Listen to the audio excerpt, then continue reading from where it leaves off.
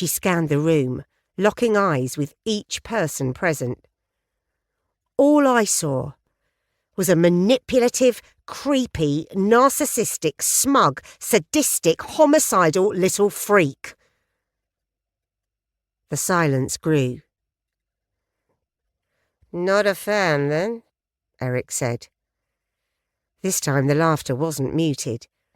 Sven opened his mouth, but Stella caught his eye and offered the tiniest of headshakes.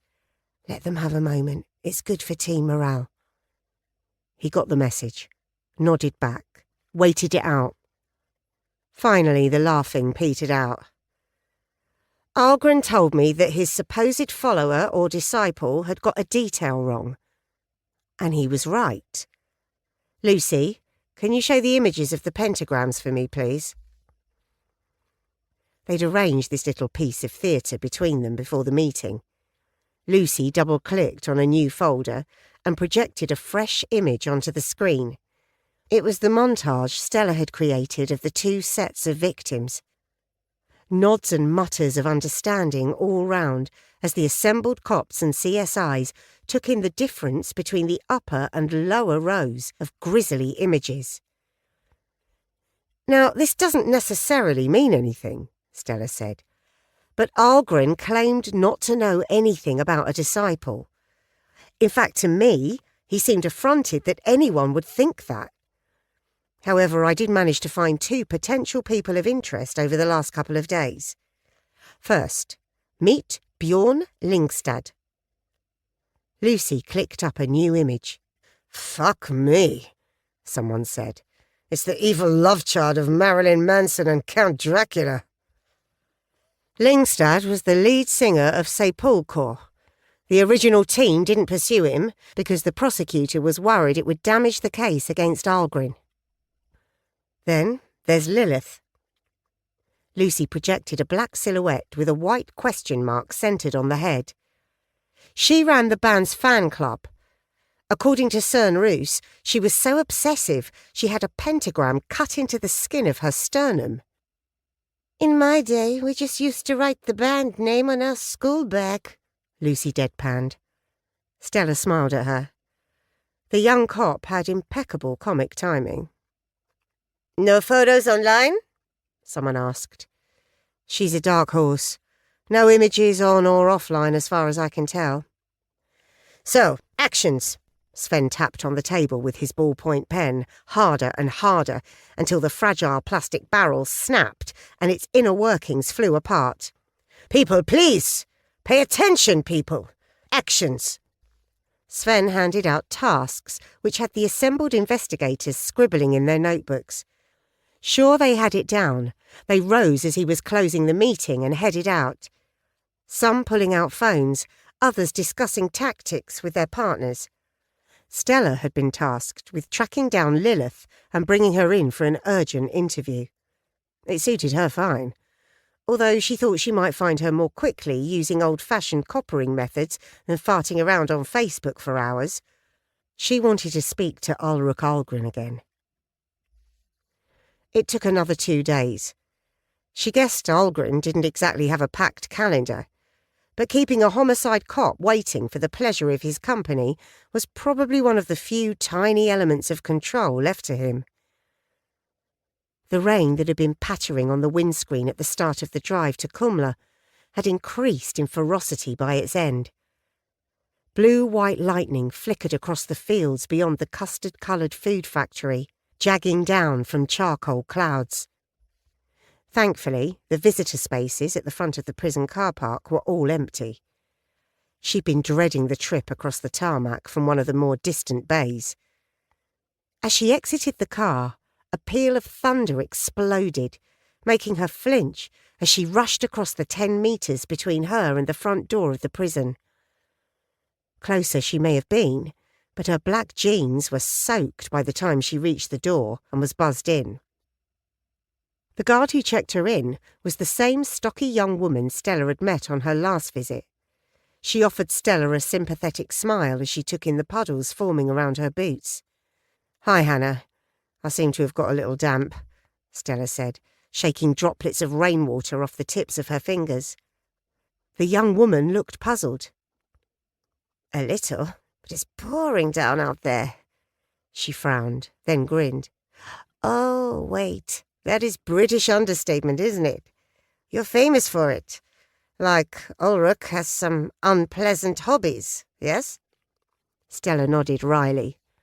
"Something like that, yeah. It's him I'm here to see." The guard nodded. "He's been telling everyone about it. He claims he's practically running the investigation." "Does he now?" Stella signed the visitor's book, seeing a potential angle for getting Algren to cooperate. "Oh, yes. He says that you rely on him for psychological insights into the Devil of Exburg." Stella straightened, handed over her sidearm. She lifted the hem of her sweatshirt. "You need to wand me?" The young woman smiled. She was remarkably pretty, the severe military buzz cut throwing emphasis on her eyes, which were a startling shade of green. She shook her head, grinning. "It's not as if you've come here to kill him, is it?" On the whole, Stella thought that was a shaky assumption for any prison guard to make. She glanced down, where her rain-soaked jeans were clinging, perhaps rather obviously, to the lump of metal strapped to her right ankle.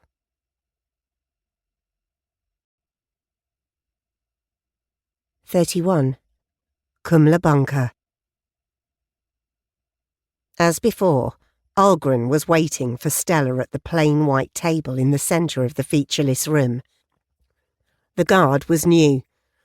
Perhaps Tim had the day off, or had the director decided it was a good idea to rotate the people charged with keeping Algren and his guests separate.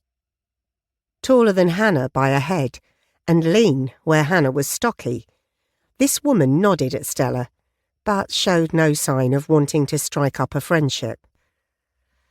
"Remain seated at all times until you are ready to leave." She thrust her chin in Algren's direction. "Do not place your hands on the prisoner's half of the table, do not move around the table, do not offer or accept anything from the prisoner." "Understood. New rules?" "Old rules, tightened up." Stella pulled her notebook out of the inside pocket of her jacket, mercifully still dry. As she strolled over to the table, she flipped over the black card cover, found the latest page, and consulted the notes she'd written there. "Buy bread, cheese, salad, go for a run, call Yonna." As she pulled out the chair, she continued to read, head bowed. In the top of her peripheral vision, she caught the movement of Algren's head as he leaned forward. But she'd angled the notebook away from him. He could see nothing. "Good morning, Stella," he said. She ignored him, flipped over to a fresh page, took out a ballpoint pen and wrote the opening line of a song she'd heard on the radio that morning. She caught the movement as he resettled his weight in the chair. "I said, good morning." The edge in his voice was unmistakable. Good. Now Stella did look at him. "What's our next move, then?" she asked. He frowned. "Our next move? Yours and mine, you mean?" "No. The SPA's, I mean. Since you're practically running the investigation, I thought perhaps you had some insight for me. Or perhaps a list of urgent lines of inquiry you think I should be following." He smiled that repulsive amphibian grin again, lips widening, stretching.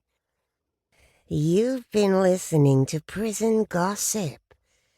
I really advise against it. The guards are pleasant enough, but with little to occupy their minds, they do tend to focus on silly rumors." He looked over Stella's shoulder. "Don't you, Magda?" Stella resisted the temptation to turn in her chair. The guard maintained her silence.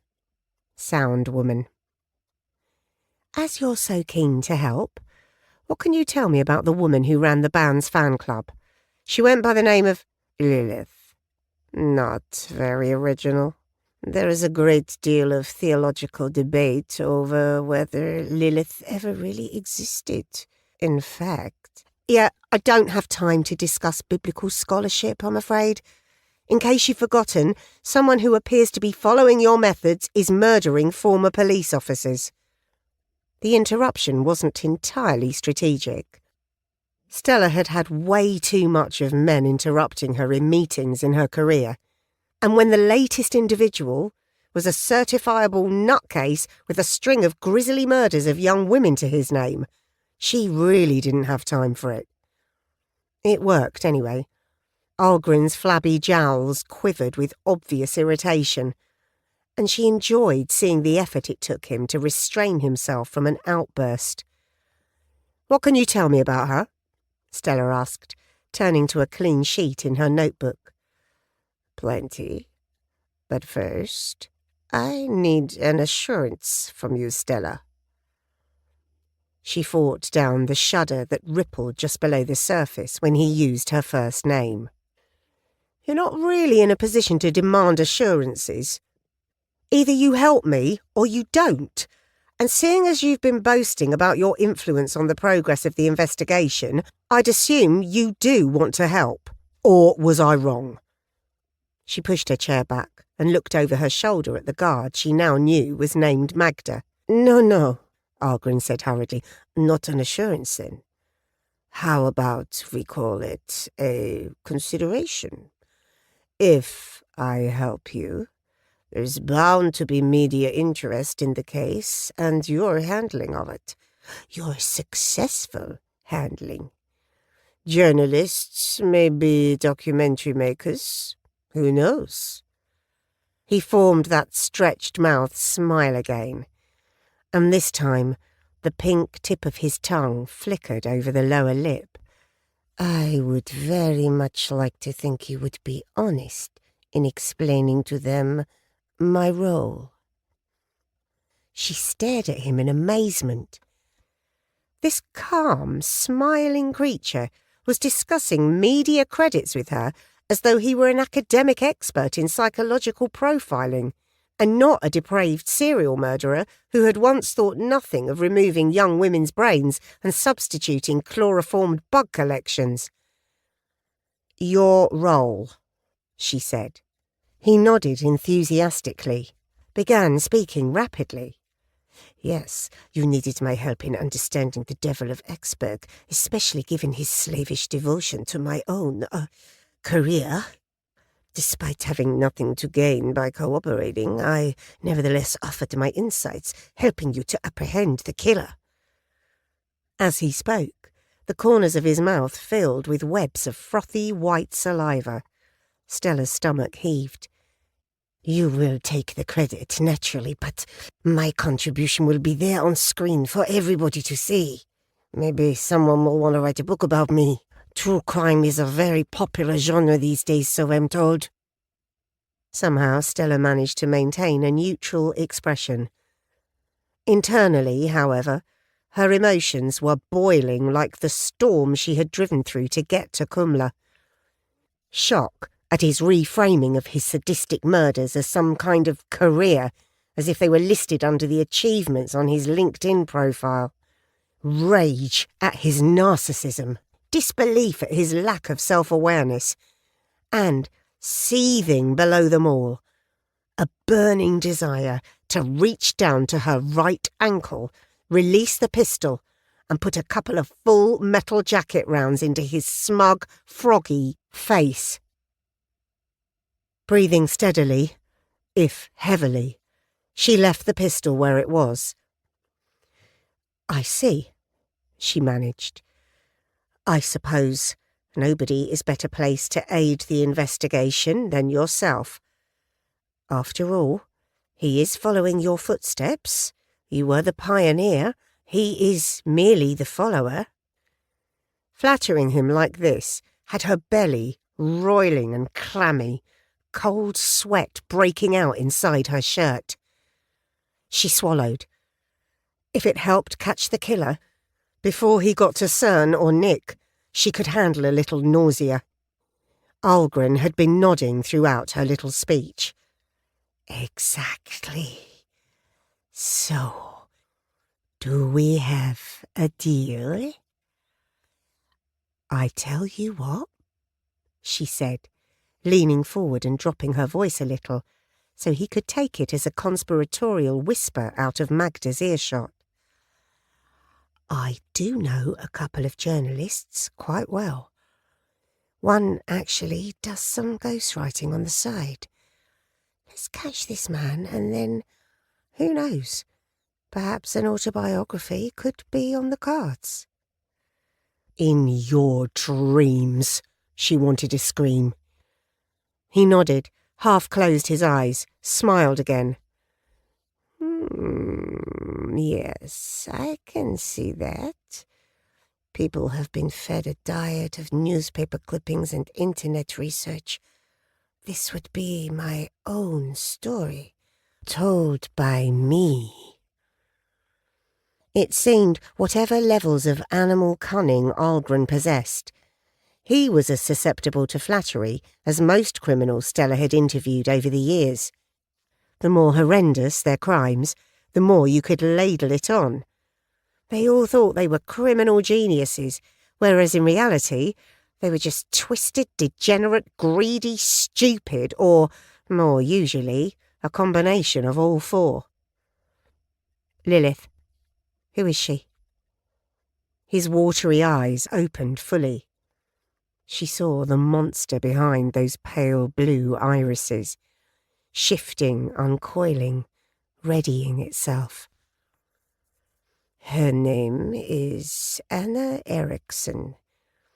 Before I had to resign as manager, she used to come to see me from time to discuss merchandise, interviews, fan meet and greets, that sort of thing. She lived in Västerås then. In fact, isn't that where the second murder took place? I do hope Anna hasn't been taking her mythology too seriously. Leaving aside the obvious response that, far from having to resign, Algren had in fact been arrested for multiple murders, Stella was intrigued. That's a fairly common name. Can you describe her? I can do better than that. I can show you a photo. Would you like that, Stella? Very much. For the second time, Algren looked past her to the guard. Magda, please will you take me back to my room for a moment? I need to retrieve my photograph album. This time, the taunting note in his voice was absent. She had him hooked, good and proper. Eager to play a starring role in the investigation that he believed would lead to some fawning ghostwriter wanting to immortalise him on the page. Well, good luck with that. She'd been very careful not to promise or assure, only to suggest, and let Algren's monstrously bloated ego do the rest. He left with the guard, and Stella was on her own in the echoing white-walled space. She checked her phone, but nobody wanted her. Nobody had texted. She got up from the hard chair and wandered over to the barred window. It gave onto a playing field. Proper grass, not asphalt. A football match was in progress. Two teams, one bare-chested, the other in white T-shirts, were kicking the ball about. A guard served as referee. Two more were running the lines. As she watched, the player with the ball lofted it high in the air. All heads lifted to observe the ball's progress. It bounced high, and as two players went for the header, they clashed in mid-air. A fight broke out, and all three prison guards switched seamlessly from match officials to disciplinarians, rushing towards the brawl between the two players, who were now surrounded by a ring of men, all laughing or clapping as they threw wild punches. Something about the football match, before it had degenerated into a fight, pricked at her memory. Where had she seen such a scene before? She closed her eyes, heard more male shouts, but happy ones this time, not the angry yelling floating up from the field below the window. Oh, God. It had been in Jamie's office when he'd been on the staff at Broadmoor back in England. She'd visited him at the secure psychiatric hospital for help catching Miriam Roby, and their chat had been interrupted by shouting. Patients had been playing football in the yard beneath Jamie's office window, and one of them had just scored, hence the shouting. What the hell had happened to Jamie? He turned up outside her apartment block, brimming with hook charm, but by the end of his trip he'd left without so much as a word of goodbye. Since then he'd changed into this sarcastic, unpleasant man who acted as if she'd dumped him. Maybe if you spent too much time hanging around with society's most depraved men, some of their pathology rubbed off on you. She shuddered. Unpleasant thought. Presumably psychiatrists in those sort of roles had access to all kinds of counselling to ensure they avoided that fate. A clang from the door pulled her out of her thoughts. She turned to see Algrin being led in chains back to the table. Under his arm he carried a large format album with pale leather covers. For one horrifying moment she imagined it had been bound in human skin. Reality asserted itself. She was fairly sure the director would have strict rules about keepsakes of that sort within the walls of her prison, especially the bunker. While Magda bent over him, fastening his chains through the eye bolt and shackling his ankles, Stella walked back to her own chair, still smiling grimly at the dark place to which her imagination had just taken her. Maybe Jamie wasn't the only one whose personality had been tainted by the company he kept. Catching her expression, Algren smiled back at her. "Something amusing you, Stella?" "Just an old joke," she improvised. "How many narcissists does it take to change a light bulb?" "Surprise me," he said, raising one pale eyebrow, which she noticed was flecked with scales of dry skin. "Just one. He holds the light bulb, while the whole world revolves around him." A high-pitched laugh escaped Algren's fleshy lips, startling Stella more than the unbidden image of the skin-covered photo album. "That is very good, don't you think, Magda?" But the guard was already walking back to her station against the wall, equidistant between the window and the heavily fortified door. Her face remained impassive. Perhaps she was laughing on the inside. Stella doubted it. She glanced at the album, on which Algren was resting his hands. "So, what do you want to show me?" He shot her a sly look. "You know, I would feel so much more comfortable if you would call me Ulrich. Everybody else here does. Even Lena on the rare occasions when our paths cross." She'd managed it once before on their previous encounter. But somehow, getting that cosy with a killer as twisted as Algren was proving a high hurdle for Stella to straddle. But she thought, needs must when the devil drives. And right now, he, or at least his self-appointed representative on Earth, was most definitely the one with the whip hand. She inhaled, pasted a small smile on her face. "Okay then, what have you got in there, Ulrich?" "There, that was not so hard, was it? This is my highlights album from my time with Sepulchre. There are many more, as I'm sure you can imagine." His watery eyes flickered up to the ceiling for a moment. "But I am severely restricted for shelf space." Wondering what horrors might be contained in the rest of his albums, and hoping desperately that the arresting officers had recovered and housed them securely, or preferably incinerated them, Stella leaned forwards. just a little. 32. Taking great care to keep her hands well back from Algren's side of the table, Stella nodded at the photograph album. "Show me." Algren glanced up from the album at her, eyebrows raised. "Please," she added, fighting down another urge to draw down on him. Let's see how fucking patronising he'd be staring down the business end of a 9. He opened the album, page after page filled with colour images of a much younger Algren posing with members of the band. They all wore either outlandish makeup like Lingstad, the lead singer, or grotesque masks, one with a mass of tentacles descending from the chin piece.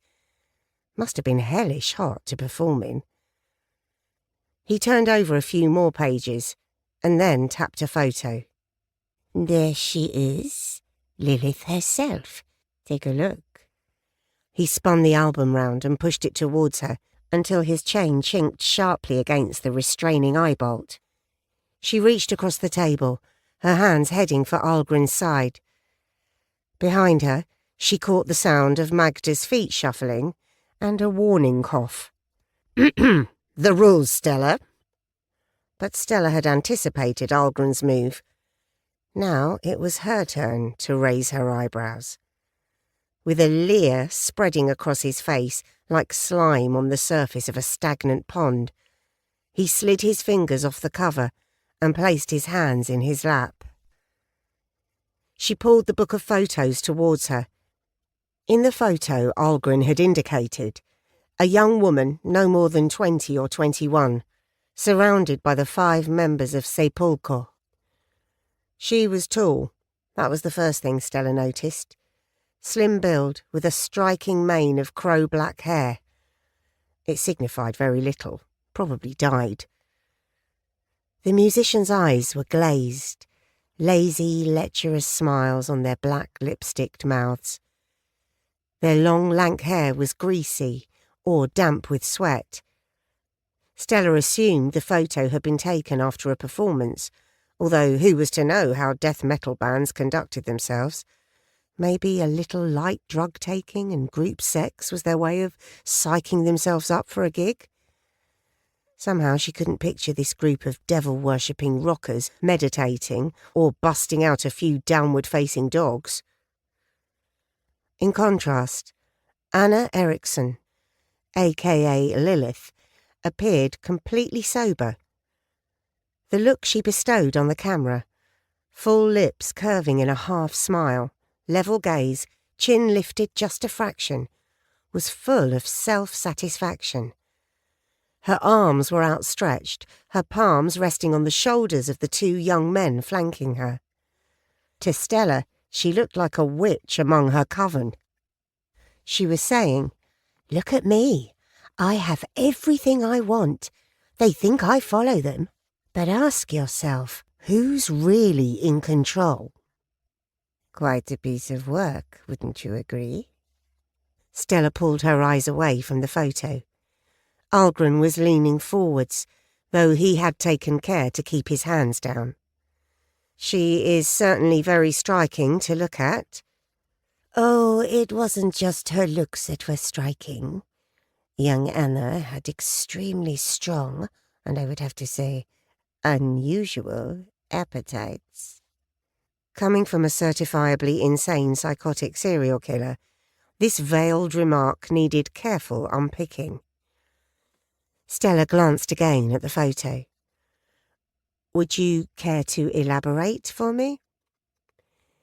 "She liked the boys to cut her while they were fucking her, all at once sometimes, though 2 or 3 was her usual preference. I hope I haven't shocked you, Stella," he added, a solicitous frown buckling the pallid flesh above his eyes. "Not at all, Ulrich. Now, on the assumption you're not just making this up to arouse yourself, in which case I can leave right now and you can forget any thoughts of a ghost-written autobiography. He shook his head. Good. She'd found his weak spot and could exploit it for the rest of the interview.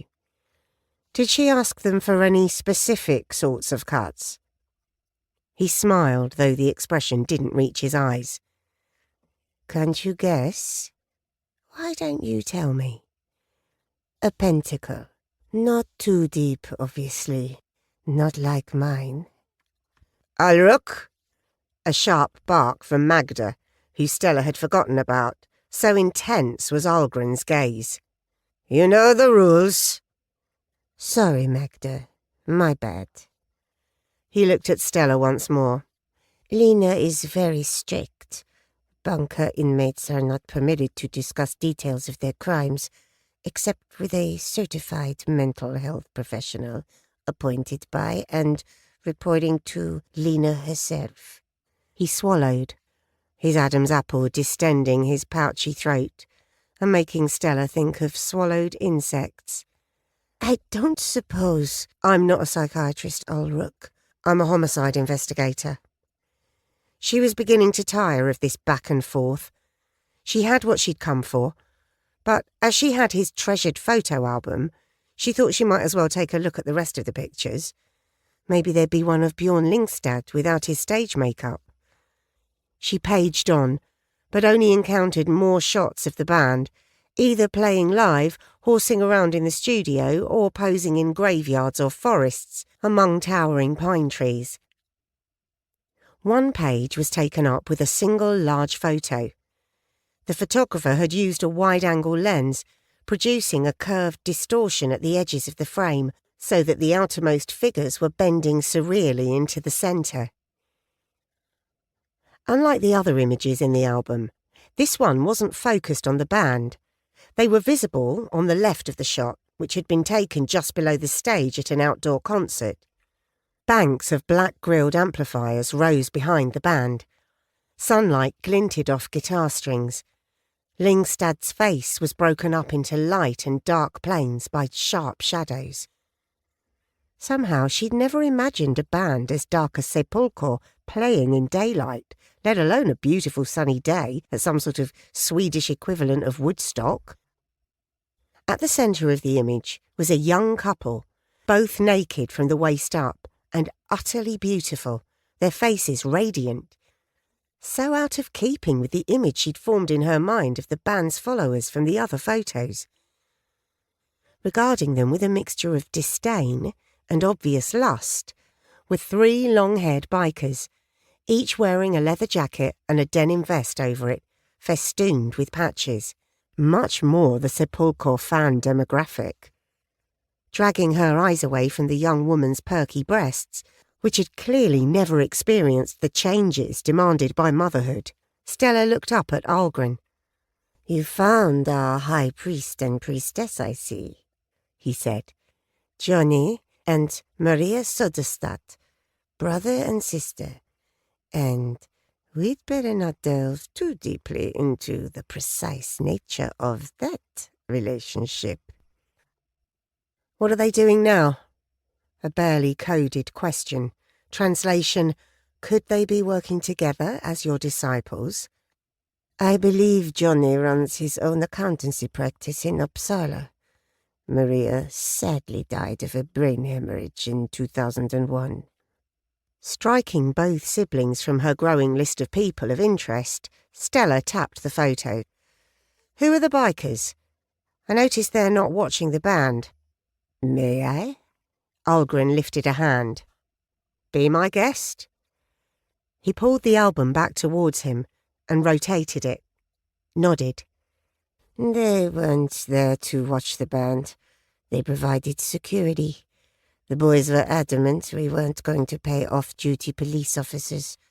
Not really consistent with their image. He offered a smile as if to say, artists.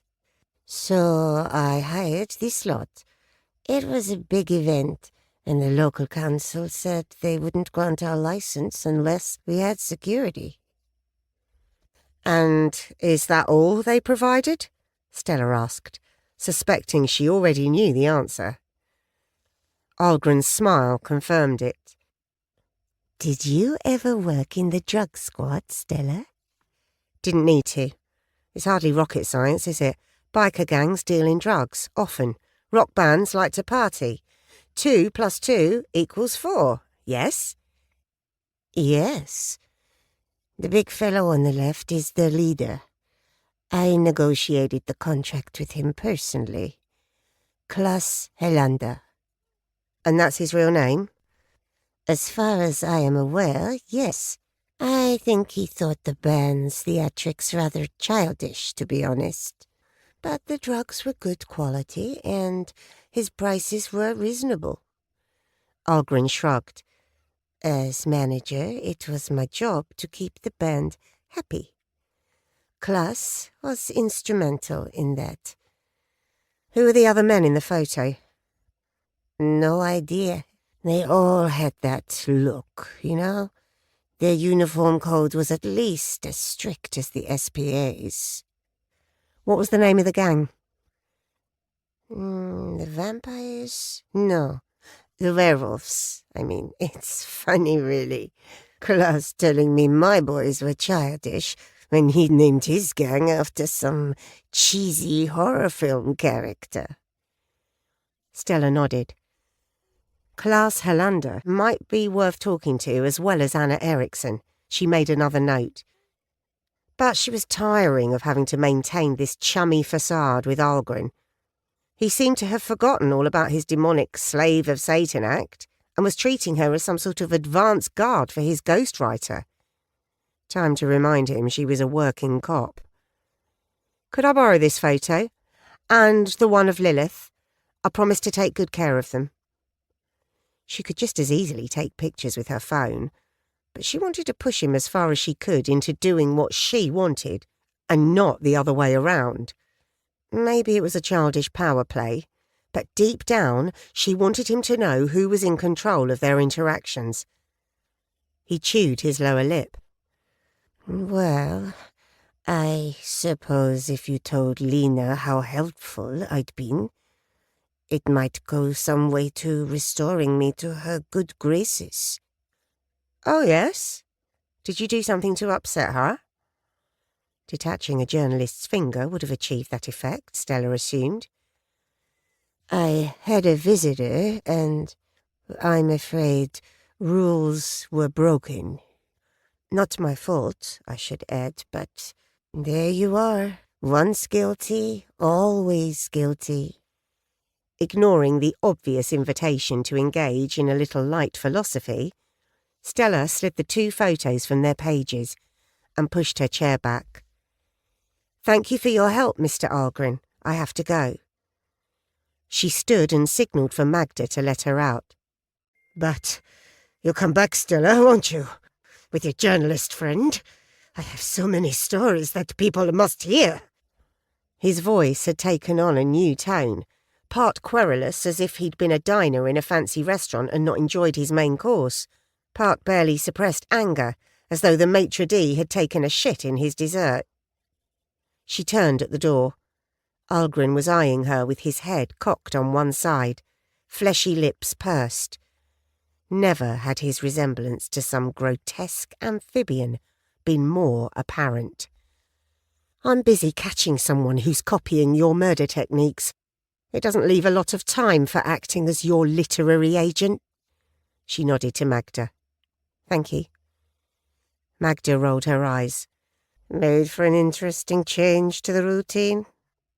But Stella, you can't just go like that. You can't. I forbid it.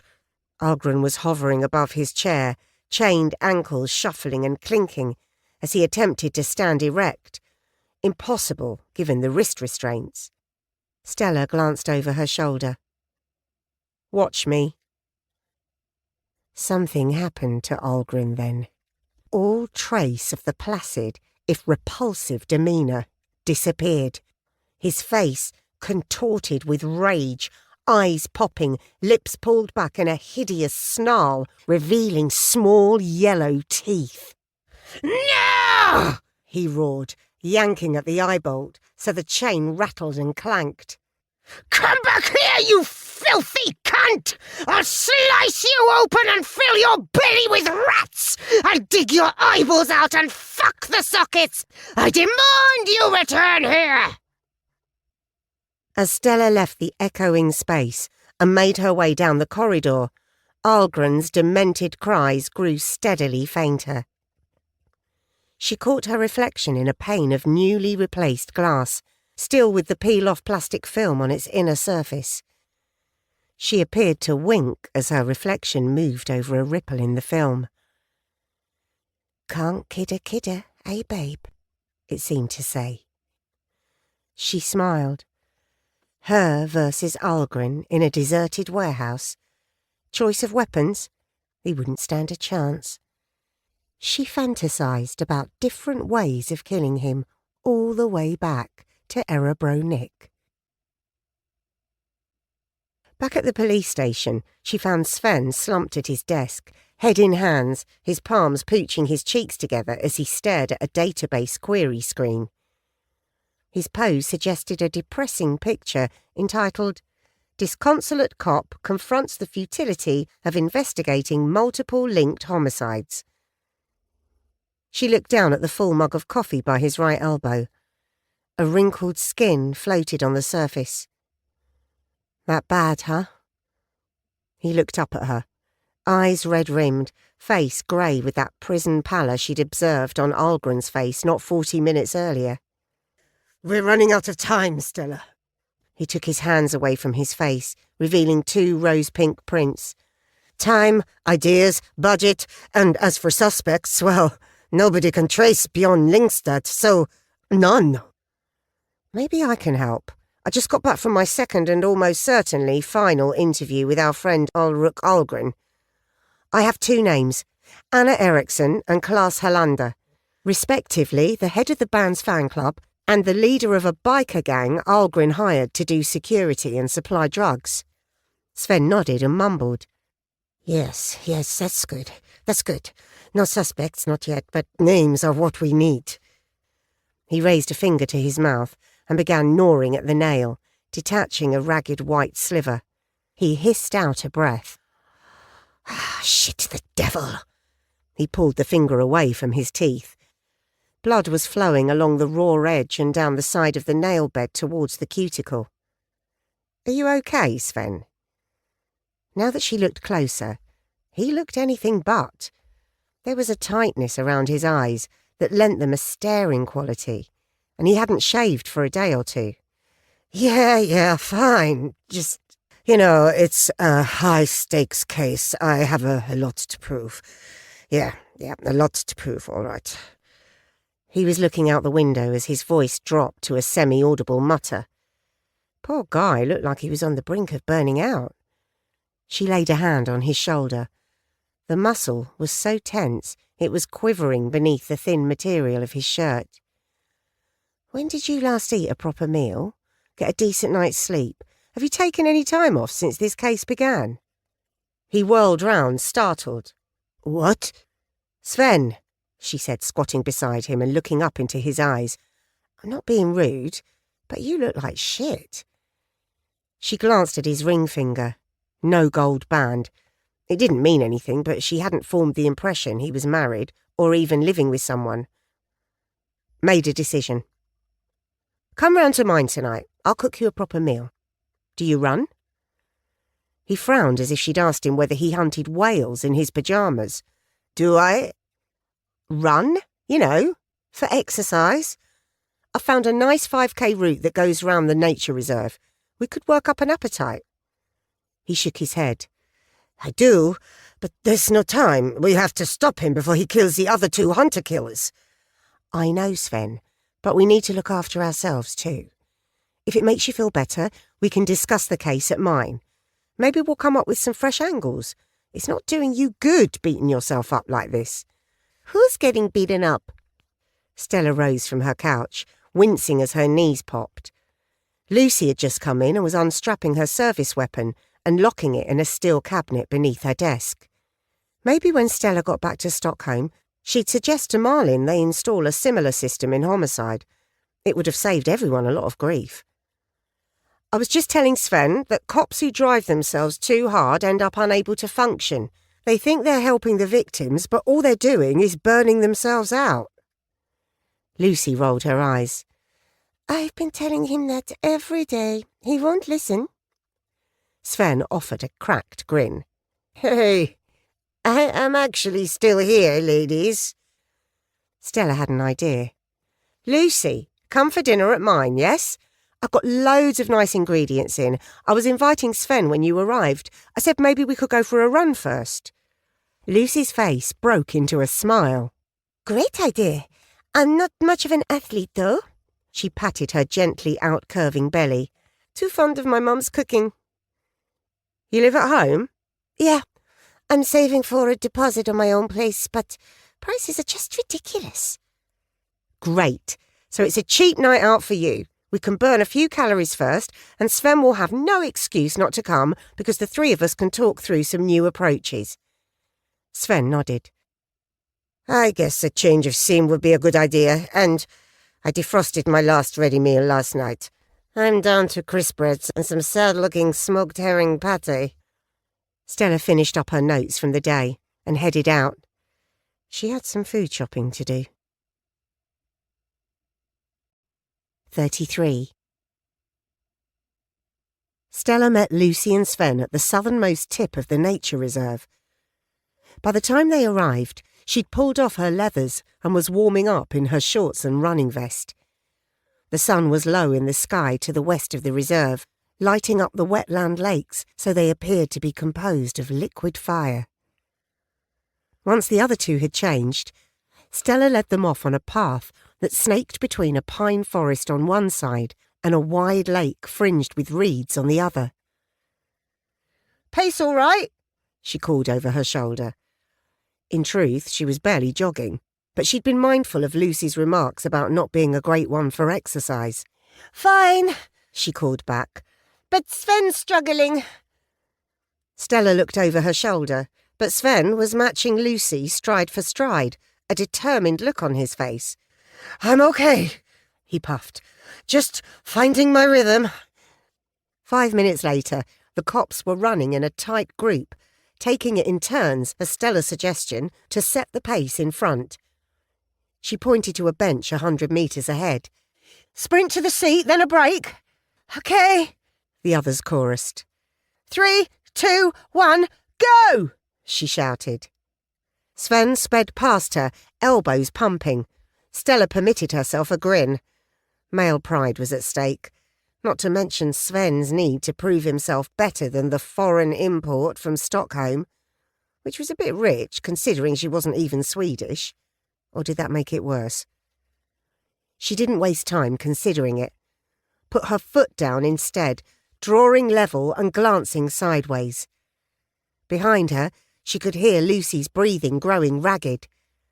Should she drop back? Give Sven his win? Show some solidarity with Lucy? Yes, that was what she should do. But when had Stella Cole ever done what she was supposed to? She lifted her chin, sighted on the bench, and simply opened up. Heart, lungs, arms, legs, core, her whole body synced up in a gloriously free feeling of total abandonment to the joy of running. She passed Sven without feeling like she was making any effort. She simply flowed. That was the word that always came to mind whenever she was truly in the zone. She'd run hundreds, then thousands of miles after Richard and Lola had been killed. First to block out the pain, then to try and deal with it. Finally, because somewhere along those cold, dark London streets, she'd found she loved it for its own sake. From somewhere deep down, Sven produced another burst of speed, and they reached the bench neck and neck, flying past it before slowing to a trot and circling back to meet Lucy, whose face was suffused with blood. Your face, Sven said. It matches my house. Stella thought that was a little unkind. No way was Lucy's colour the deep shade of Fallon. Lucy jutted her chin out. Want another match? Your face.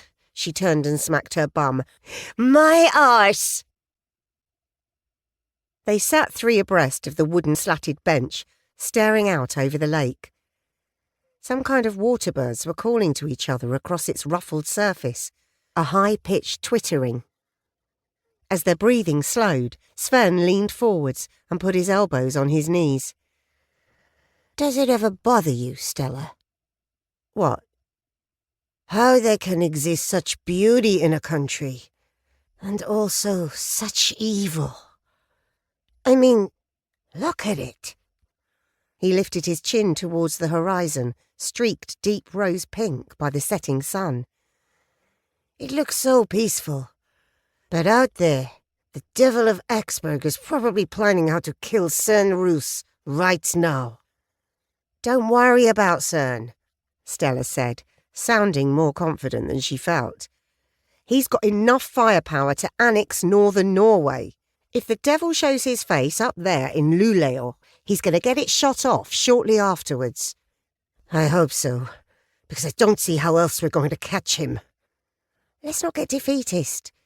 Tell you what, we'll head back to the car park, then rendezvous at mine. I bought some steaks and a couple of good bottles of red. We'll eat them and put our heads together on the case." The second half of the circuit round the reserve ended in another sprint finish. This time, despite her best efforts, Stella finished 5 metres behind Sven, who yelped in triumph, punching the air as he shot past the unofficial finish line. At Stella's, the others took it in turns to shower and change in the bedroom, while Stella used the separate bathroom. In the kitchen, she poured 3 glasses of the wine, a deep plum-red Barolo, and raised hers. "Cheers to catching the devil by the tail." "Cheers," Sven and Lucy said in unison. Whether it was the run, the change from takeaways eaten at their desks, or the chance to let their hair down, their appetites had been sharpened to a razor's edge. The steaks disappeared between sporadic bursts of general conversation. When the plates were cleared and stacked in the dishwasher, Stella produced coffee, chocolates and brandy. Stella and Lucy fell back into the comforting embrace of a squashy leather sofa. Sven took the matching armchair, slinging one leg over the arm. "We'll have a full team briefing in the morning," Sven said. "But what are we going to tell everyone?" "Let's talk about the 2 names I got from Algren this afternoon," Stella said. "How was he?" Lucy asked. Stella thought back to the last sight she had of Algren. Eyes wild, whites showing all the way round those strangely pale irises, lips pulled wide in a snarl as he yelled obscenities at her. She shrugged. "I think it's safe to say I'm off his Christmas list." She fetched the photo he'd given her of the outdoor concert with the heavy-set bikers front and centre. She tapped the face of the tallest of the 3. "Meet Klaas Helander. According to Algren, he ran a biker gang called the Werewolves, supplied drugs to the band." "You think he could have been involved?" Lucy asked, leaning forwards to scrutinise the photo. "It has to be a possibility, don't you think? He and Algren dealt with each other in person about security and the drugs. We know biker gangs are often involved in criminal activity. Violent usually, organised often. Maybe he got a taste for Algren's activities on the quiet. Maybe, despite what he told me, Algren was grooming him even then." "You said there was a woman." This was Sven mirroring Lucy's pose, unslinging his leg and leaning forwards. "Anna Eriksson?" Stella produced the second photo. She ran the fan club back then. Again, according to Algren, she enjoyed S&M with the band, specifically having a pentagram, or he actually called it a pentacle, cut into her chest. "Wow, that's pretty fucked up," Sven said, unconsciously rubbing his sternum. "So I suggest," Stella looked at Sven, "if you're okay with it, that I take Klaas and Lucy takes Anna, track them down, interview them, ask for alibis, the usual." "With me coordinating?" "You're the lead investigator, and there's still stacks of interviews, calls from members of the public, reports to be read and acted on, case notes, meetings with Kirsten." I kind of hoped I'd be playing a more active role in the investigation, Sven said. In truth, Stella detected relief in Sven's face. Maybe the stress really was getting to him, however much good the steak and the run had done him. Welcome to my world. Well, my old world. As she said this, Stella realised with a brief twinge of pleasure that she was really enjoying working a case as an honest-to-God detective and not trying to juggle investigative tactics with keeping the brass, politicians, the prosecutor, the media relations team and the general public happy.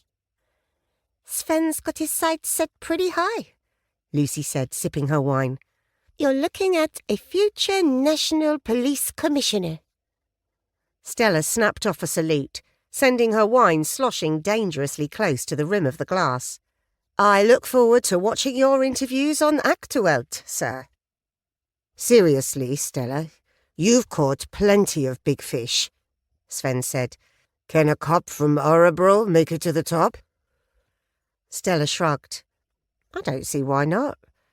Although, haven't the last two NPCs both been Director General of Sapo?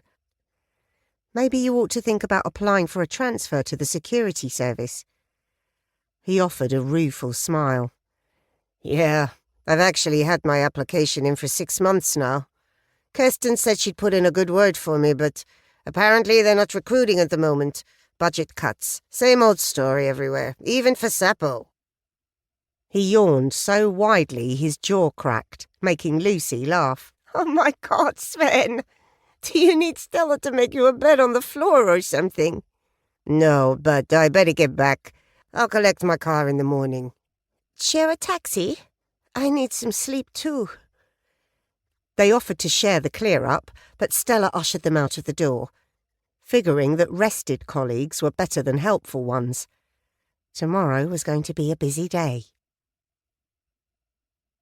The next day was busy, but also fruitless. Stella finally threw in the towel at 9:15 p.m, having failed to locate Klaas Helander. 2 weeks passed, and still she couldn't find him. She checked in with Nick and Cern every day, until both men started barking at her to leave them in peace. Each was armed and taking what he regarded as over-engineered precautions. In Cern's case, this extended to measures he referred to darkly as "stuff I learned in the military." Stella queried this remark with Nick, who revealed that before joining the SPA, Cern had served with Swedish Special Forces. She pictured bear traps, spike-lined pits, spring guns, all manner of gruesome improvised weapons that would take out the Devil of Axberg before he got within cockroach-throwing distance of Cern's secluded house. In truth, she had started to relax. Maybe the killer was done. Maybe he'd been arrested for another unrelated crime. It happened. But a 2-week interval after 3 closely spaced killings again didn't fit the classic pattern of a serial murderer. 34. Westeros. Lucy had interviewed witnesses in all kinds of dwellings, from scuzzy drug dens to fancy penthouses, but a houseboat was a first. Tracking Anna Eriksson down had been difficult, since she'd done a reasonable job of staying off the grid, but Sweden didn't really believe in that level of nomadism, and Lucy had eventually traced her via a social services official who'd handled a benefits claim a few years earlier. As she approached the black-painted craft, she wondered what it would be like in the depths of a proper Swedish winter. Today, with the sun shining and weeping willows drooping their branches prettily over the river Svarton, yes, it looked idyllic.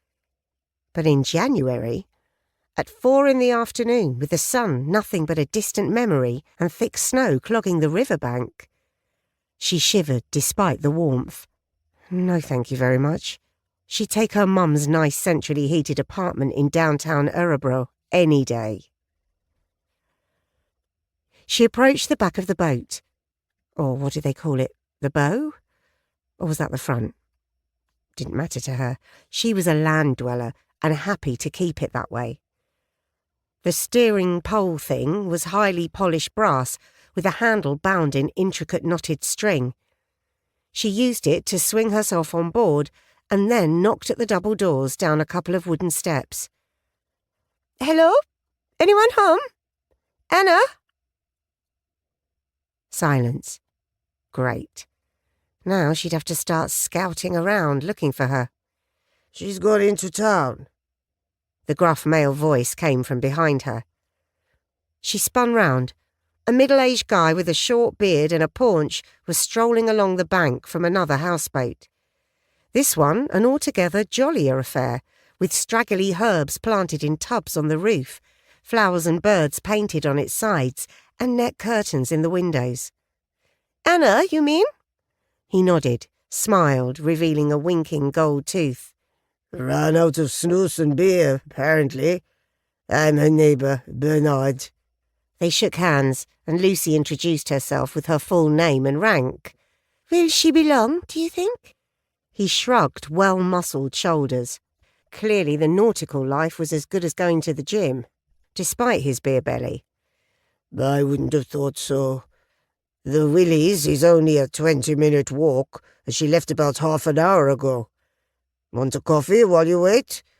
You won't miss her. She always knocks on my door as she passes. You know, deer and a hunter, bang bang." He rapped out the familiar rhythm on the side of Anna's boat. "Sure, thank you." Inside, Bernard's boat was fitted out like a miniature wooden palace. Every surface was gleaming with polish, and the furniture and fittings had clearly been made with a lot of skill and love. Brass hinges, hooks and screw heads glinted everywhere she looked. "Did you do all this yourself, Bernard?" Lucy asked, while her host boiled water and ground coffee. "Every panel, every screw. Yes, I'm a carpenter by trade, and for once I found the time to do something on my own account." He reappeared with 2 mugs of coffee and offered her a ginger snap, which she declined, having been watching her weight recently. "It's very beautiful," she said, as she accepted the delicious-smelling coffee. "Thanks. Better than all that IKEA crap, anyway." "What's Anna like?" she asked, after taking a sip of the coffee, which tasted as good as it smelt. Strong, dark, and almost chocolatey. Bernard tipped his head on one side. "Well, she's different, I guess. All of us boaters are to a degree. We wouldn't be living this way if we were boring old 9-to-5ers, would we?" Lucy nodded her agreement, though she was uncomfortable with the notion that she was a boring 9-to-5er. Mind you, with the hours they were putting in on the current case, 7 to 10er would be closer to the mark, even if a good chunk of those were spent at home, with an official SPA laptop open on the coffee table and a bottle of beer or a glass of wine by your elbow. She loved the job, and getting a transfer to the detective branch had been her career goal. Well, the first of them anyway. But the hours pretty much put paid to any idea of a social life. And as for a boyfriend, good luck with that. Occasional hookups were about the closest she came to an intimate partner. And since they were usually paramedics, other cops or nurses, they ended up on conflicting rotas and never saw each other again. She sighed. Bernard was eyeing her curiously. Crap. Had she missed something? "Different? How?" she asked, hoping he'd take her silence for deep-level investigative cogitation. "You know, she doesn't see things the way the rest of us do." That aroused Lucy's curiosity. "Can you be a little more specific?" "She thinks we should all live as freely as possible. That's why she has the boat." He frowned. "I guess we all do, but Anna, well, she takes things to extremes." Now Lucy was definitely interested. In the context of the investigation, the word extremes had unwelcome connotations. "Like how?" She says laws are for the weak-willed and the police. Excuse me, but the police are just tools of a repressive state. We should all do whatever we like, and that if everybody lived that way, the universe would be in perfect balance. She's always quoting this saying at me. He switched to English.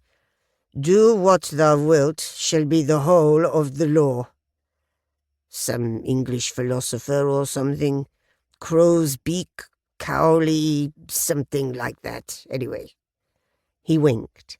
I mean, obviously it's all horse shit, but it's not as if she's hurting anybody, is it? Lucy nodded distractedly. That all depended, didn't it? She made a note of the saying, which sounded like the kind of thing people put on Instagram with an airbrushed illustration of some witch done up like a porn star. Her breath caught. No! It was a lot closer to home than that. It was scrawled in orange whiteboard marker on the murder wall under the photo of Ulrich Algren's knife. He'd had it in Latin, and Stella had written up the translation. Has she been here all the time over the last month or so? Yeah, I think so. She does healing to pay her mortgage fees and buy groceries. I think it's Reiki, maybe aromatherapy. I'm not too sure. Could be Red Indian shamanic rituals, for all I know. He put a hand to his mouth, play-acting embarrassment. Oops, I don't think we're allowed to say that anymore, are we? I think the approved phrase is Native American, she said dryly. He sighed. Oh, like he can't say Laplander anymore. It's Sami now. Sensing he was on the brink of uttering the immortal phrase, "It's political correctness gone mad," Lucy headed him off with another question. Have you discussed the recent murders at all? You mean that business over in Exburg? And Charlottenburg and Westeros? The devil in hell, I had no idea there'd been one here too. I'm afraid so. Have you talked about it with Anna? His eyes narrowed. How's your coffee? It's fine, thank you. That was interesting. Clearly he didn't want to answer her question. It seemed to Lucy like he and Anna definitely had discussed it. So, have you?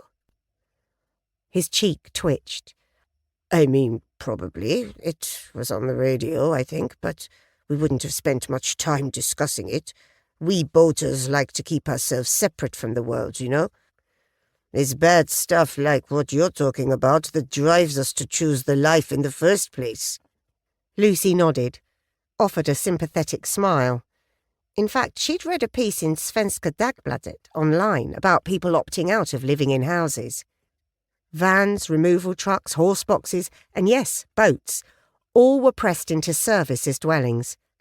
For some, sure, it was a lifestyle thing, but for plenty of others, it was more to do with unaffordable. This audiobook is freely shared with you. Take a deep breath, enjoy the music, and let your mind unwind. Thank you for watching and listening.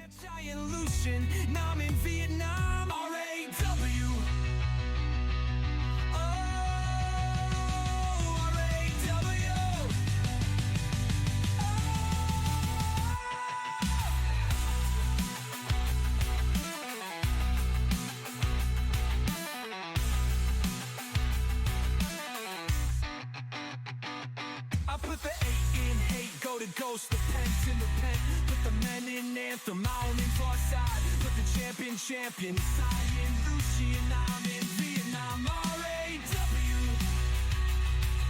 Oh, R-A-W. Rents and the lack of decent social housing, something the right-wing parties like Reborn Sweden were happy to blame on immigration. So, when you discussed it, Bernard opened his mouth to interrupt. Briefly, she added, what did Anna say about it? Did it fit with her views about living outside the law? I can't remember, he said. He was closing down. She could see it in his face. It happened.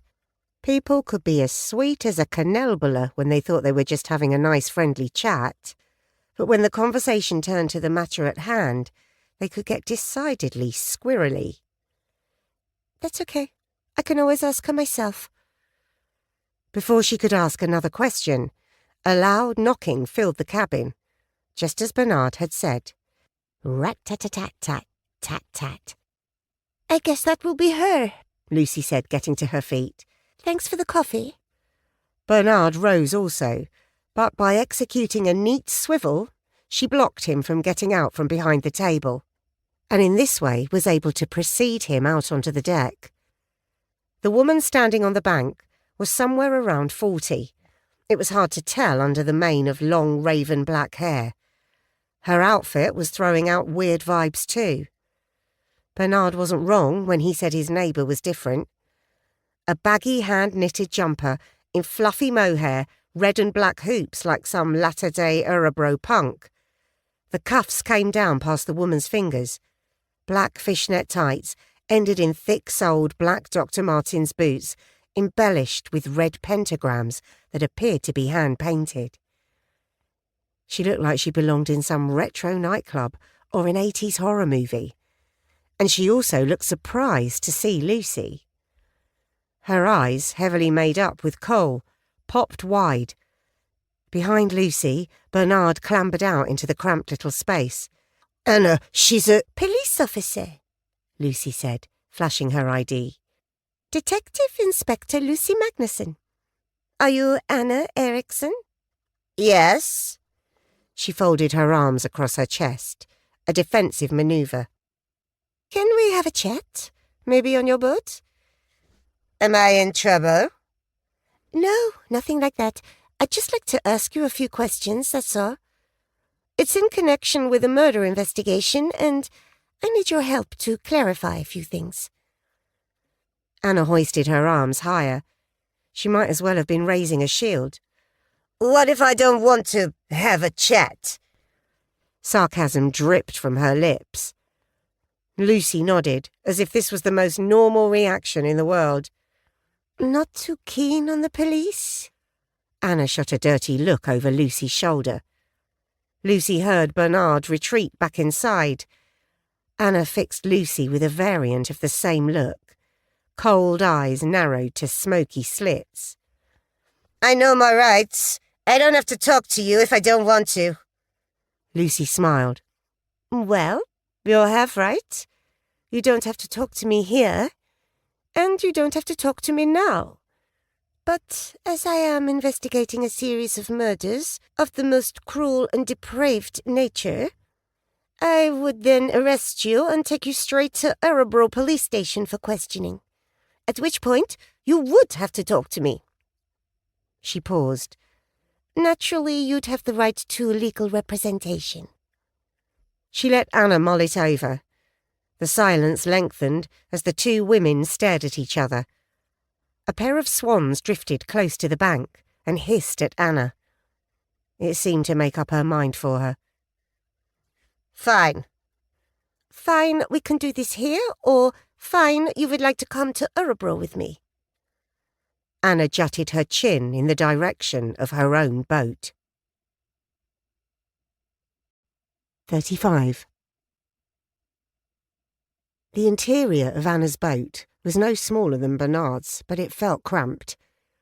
Most of the free space was taken up with a narrow padded table on folding metal legs. Lucy assumed this was where Anna did her healing.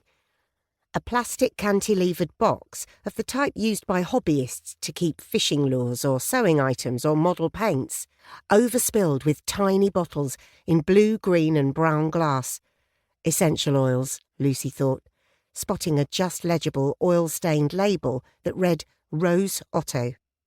"You'd better sit then," Anna said dismissively, waving a hand at a bench upholstered in black vinyl that had split at various points, revealing foam the colour of pea soup. Lucy moved a tatty crocheted throw, black naturally, and sat in the resulting space. She looked down and caught sight of a couple of smoked-down roll-ups. Or were they joints?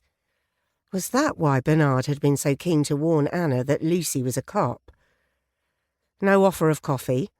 Instead, Anna sat facing Lucy, arms still folded, black fingernails poking through the open stitches of her cuffs. So? Lucy smiled. It amused her to be facing a woman old enough to have teenaged kids, acting like one herself. It reminded her of her early days in uniform, trying to stop Erebor youth from hurting themselves or making themselves vulnerable by drinking too much. She explained the purpose of her visit. I'm wondering what you can tell me about the band. Anna rolled her eyes. That was a long time ago. I know, but you held an important position. You ran the fan club, didn't you? Yeah, but so what? Well, did you ever see any of them show more than the usual amount of interest in Ulrich's crimes? I don't know. What is the usual amount? Lucy kept her breathing nice and steady. As a child, she'd had to contend with the taunts of her 3 older brothers. It had given her both a thick skin and bottomless levels of patience. Well, for example, did any member of the band ever talk to you, or maybe you overheard them talking about maybe admiring what Ulrich was doing, wanting to copy him? Anything like that? No. No? Do you want me to say it in a different language? Nei, ingen, niet. That's impressive. Norwegian, Danish, and Russian. Did you study modern languages at university? I did, and it certainly helped. Running a fan club, you have to learn how to say a few things in a lot of languages. You'd be surprised how many female fans wanted nude photos of the band. I suppose Björn got the most requests, being the lead singer. Anna pulled her hair back and flipped it over her shoulder. I guess. Did he enjoy the attention? They were young guys getting all the drink and drugs and girls they wanted. What do you think? Did you ever see him with groupies? I wasn't on tour with them. I wouldn't know about that. Lucy nodded. Anna had just made her first mistake. Second, if you counted the stubbed-out roaches on the floor. No. Only I saw a photo taken at an outdoor festival of some kind. You were in it. Backstage. I forgot. Yeah, that was Beltane Fest. But I wasn't exactly touring with them. I just had a backstage pass. You with a couple of bikers. Pretty scary-looking guys, actually. Do you remember them? Anna nodded. The werewolves. Cool name. Decidedly uncool people. If you want to talk about groupies, talk to them. They were like hyenas, fighting for scraps off the big boys' table. Just going back to Björn for a moment, what I'm wondering is whether you ever saw him get aggressive, maybe even violent with a groupie? Anna's eyes flashed white from the smoky caves of their sockets. He was a sweet guy, okay? No way would he have hurt one of the girls. You're not seriously suggesting he's got anything to do with these latest murders? Anyway, Ulrich was the one killing girls, and you said this current guy is killing ex-cops, not even slightly the same victim profile. Lucy made a note before looking back at Anna. Forgive me, Anna, but that's quite a technical term, isn't it? Victim profile? Is it? I'd say so, yes. I read, okay, about serial killers. I find it interesting. What drives people to do evil? Quite a change for a woman who used to handle fan mail for an avowedly Satan-worshipping metal band. Anna snorted. Oh, please. Look back then. The scene was super competitive. All those bands were desperately trying to outdo each other. Who could write the most extreme lyrics, create the darkest, doomiest riffs? The stage acts were just that, an act. They didn't worship Satan. The good ones worshipped music. The rest, as long as they could party hard, they didn't really care. Lucy was inclined to believe Anna, especially since now they were talking, she dropped the sarcastic act and seemed genuinely eager to help. So what do you think drives them to do it? You must have spent a fair amount of time with Ulrich. Why did he do it? Honestly, in his case, I just think he is batshit crazy. The others, who knows? Maybe it's something in their brain. There's a theory that they have underdeveloped limbic systems. Yeah, I read that too. Listen, I meant what I said about Bjorn, and I can't see any of the others being influenced or whatever by Ulrich. I mean, he was their manager, and they trusted him to make the business decisions, but he wasn't some kind of Svengali, okay? I mean, if he'd have wanted to, like, train one of them up as his apprentice or whatever, they'd have freaked out. Probably called the cops if they'd known just how far he was taking it. Then... Anna held up a finger. I haven't finished. I was going to say, if you want to focus on anyone, you should focus on that guy in the photo with me. Klaus Helander, his name is. I can easily imagine him carving people up for fun. Why do you say that, Anna? I heard him once, at Beltanefest. Him and this other guy, Kenny. They were talking about drugs, and Klaus was in this total meltdown. My God, the language he used. It's why I can still remember. He said something like, "If they try anything, I'll shove a pipe through their hearts and gut them like dead elk." A pipe? Yes. At first I couldn't work it out. I mean, like a smoking pipe? But I think he meant something off a bike. Maybe a bit of frame or an exhaust pipe. Lucy made another note. This was great. Sven would be so pleased. Poor guy. The stress was really getting to him.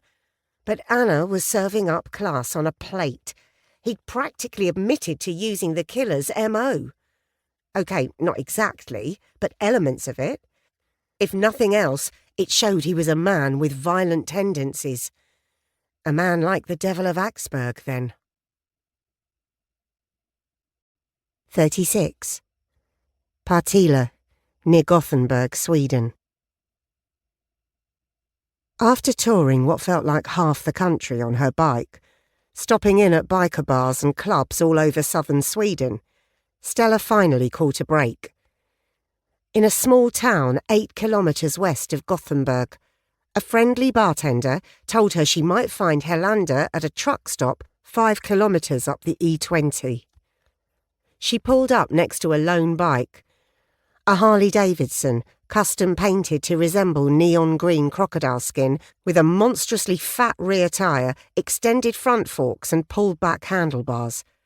Her Triumph looked comically undersized next to the American monster. Inside, once her eyes had acclimatised to the gloom, she spotted him immediately. A tall, silver-haired biker playing pool, apparently against himself. He wore a cut-off denim vest over a black T-shirt. The denim was festooned with enamel badges. Holding her helmet under her arm, she approached him slowly from the front, not wanting to start off on the wrong foot. "Hey," she said. "Fancy a game?" The biker snapped off a shot, ricocheting the target ball, a purple spot, off a cushion and into a corner pocket. He shouldered the cue and raised his eyes to hers. Slowly, he looked her up and down. "You ride? Or is that how you get guys like me into bed?" She locked eyes with him. "Come outside and take a look." She turned and stalked off, pulse ticking along quite nicely, thank you, and no matter she'd just crossed swords with 180 pounds of lean, sinewy muscle, plus pool cue. With the biker's boot heels clicking on the bar's wooden floor behind her, she pushed through the doors and into sunshine so fierce it set her eyes watering. Blinking away the moisture, she turned to face him. "That's my ride over there, beside Bikezilla." He grinned at the quip. "Triumph. Nice. So, you just out for a ride?" The look in his eyes. She'd seen it before. Wary, calculating. Villains had it. Terrorists had it. Serial killers had it. Oftentimes, whether or not they knew they were using it. Man's natural suspicion of the unknown, ratcheted up by a life devoted to evil. Right now, the look was telling her a story. A story about a man who hadn't survived as long as he had in the world he'd chosen without developing reserves of cunning that would shame a fox, and the ability to read people that would produce the same effect in a forensic psychiatrist. No lies, then. Not exactly, though I've put a few thousand kilometres on the clock since I started out. I'm looking for someone. You a cop? Would that make a difference to whether you agree to talk to me? He shrugged. I've got nothing to hide. My name's Stella. He held out a hand. Class. They shook. She was prepared for a mini-trial of strength, the winner declared by the number of unbroken fingers, but he was gentlemanly about it. Firm, dry pressure, a quick release. I meant what I said in there, she said.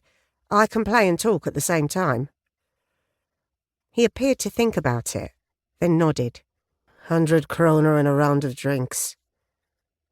Inside, he racked up and flipped a 10 kroner coin. Stella called heads. Lost. Bad omen. Class broke with a ferocious strike that sent spots and stripes scurrying all over the table, clacking and spinning like panicking fish fleeing a shark. 2 balls rattled into pockets, one of each flavour. Stripes, Class said, already lining up a shot. The ball slammed home dead centre in the jaws of the pocket with a sharp percussive crack. Stella nodded. The guy had talent. You used to run security for a band called Sepulchre, she said. Now and then, yes. Turned out their manager was the brain surgeon. That kind of put an end to the gig. You've seen there's someone out there replicating his crimes? Plenty of twisted fuckers in the world. Slam. Another stripe rocketed home. Class strode around the table, eyeing up possibilities. Stella did the same, keeping 2 cushions between them. When you were working for Algren, did you ever see anyone at a gig who struck you as, I don't know, odd in any way? He paused his assessment of the geometry problem laid out before him on the blue baize. His face cracked into a grin. White teeth.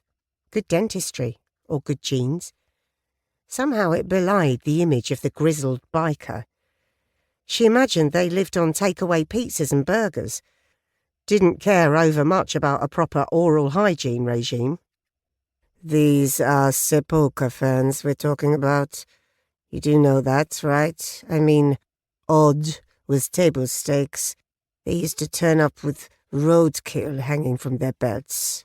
Know what I mean? Stella smiled back. Okay, then, not odd. I mean, really strange. Weird, you know? I'm talking about someone, probably a guy, who was overly interested in the killings. Anyone who tried to engage you in conversation about what was going on. We're working on the theory that the current killer may be a disciple of Algren's. Class settled on his shot and stretched out across the table. With surprising delicacy, he rolled the cue ball into a blue stripe and sent it clicking off its neighbour before dropping silently into a pocket. He straightened and rested the butt of his cue on his boot. Nobody like that springs to mind. It was a long time ago, though. My memory's not what it was. He lined up another shot. Stella tried to remember how much cash she had on her. What about Bjorn Lingstad? What about him? How did he seem when the news about the killings broke? You think it was him? I thought the cops back then had Ulrich in a slam. He thunked another ball, an orange, home into a centre pocket. Dunk. They did. I'm just looking at people who were close enough to Algren to maybe get a taste for what he was doing. They could be. Bjorn was pretty extreme. The other guys, they just played up to the image. All that satanic bullshit, you know? But he was really into it. Kept asking me to get him a girl he could sacrifice. Stella, who had heard, seen, and not that she would admit it to anybody, performed all manner of heinous acts, was still shocked. Was he serious? Or was it some kind of rock star acting out? Oh, he was serious, all right. Showed me this big fucking knife he'd had made by some folksy artistic blacksmith up in Norbotten County. All kinds of satanic symbols on it. That was interesting. Norbotten County was in the north, and its capital was Luleå, where Cern Roos had chosen for his retirement. You didn't? Klaas snorted. Listen, Stella. Bikers have a bad rep, okay? But were we procuring virgins for some overpaid arsehole to cut up like a reindeer? No, absolutely not. But you did get drugs for them. He miscued his shot, and the white ball hopped on the baize, barely kissing the target ball, which shifted by perhaps 3 centimetres before spinning to a stop. Par for the course, he said, scowling at the cue ball. And I'll deny it if this goes any further. Had she touched a nerve? Time would tell.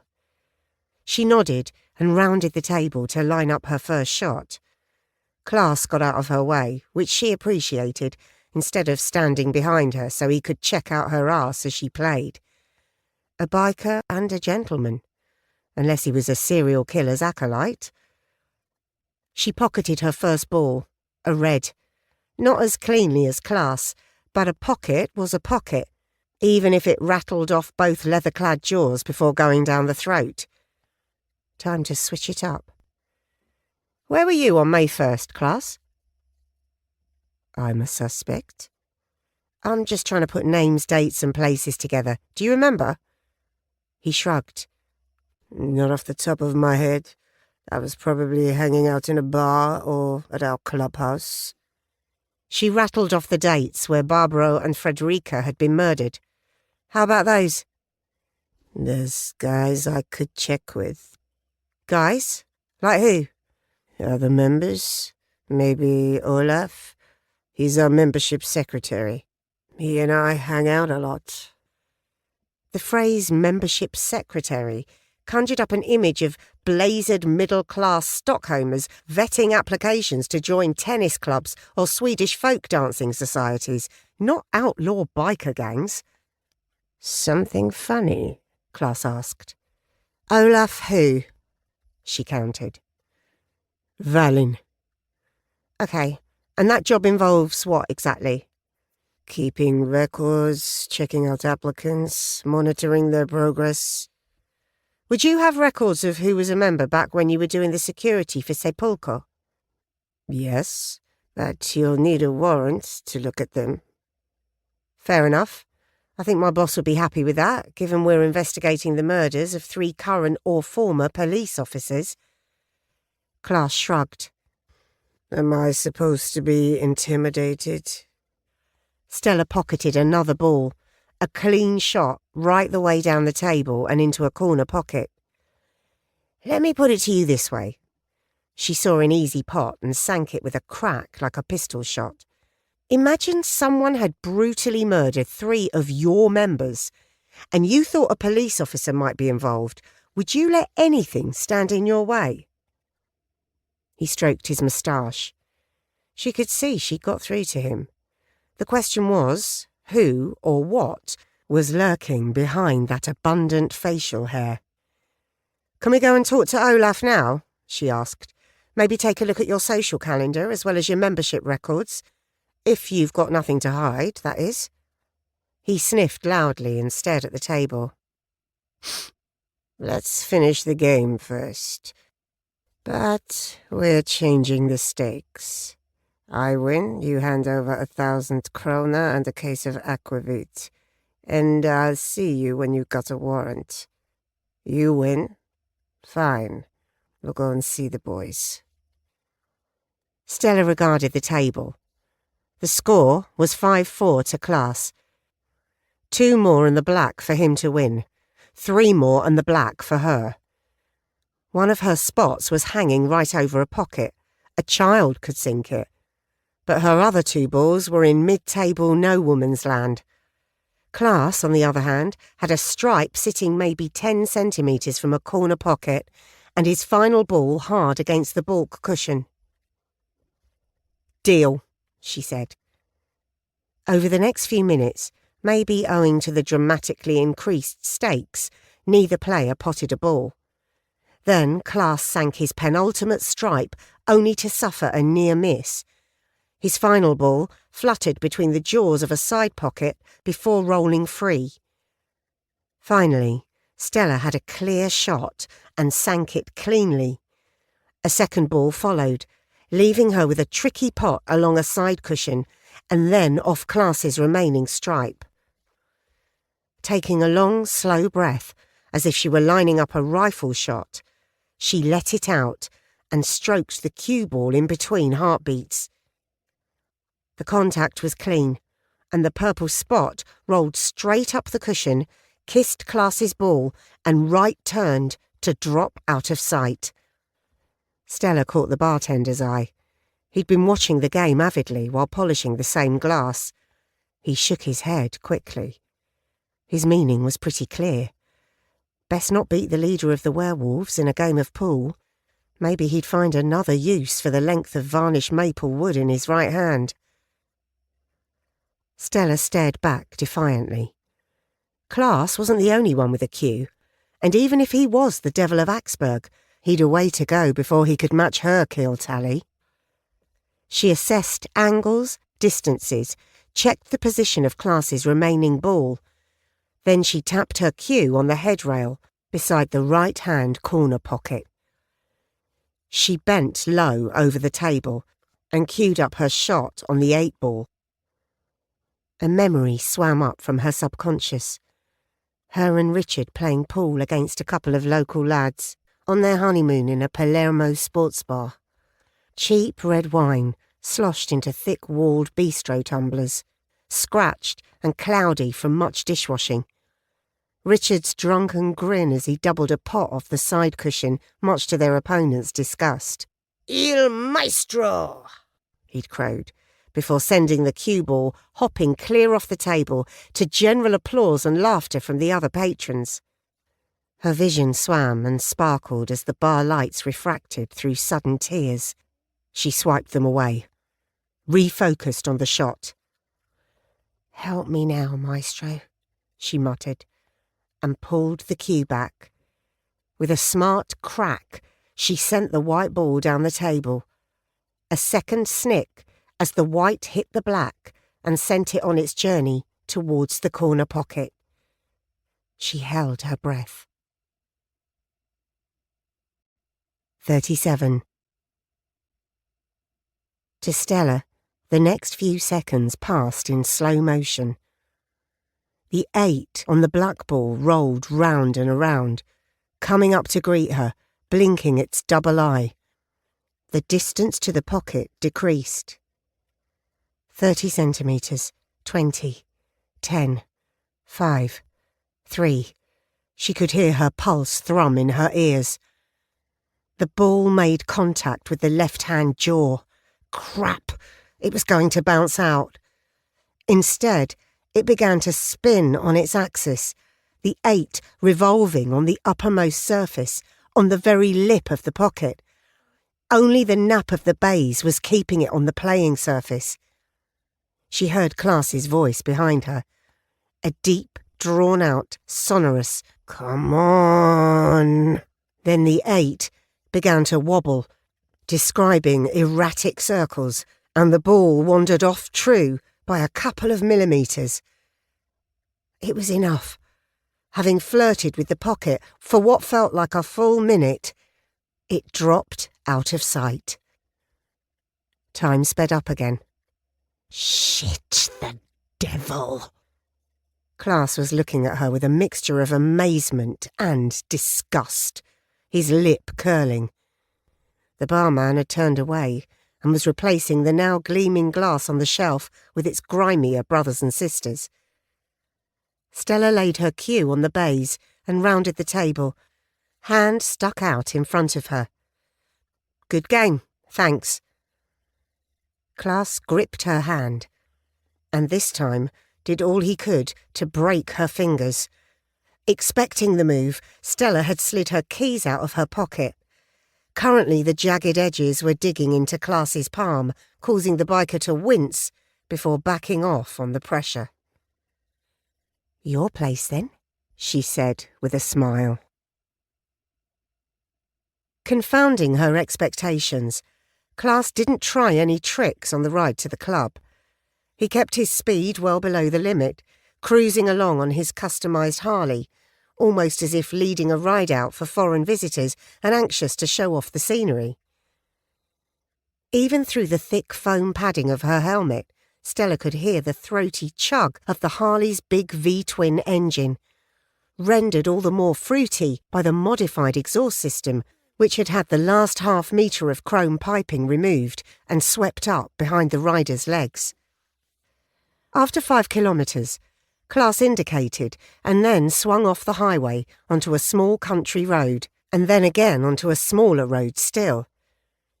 The forest closed in on both sides of the road, and they rode along 2 abreast for half a kilometre before a long, low building painted Fallon red hoved into view at the crest of a rise.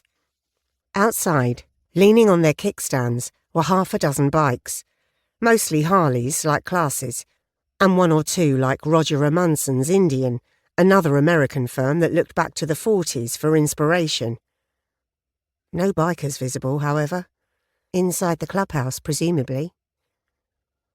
Stella pulled up beside Klaas and dismounted, heeling out the kickstand and settling the Triumph at a slight angle on the black tarmac.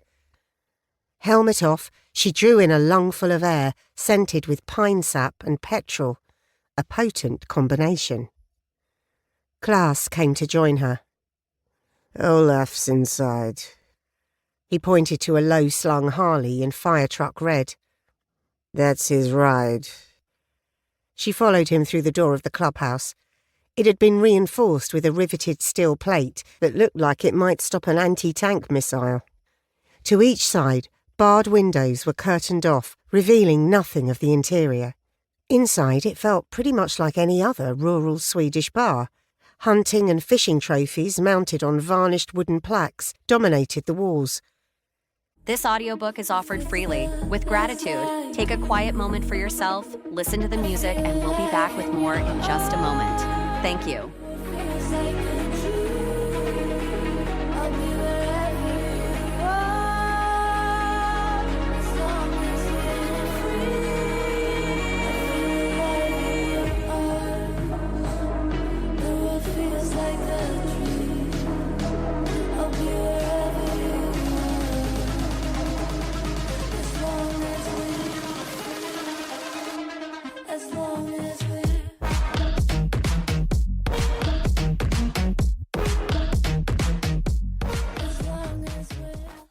Behind the bar, amid the multicoloured bottles of spirits, hung a monstrous pike, almost 1 metre in length. An elk's head, with antlers twice as wide, wore a lugubrious expression as if to say, "I wandered out to get a bite to eat, and now look at me." "You want a drink, Stella?" Klaas asked. She shook her head. "I'm more interested in the information, thanks." A few other bikers looked at her curiously. Her leathers said, "Relax, boys, I'm one of the gang." But if Klaas had pinned her as a cop just from her appearance, she guessed they probably had the same intuition. With a fluttery sensation in the pit of her stomach, she realised she had just entered the secluded base of a small, organised crime gang with links to the drugs trade. How easy would it be for them to kill her, and then dispose of her body out here in the boonies where nobody would ever find it? She shoved the thought down and stamped on the butterflies very, very hard. For a start, many people had tried variants on that approach to dealing with Stella Cole before. Yet here she was, walking among the living. Secondly, a biker-on-biker murder might go unnoticed, depending on where and how you did it. But offing a cop would result in a huge manhunt, just like the one she was conducting right now. Courage, Stell, she thought. Klaas nodded to a biker with his boots up on a low coffee table. "Olaf, a word." The man got to his feet, setting his beer bottle on the table. Like Klaas, his denim vest was covered in metal pins, but there the resemblance to the media image of an outlaw biker ended. He was clean-shaven, and where Klaas was physically imposing, here was a man Stella could imagine in another life teaching in a high school or running a small business. Average height, average weight, pleasant looks. Perhaps that was why he'd been given the boring-sounding job of membership secretary. He was probably the only one with the requisite skills. "This is Stella." Klaas leaned his head in Stella's direction. "She's a cop." Olaf stiffened. His eyes darted over to a door at the far end of the room. Stella pictured a stash of drugs, or maybe a laptop holding the gang's accounts. "I'm investigating 3 murders," she said. "Of cops. Current and former. I don't know anything about your business interests, and I don't care. But Klaas tells me you might have records of who was a member of the Werewolves around the time you were handling security for a band called Sepulchre. Were you a member then yourself?" Olaf stuck his hands in his pockets, shrugged. "Joined when I was 18, back in 03, so yeah. My first job was babysitting that bunch of assholes. Middle-class kids playing at being devil worshippers." "Could you let me have a look at your membership list?" Olaf looked pleadingly at his boss. "That's private shit, Klaas. Has she got a warrant?" Stella spoke first.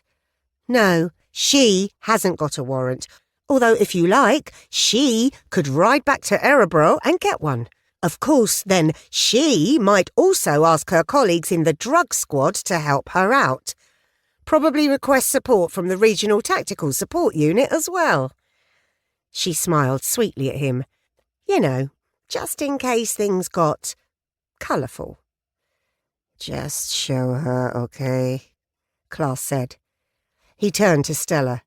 "But you're not taking anything away, and we're not giving you the list. You look, and you take whatever you can remember. Any more than that, and yes, you will need a warrant. And you can bring the drug dogs and the cowboys and anyone else you fucking like." "Works for me." With the sullen look of a schoolboy heading to detention, Olaf led them to the side door he'd glanced at earlier. Beyond lay a space utterly different to the hyper-masculine environment of the main room. It might have been the office of a firm of provincial lawyers, or a small local police station for that matter. Filing cabinets, 2 desks facing each other, computers, a map of Erebro County on the wall, no windows but a bright strip of neon lights. Olaf pulled out a wheeled office chair and sat. His slender fingers danced over the keys, and then he swung the screen round to face Stella. "There. Werewolves members, full and probationary, from January 1 to December 31, 2003. She dragged the other swivel chair around the pair of desks and sat beside Olaf. The first thing that struck her was how small the gang was in 03. Just 17 members. Somehow she'd imagined a much larger grouping. At least it made it easier to scan them looking for any names she recognised. There was Helanda K, with a note in the rightmost column of the spreadsheet. Prez. On the last row, Valin O. His note read Prob. Her eye skittered to a halt at the name directly above Olaf's on the list, like a drug dog faced with a suspicious saddlebag. Varela K. Prob. Stella nodded and turned away from the computer monitor. "Thanks. Nothing there that really moves things forward, but I appreciate the help all the same." Her mind was racing. Thank God they complied with Carol Varela's request not to make her husband's identity public. It meant the bikers occupying the small office with her were unaware of the possible link to one of their members. Would they have shown her the list otherwise? She strongly doubted it. Varela wasn't the commonest of surnames in Sweden. Now 2 had turned up in the same case. Could they be related? A probationary member of a biker gang, and a decorated homicide cop, and then undercover operative with the drug squad. Stranger things had happened. Oh, yes, much stranger things had happened. And after weeks of fruitless searching, Stella saw a glimmer of light in the bleak darkness of the investigation. Because what if this wasn't about the hunter-killers and Ulrich Algren at all? By the time everybody had arrived at Örebro Cop Shop the next morning, Stella had been hard at work for 2 hours. She'd requested the personnel files for Joel Varela, Barbro Ekblad and Fredrika Rudbeck. Received an automated reply explaining, in typical SPA officialese, that their office hours were 9 a.m. to 5 p.m. and that her request, while greatly valued, would be dealt with according to a strict queuing system. She'd also run a search on the National Police computer. Varela K. The computer had returned 3 hits. One was a woman, Carolina Varela, arrested in 2010, aged 56 for shoplifting. She'd be 78 now. Strike one. One was a minor, Carl Varela, just 14 years old, cautioned in 2022 for a public disorder offence at a climate change school strike. Strike 2. And one was a 21-year-old, Kenneth Varela, arrested on a drugs possession charge in 2005. Occupation given as mechanic. Address given as the Werewolves Clubhouse. Next of kin given as Lars Varela. A further search revealed that Joel Varela was Kenneth's cousin. Home run. Lucy arrived next and came straight over to Stella's desk. I spoke to Anna Eriksson yesterday. She struck me as a reliable witness. Bit snotty to begin with, but she warmed up in the end. Must have been your girlish charm, Stella quipped. Lucy smiled. Anyway, she didn't think much of the idea Bjorn might have actually done anything. In her words, he came off as a bit of a sweetie. All the satanic stuff was just for show. But she did point the finger pretty firmly, actually, at Klaus Helander. Point it how? I know it's hearsay, but she said she overheard him talk with another werewolves member about wanting to stab and gut someone who, I'm not sure what exactly, but maybe double-crossed him in some drug deal. That sounds pretty similar to our guy, doesn't it? Stella wrinkled her nose. She didn't want to dampen Lucy's enthusiasm, but not only was Anna's testimony hearsay, it wasn't especially convincing. A biker making violent threats to a rival would be one thing, but what Klaus had done was essentially boast to a friend, not the same thing at all, and the brain surgeon and his latter-day disciple weren't into disemboweling either. I was with him yesterday, she said instead. If I'm honest, I didn't get a vibe off him. Well, not that kind anyway. I wouldn't be at all surprised if he was into some deeply shady shit, but a serial killer... Oh, I'm not seeing it. Sorry, she added, seeing Lucy's downcast expression. But we should keep him on the radar anyway, yes? Definitely. Good. And also, one of my other leads came good yesterday. We finally got a hit on Bjorn Lyngstad. No wonder we couldn't find him. He changed his name 10 years ago. He's now calling himself Jonas Andersson. Which is, what, the commonest name in Sweden? I know, right? There are thousands of them, but it doesn't matter. I got an address too. Please tell me it's closer than Luleå. I don't think I can face another flight up north just yet. Lucy nodded. Definitely closer, but it's still a bit of a trek. He bought a place on Gotland. Hope you don't get seasick. Stella walked over to the big map of Sweden that occupied half the wall between the doors to the CID unit and the kitchen. Sweden's largest island lay roughly 90 kilometres due east of the mainland. She checked travel times on her phone. 6 hours and 42 minutes, of which half would be taken up with a ferry journey. She wrinkled her nose. Gotland, where Søren Roos's sheep came from. Thoughts tumbled over themselves in an effort to be heard first. Joel Varela and Søren Roos worked together back in the day. They were part of the team that caught Ulrich Algren.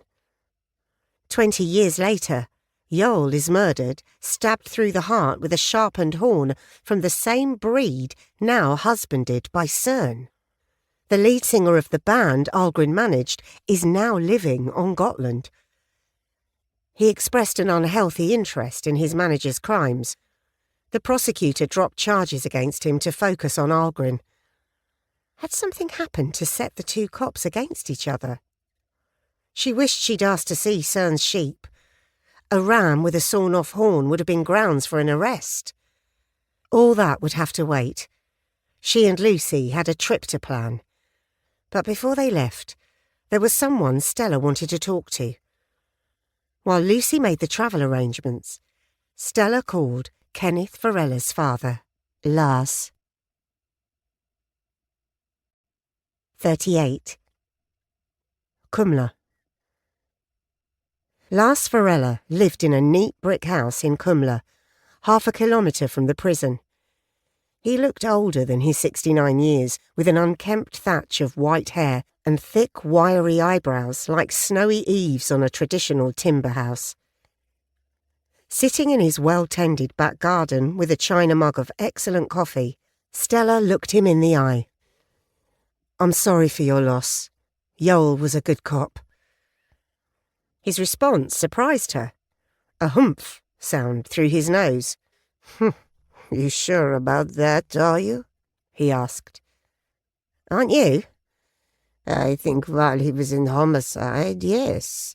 My nephew was honest, believed in serving the public, performed his duties with integrity, but after he transferred into the drug squad, well now, something changed." "Can you be more specific?" Stella asked, already suspecting she knew what was coming. Joel Farella wouldn't have been the first cop to discover that temptation was always lurking just round the corner for officers investigating organised crime. "We weren't all that close, but we'd see each other at family gatherings, that sort of thing. He started turning up in designer clothes, an expensive wristwatch, looking like a pimp, basically, talking about his foreign holidays. One day, he came to see me, and he was driving a Porsche.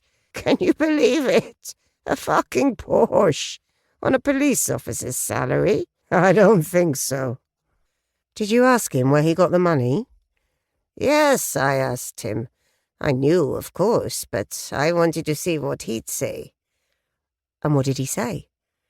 "He said he'd been day trading foreign currency on his days off. As if.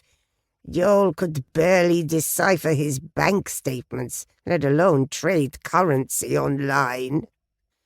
"He was on the take." Lars shrugged and made a noise in the back of his throat. "I guess we'll never know." Stella filed this new piece of intelligence away. Her alternative theory was growing stronger with each passing day. The next question she wanted to ask him involved his son. That was always tricky territory for any parent, but especially one who was apparently a recently retired straight arrow in the prison service. She decided to soften him up a little first, distract him with the past. "It said in the files that you used to be a prison officer," she said with a smile. "At Kumla." He nodded and looked skyward for a second. "I put 31 years in. When I retired, I couldn't see the point of moving away. Paulina's happy here too. She's got her swimming group and her needlework club. There are prettier towns in Örebro County, but all our friends are here." "So you must have come into contact with Ulrich Algren?" He nodded, then stuck a finger into his ear and poked around for a bit before removing it, inspecting the glob of yellow wax on the tip and flicking it away towards the hedge. "Him, Johansson, Nanda, Malenius, Bergdorf, Lutz, Alkabasi, all of them. Algren wasn't the worst, by a long shot. In terms of his behavior inside, I mean. Their crimes were all pretty bad, but I always had him at the top of my weirdo of the century list. He smiled, an avuncular expression that grooved deep crow's feet into his cheeks. I never really bought into the whole rehabilitation and redemption narrative the authorities are so keen on. Too many bleeding hearts in the justice system, if you ask me. You know, the same old bullshit every time some pedo murders a kid or a terrorist blows himself up at a concert. Oh, it was his mother. Or he grew up in poverty. Or he's been radicalized. I mean, fuck me. There are lots of us who had strict parents or dodgy friends or who only got second-hand clothes when we were kids. But you don't see us chopping up young girls or torching synagogues, do you? Stella nodded. The older she got, and the more she came face to face with the worst human beings, some of them anyway, were willing to do to each other, the more she felt that a deep hole with inward-sloping sides would be a far more efficient and socially responsible response than any amount of group therapy or sessions with acclaimed forensic psychiatrists, none of which she said. Not appropriate for a serving SPA officer, especially not one currently on a very rocky path to her own redemption. Although she'd come to talk to Lars about Kenneth, now they'd started talking about Algren. She wanted to probe further. After all, his original crimes had been the inspiration, if that was the right word, for what the Devil of Axburg was doing to the men and women who'd put him behind bars. When you were there, Lars, was there anyone who visited Algren maybe an unusual number of times? I'm just trying to find out if he had the chance to school someone else in his methods. He shook his head, then resumed investigating his ear. Back then, the bunker inmates weren't allowed visitors, but I'll tell you what, he used to get a whole shitload of fan mail, pretty much entirely from women. Can you believe it? Stella could. Back in the UK, it was a source of constant amazement, disgust, and occasionally very black humour to cops that serial killers attracted a very particular kind of female fan. Oddly enough, the more sexually deviant their crimes, the greater the volume of fan mail. It's the same in Britain. I think they believe they can give them something they never got from their mothers. Lars's bushy white eyebrows shot upwards. If they really had been cloaking the eaves of a Fallon Red farmhouse, they'd just have dumped snow all over the porch. You really believe all that psychological bullshit, Stella? You know what I think? I think those women get off on it. We had to read all his mail before he could receive it. For obvious reasons. I mean, some of it was basically pornographic. There was this one woman, Ella Rasmussen, her name was. I'll never forget it. He dislodged another lump of amber-coloured wax, inspected it, then flicked it towards the hedge. She used to write to him twice a week. Maybe she still does, for all I know. Anyway, only about 1 in 3 of her letters got through, but when she wasn't trying to fuel his wank fantasies, she was telling him how unfair it was he'd been jailed, how the cops were all corrupt, and how if she could only get some help, she'd take them all out one by one. He paused, seemingly lost in his memories. Stella took the opportunity to circle back to her original line of questioning, although she'd be paying a visit to Algren's pen pal before too long. Lars, I actually came to talk to you about Kenneth. His eyes locked onto hers. What about him? I found him on a membership list for a biker gang, the Werewolves. Did you know about that? Lars wiped his forehead and puffed out his cheeks. I know he dropped out of college and bought himself a motorbike with the money his granny left him for his studies. He knew. Stella could see it in his eyes. Something too painful to admit to before a cop pulled it from you like a dentist extracting a rotting tooth. "So he didn't tell you?" she prompted. Look, Stella, I was pretty mad with him at the time. We had words. Well, no, what we had was a massive argument. Things were said that probably shouldn't have been. He moved out and found himself somewhere else to keep. After that, we didn't really see each other for a few years. Stella nodded. "That sounds like you do see him now." Yeah, sometimes. All that was 20 years ago. We learned to tiptoe around the tricky stuff. He's married now. Got a kitty. Another on the way. He patted his chest and smiled. I'm a grandpa now. "So he left the gang?" I'm not sure. I think they have this stupid code, you know? Like, the only way you leave the gang is horizontally. "Do you have an address for him?" I'll have to get it for you. It's in the address book. I'm too old to start farting around with phones for that sort of stuff. Anyway, Paulina looks after all of that." He levered himself out of his lawn chair and returned 5 minutes later with a scrap of paper on which he'd scrawled an address in Erebro. She tucked it into her wallet, connected the dots. At the time of his murder, Joel was on the take in the drug squad. His nephew was a member of the Werewolves, a minor organised crime group. The Werewolves supplying drugs to Sepulchre, which was led by Bjorn Lyngstad and managed by Ulrich Algren, the man Joel had caught as a member of the Hunter Killers. Had she found the killer's true motive? She needed to do more digging on Joel Varela, because she was becoming increasingly sure that they'd been chasing phantoms all along. 39. Visby, Gotland.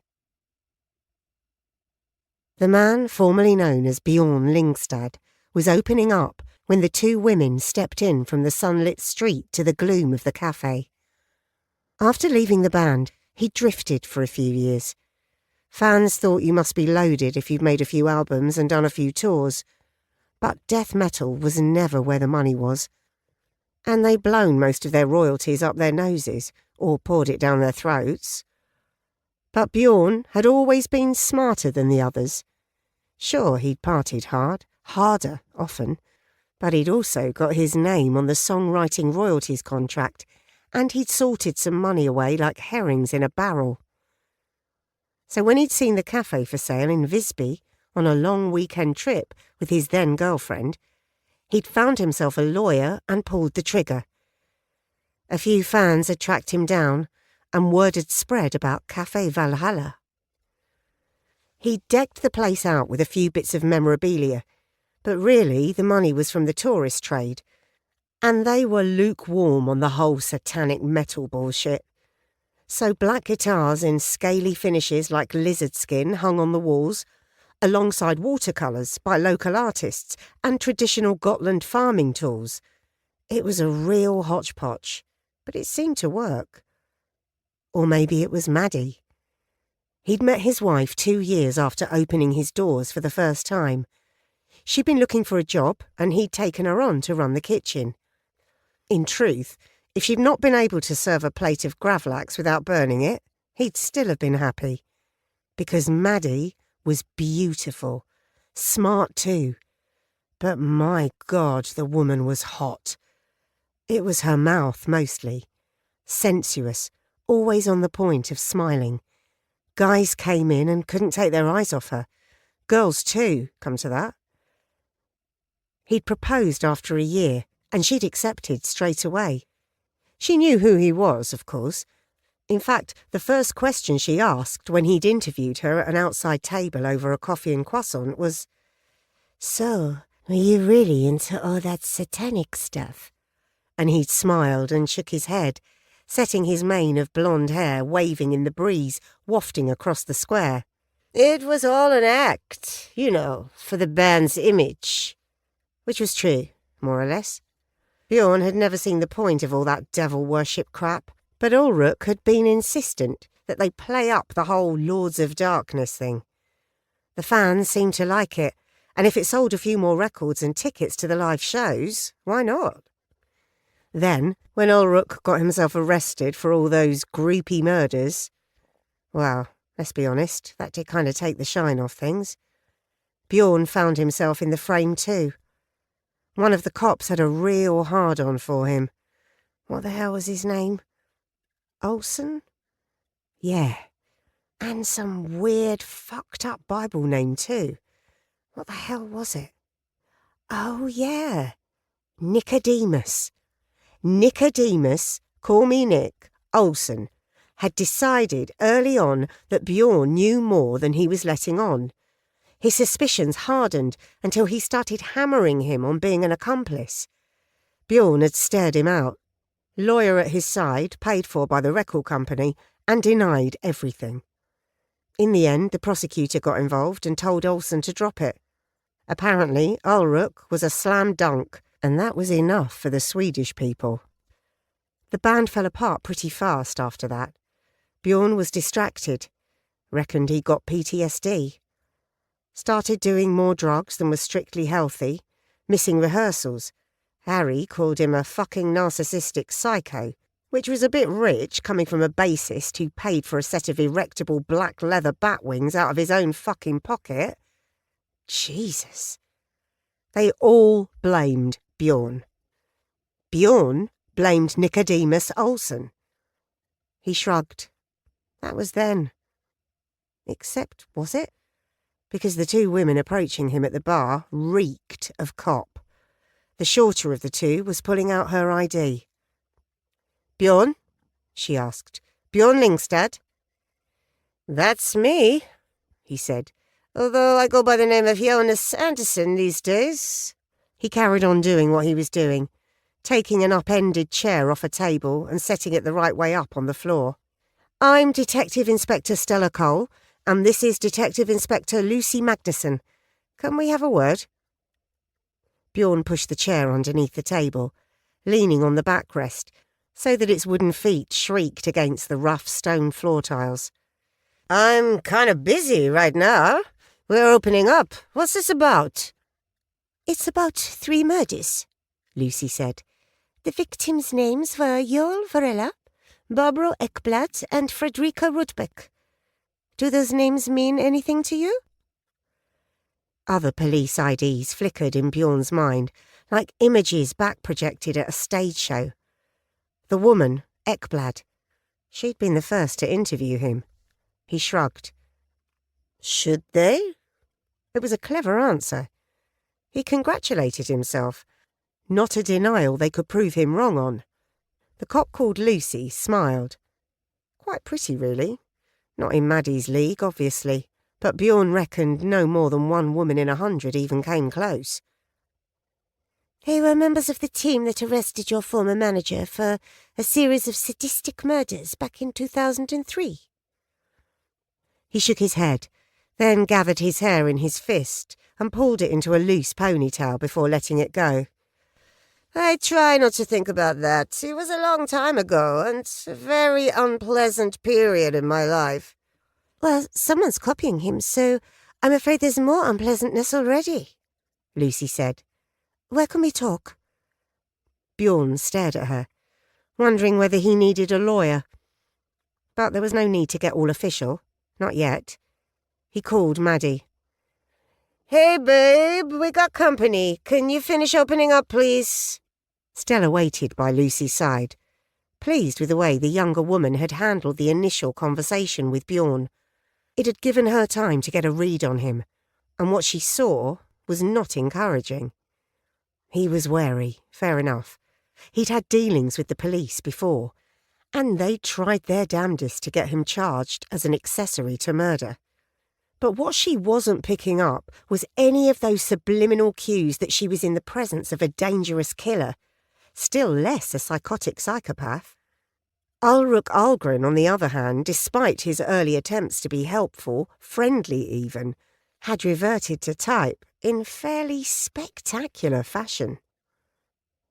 Unlike some of the normal murderers she'd spoken to, where grotesque threats were only ever that, designed to intimidate or unsettle, she had no doubt that Algren would have cheerfully followed through on his.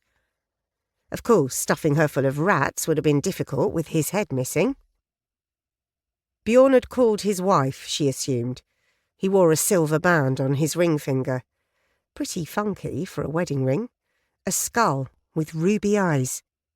The woman who appeared from a door with a glass porthole had startling looks. A mouth too wide to be called generous. Not the froggy gape of Ulrich Algren, but unusual nonetheless. Wide-spaced eyes, too, so that the centre of her face seemed curiously devoid of features. She frowned when she saw Stella and Lucy. "We only just had the hygiene board inspectors in," she said, coming up to Bjorn and sliding her hand into the back pocket of his jeans. "They're police, babe. Want to talk to me? I won't be long." "We'll be as long as we need to be," Lucy corrected him, earning a scowl. Maddie folded her arms across her chest, glared at Stella. "Talk to him about what? He hasn't done anything. You lot tried to ruin his life once before. I won't let you do it again." "We're not trying to ruin anyone's life," Stella said, using the formal Swedish term Fru Lingstad, Mrs. Lingstad, rather than the usual first-name form of address. A quiet little warning shot across her bows. She turned to Bjorn. "Is there somewhere private we can talk?" Mirroring his wife's defiant body language, he folded his considerably brawnier forearms across his chest. "Let's talk outside. It's a warm morning." Stella and Lucy followed him outside, where he set out a machine-turned aluminium table and 3 chairs with blue and yellow plastic basket-weave seats. No offer of coffee. They'd clearly rattled him. They'd agreed they'd get the alibis out of the way first. Depending on his answers, they'd follow up with other questions. For each of the dates Lucy read out to him, he gave the same answer. "I was here. Working, probably, or else recording music. Maddie will confirm it, but if you think a wife's word isn't good enough, you can ask the customers. We have hundreds. Plus, the only way off the island's via the ferry or the airport, and the security video at both. Why don't you check it? You won't find me on a single frame. I haven't been off the island since before lockdown." Stella glanced at Lucy. As a statement of innocence, it was convincing. They probably should check it, but for now she decided to treat Bjorn as a friendly witness rather than as a potential suspect. "We will in time, Bjorn, and I'm sorry if this visit is unwelcome, but someone is out there killing police officers, and they're replicating Ulrich's crimes, so we need to speak to anyone who might have an insight into who it might be." This olive branch seemed to placate Bjorn. The arms unfolded, and he turned his head to call in through the open cafe door. "Hey, babe, can you bring us some coffee, please?" He faced Stella again. "Fine, I get it. So, has he got the other 2 yet?" Stella drew her eyebrows together. Interesting that he should know there were 5 members of the Hunter-Killers. A minute or 2 ago, he'd claimed not to recognise the first 3 names at all. The other 2? "Lucent Olsen. Especially Olsen. It was him who reckoned I'd help Ulrich kill those girls." "From what I've read, Nick had good reason to suspect you." Bjorn shook his head, setting his long blonde hair waving, like he was back on a stage somewhere. "It was all circumstantial. They couldn't prove anything. I told him, but he was obsessed. kept dragging me out of rehearsals to ask more of his insane questions. In the end, I started doing too many drugs to cope with the stress, drinking more too. The band broke up because of it. That must have made you very angry. Bjorn's eyes blazed. For the first time, Stella saw a flash of what felt like genuine emotion. Angry? Of course I was fucking angry. I lost the one thing I ever loved doing. Still a friendly witness? Stella started to have doubts. But there was the troubling issue of his apparently unshakable alibi. Unless he was working with someone else. Hang on. Could disciples have their own disciples? Or was that getting a bit too meta? Time for a change of tack. Back to basics. Can I take you back to the outdoor concert you did where the werewolves provided security?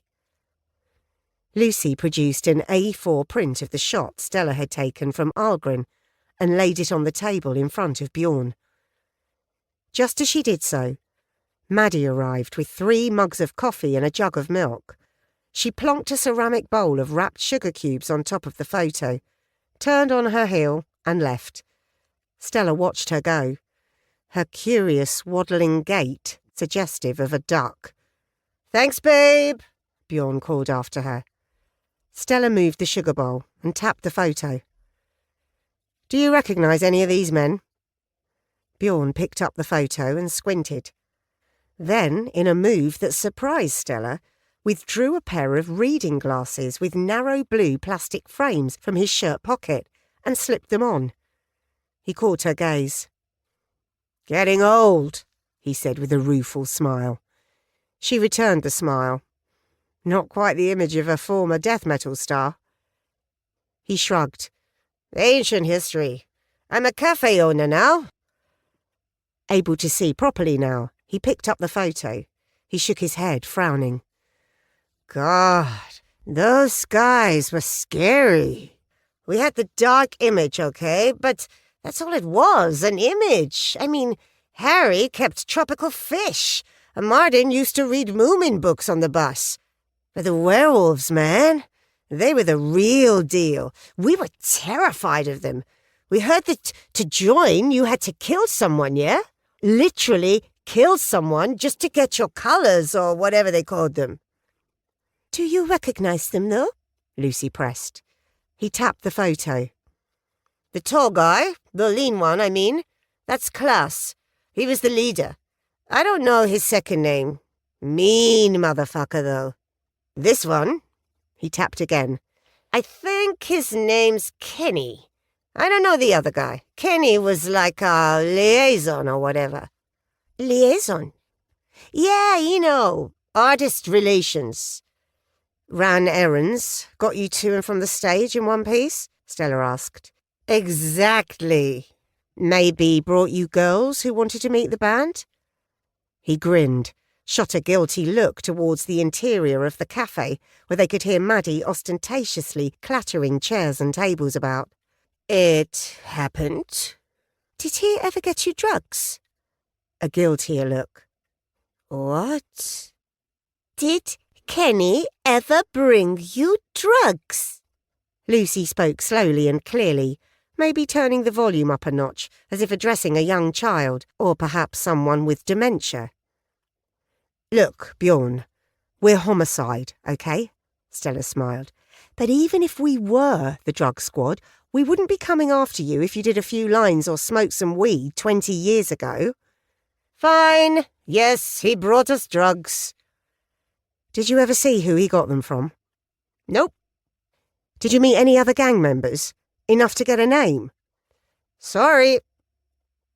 The rest of the interview passed with similar non-answers, but Stella formed the opinion that Bjorn was trying to be helpful. He just had nothing useful to tell them. As he said more than once, his memory wasn't as sharp as it could have been, in large part owing to the drugs Kenny had been tasked with bringing them. She ended the interview with a thanks for the coffee and a business card, which he tucked into his shirt pocket along with his reading glasses. If you think of anything else, no matter how insignificant, please call me, okay? any time of the day or night. They left him to finish opening up and strolled back across the cobbled square. All around them, tourists were stopping at food carts, buying souvenirs and taking videos of each other posing in front of the impossibly cute medieval houses. Stella sighed. They wouldn't be back in Örebro much before late afternoon. Another day gone without a positive lead. At least Bjorn had confirmed the drugs connection to the werewolves, but it was thin gruel compared to the meat of a murder investigation. Information on the actual killer. They had some work to do on his alibi too. Maybe they'd strike lucky and find his name on a passenger manifest for a private plane or a helicopter. But top of her list was interviewing Joel Varella's cousin, Kenneth, because Bjorn had identified him as the one bringing the band their drugs. 40. Örebro. Kenneth Varela, who was now 39, ran a bike shop on an industrial estate on the northern outskirts of Örebro. The shop occupied a corner plot, its neighbours a wholesale butcher's and a plumbing supplies business. Stella dismounted and leaned the Triumph over on its kickstand. She looked up at the name, which clearly drew inspiration from the owner's gang affiliation. Fullmåne Motorcyklar. Full moon motorcycles. A skillfully painted mural to the right of the door depicted a chopper in partial silhouette against a full moon, its heavily built rider's shaggy head thrown back, bloody jaws open wide in a howl. "You like it?" She dropped her gaze to the horizontal. Facing her was a beast of a man who might have been the model for his shop sign. Overtopping 6 feet by a good 4 or 5 inches, thick ropes of muscle visible on his bare arms, a deep chest straining the fabric of a dirty white t-shirt beneath his denim vest. His beard and moustache were glossy and black, tamed in the latter case by being fed through a series of silver rings. His deep-set eyes seemed to be all black, about as far from the Swedish stereotype of pale blue as you could get without disappearing altogether. Yet, despite his fearsome appearance, there was something about him that Stella found reassuring. Maybe it was the half-amused smile slouching on his lips, like a biker leaning against his ride. It's very dramatic. Cool name, too. He came over and extended a paw-like right hand from which he just wiped off most of the grease with a rag that smelled strongly of white spirit. It was like shaking hands with a bear. Or a werewolf, an inner voice whispered. "I'm Ken. You looking for anything in particular? I could give you a good deal on a trade for the Speed Twin. Some of my customers really dig British bikes." "Stella. And no, I'm happy with the bike. But I did want to ask you a few questions." She fished her SPA ID out of an inner pocket. The smile dropped from his face. In its place, a look combining suspicion with disgust, lips curled, nostrils flaring as if he just smelled roadkill. "What's this all about?" "Can we talk somewhere private?" He shrugged. "You better come inside." The interior of the shop was divided in two. On the left, 6 bikes, all of them large capacity, and either American or British. A few with custom paint jobs or extensive chrome work on the metal parts. On the right, racks of leathers, crash helmets, luggage sets, and all the paraphernalia bikers, like members of any specialist group, seemed to need. Kenny led her to a cramped office right at the back. He lifted a pile of papers off a rickety swivel chair before folding his sizable frame into the leather number behind the tiny desk. He put his boots up on a 2-drawer filing cabinet to one side and fixed Stella with those ink-black eyes of his. "So, Detective Inspector Stella, what do you want to know?" "Are you still a member of the werewolves?" He tapped a yellow and black enamel pin on his chest. 2 interlinked V's taken from the Swedish word varulv. "Joining's a one-way trip, baby. he said in English. Stella stuck to Swedish. Have you heard about your cousin? Did you kill your cousin? Yeah, bad shit what happened to you. I'm sorry for your loss, Ken. Thanks, but honestly, we weren't that close. Our lifestyles didn't exactly gel, if you know what I mean. Him being a cop and all. What did you think about how he was killed? Weird. But it's a weird world, right? Stella had to agree. She'd be out of a job if it weren't, or at least back to teaching bored teenagers about drugs. He's killed twice more. Both ex-cops. That's the connection. We're working on the assumption that the killer is connected somehow to Ulrich Algren. What do you know about him? Why do you think that prick's involved? The killer's MO is almost identical. She watched him closely, looking for a tell. If she were facing the Devil of Axberg, telling him he'd got a detail wrong would be bound to provoke some sort of reaction. But his face was impassive. Yeah, but you can read anything online, can't you? Charlie Manson, Bundy, Anderson, all those nutters. There's a podcast or a whole website dedicated to what they did. We're pretty sure his knowledge of Algren's crimes go beyond what he'd be able to find on the web. He shrugged. You're the detective. Did you have much to do with Algren when you were handling security for Sepulchre? His eyes widened. The right caught a stray sunbeam that had filtered through the lopsided venetial blind over the window. She saw flecks of gold. Fuck me, that's a long time ago. He looked upwards, running his hand over his beringed beard the way Stella did with her ponytail when she was thinking. Not much, he said finally. Olaf did more of that side of things. He had better people skills than me. What about drugs? What about them? Was that one of your skills? Supplying them, I mean. I don't know what you're talking about. Come on, Ken. I already know the werewolves were supplying the band. Maybe we were. I was only 19. If it was going on, I knew nothing about anything like that. I was just in it for the bikes. Why not join a regular club, then?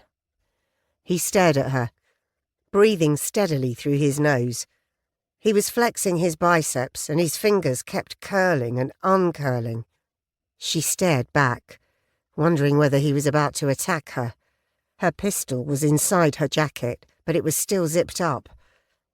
Instead, he just smiled that lazy smile again, and the charm was back, overlaying the sense of danger like a cat sheathing its claws, or, given his gang affiliation, a wolf donning a sheep's fleece.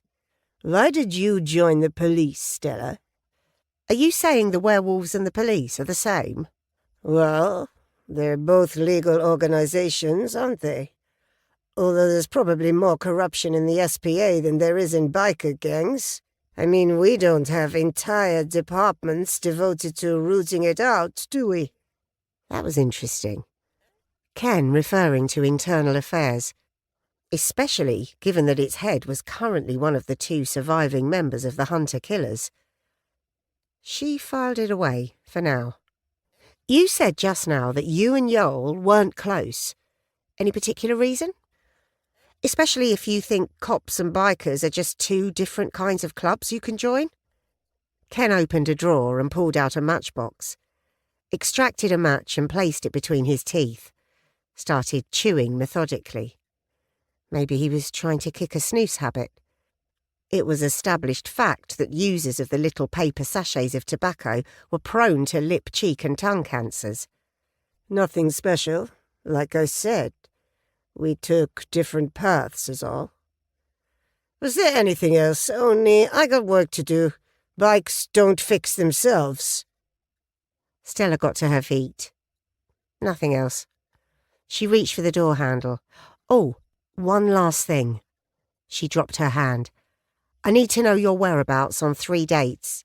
She recited them and waited to see how he'd respond. Few people could remember where they were on 1 date, let alone 3. It was how they answered that she always found interesting, rather than what they said. Ken just smiled. You need my alibi? Sounds like you think I had something to do with these murders of yours. Did you, Ken? No, but I can't tell you where I was off the top of my head. She smiled. That's okay. I tell you what. She handed him a card. Have a look at your diary and drop me an email or call me.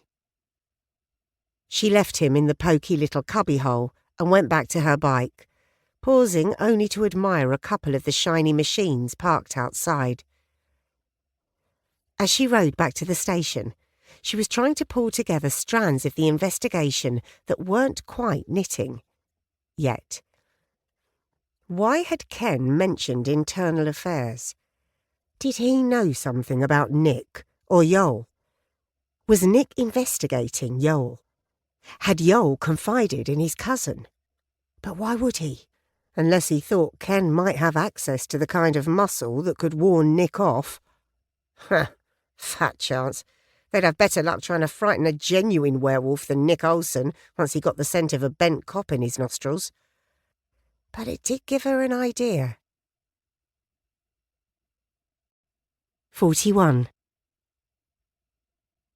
That night, after heating a frozen pizza in the oven and consuming it at the kitchen table with a beer, Stella set to work on her new theory. Thanks to Lucy, they now knew the werewolves were involved in the drug trade. Perhaps not a huge revelation, but it linked to some of the other strands. Kenny Varela was Yoel's cousin.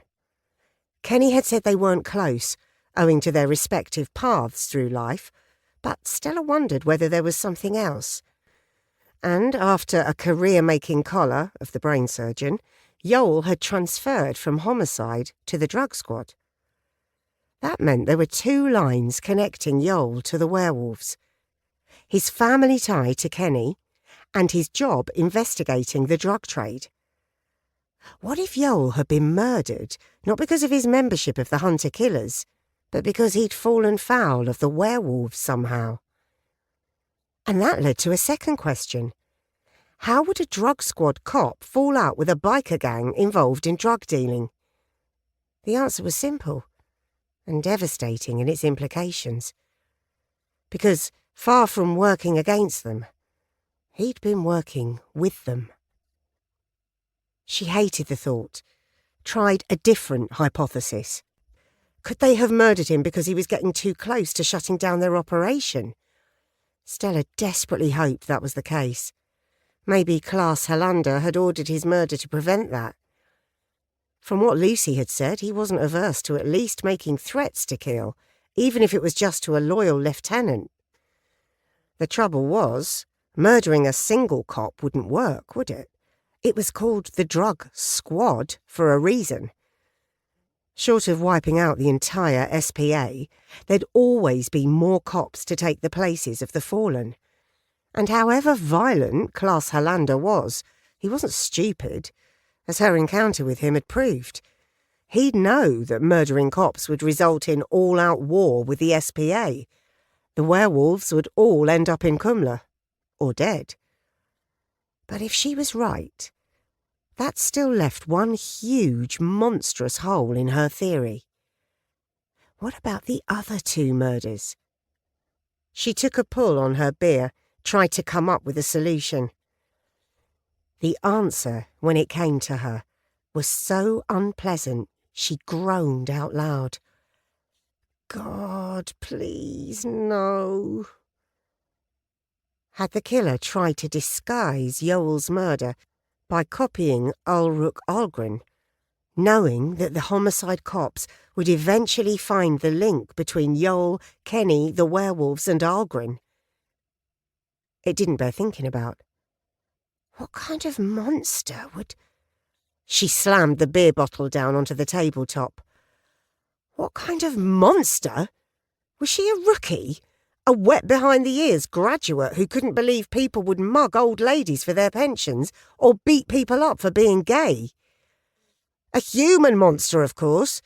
People did all kinds of terrible shit. Sometimes for kicks, other times for money. Pay a contract killer enough and they do whatever you ask them to. Ante or post-mortem. What did it mean for Cern Roos and Nick Olsen? Were they still in danger? She called Cern. Hey, Stella, what's new? Are you calling to tell me you've caught your nut job? Sorry, Cern, no, not yet anyway. Listen, can I run an idea past you in confidence? Sure, go ahead. She wiped her free hand, suddenly damp with sweat, on her thigh. I'm going to lay out a theory, and I want you just to listen, please. It's not pleasant, but I am honestly just trying to get to the bottom of this unholy mess, all right? Sounds serious, but sure. Although I don't really see how it can be any more unpleasant than cutting people's heads open and stuffing them full of bugs. She took a deep breath. First, I'm just wondering at this stage, what if Yoel was murdered because he ran foul of the werewolves' bike gang? Well, he was a drug squad officer. That's kind of the day job, Stella. Stella bit her lip. Her nerves had caused her to flub her lines. Sorry, Cern. I mean, like, a falling out among thieves. She paused. Heard Cern's breathing on the line, but he was staying quiet for now, listening just as she'd asked him to. The person who kills Yoel decides to hide the motive by committing more murders to make it look like a serial killer. Specifically, a disciple of Ulrich Algren. Okay, he rumbled, the sound of a volcano deciding whether to erupt or not. That sounds like you're asking me whether Yoel was dirty. She chewed her lip again, snatched a breath. Was he? The volcano stayed dormant, just. Listen to me, Stella. From what I hear and see on the TV, you're a damned good cop. For some reason, you fetched up here in Sweden and proceeded to run around like a hellhound, slamming the door on serial killers and murderers like you were working against the clock. The surface bubbled. A subterranean crack filled the air. But that does not... A spout of red-hot lava jetted from the crust of greying ash. Give you the right to sling mud at a dead cop just to make some theory of yours hold water. I'm sorry, Cern. That is the last thing I want to do. And I said it was just me trying to catch this maniac. But if it was true, do you think he'd stop at 3? Because I'm still worried he'll come after you and Nick. Save your breath, Stella, and keep your worries for the case. I already told you, anyone comes for me up here, they're going to find out about death the hard way. He hung up. She sighed. Fair enough. She'd accused one of his team, his brothers, of being a bent cop. It wouldn't sit well with her either. Roisin Griffin's accusing blue eyes flashed before her. Didn't seem to bother you when it was me, did it? She shook the thought away. Called Nick. Have you caught him? Were his first words. No, not yet, but we will. Look, Nick, I just spoke to Cern, and before he calls you, I need to ask you a question. Sounds ominous. She threw caution to the wind. Is it possible Yoel was corrupt? Silence. Nick? Are you still there? The silence lengthened. Why do you ask? Interesting. No blustering denial, no appeal to a sister officer to think well of the dead. Did Nick know something? Something he'd been holding back? He's connected to the werewolves. I started wondering whether this isn't about Algren after all. Maybe there's a more prosaic reason. Nick sighed. A ragged sound, like a cop putting down a heavy bag of gear at the end of a shift. As far as I'm aware, there was never any evidence to suggest that. His answer was too carefully calibrated. He sounded like a politician avoiding an uncomfortable question from a journalist, getting too close to the truth. As far as you're aware? Look, Stella, you must understand my job is a complex one. There are too many complaints to investigate every single one. We have to prioritize. That sounds like an admission, Nick. Just tell me, was he involved in something? Yo was a good police officer. In homicide, we did good things together. Putting Algren in Kumla was only one of them. Stella could hear it. Nick struggled to hold on to the secret he was keeping buried. It was like there were two halves of his personality warring over the information she now felt sure he possessed. The old-school former homicide cop who wanted to close ranks with his friend and former partner was locked in combat with the IA zealot who attacked corruption like an old-time knight thrusting his lance at a multi-headed dragon. But now she'd asked the question, the morally certain part of him was fighting back. All it needed was a little nudge from her on the butt end of the lance. But I'd heard rumours that he was working with the werewolves. Working? How? The usual. Feeding them information, steering investigations away from them and towards rival gangs.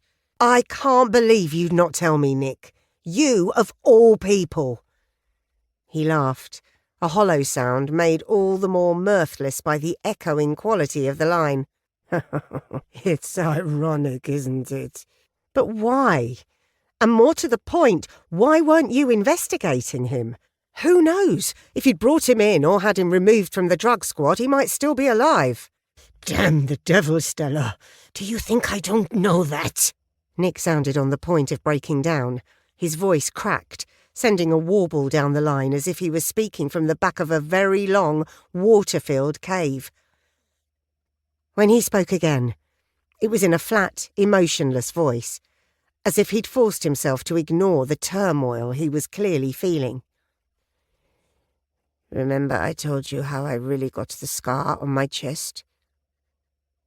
She saw it then. Before Nick had a chance to tell her, how he'd survived a direct attack by the brain surgeon, an attack that could have ended his life back in 2003. Was Yoel there with you? He was. Algren was pulling his arm back for another attack. Yoel shot him through the shoulder. It was risky. You know our training, center mass every time. But Yoel wanted Algren alive. He wanted to see him in court, and then in prison. He saved my life, Stella, and it almost cost him his own. As Algren went down, he spun round and hurled his knife at Yoel. It hit him in the neck. The doctor said a centimetre to the right, and it would have severed his carotid artery. He'd have been dead in seconds. And after that you felt you owed him. He told you you'd have done the same for him, but you owed him anyway. Then one day you heard those rumours. Maybe you even confronted him over them. He denied everything, but you knew in your heart something was crooked. To repay the debt, you looked the other way, didn't you? Maybe you even told him that was it between you. You'd wiped the slate clean, but now he was on his own. With insights like that, you'd make an excellent member of the Rat Squad, he said grimly. What else can I say? Guilty as charged. Are you going to report me? What good would that do, Nick? Yoel's dead, and I hate dirty cops just as much as you do. We may not see eye to eye on a lot of things, but I do believe you're good at your job. You're being generous, Stella. I tried to have you kicked off the force. I lied to Maslen to do it. Yes, well, maybe when this is all over you could talk to her, get me reinstated. Maybe reverse my demotion too while you're at it. I will, I promise. Then let me ask you the same question I just asked Cern. Do you think, if I'm right about Yoel, that this changes things? Or is the killer still a threat to the two of you? You're the serial killer expert, not me. But for what it's worth, no, I don't. He's muddied the waters enough. He can disappear now and leave you and your team following a false trail. You don't think he figures he should kill all 5 of you so the picture looks complete? Maybe. But with every murder he commits, he's increasing the risk of being caught. He'll get careless or make a mistake, or get picked up for speeding with his paraphernalia in the boot of his car. It happens. You know it does. He does too. Especially if he's not a psychopath at all, just a very cunning killer. Stella tugged on her ponytail. It sounded plausible. But what if Nick were wrong? Somewhere out there was a killer who'd established a story that he was telling the police, the public, and the press. Maybe his need to finish it was as strong as Nick's need to protect his friend. At the next day's morning briefing, Sven reported that Ken Varela had supplied an alibi.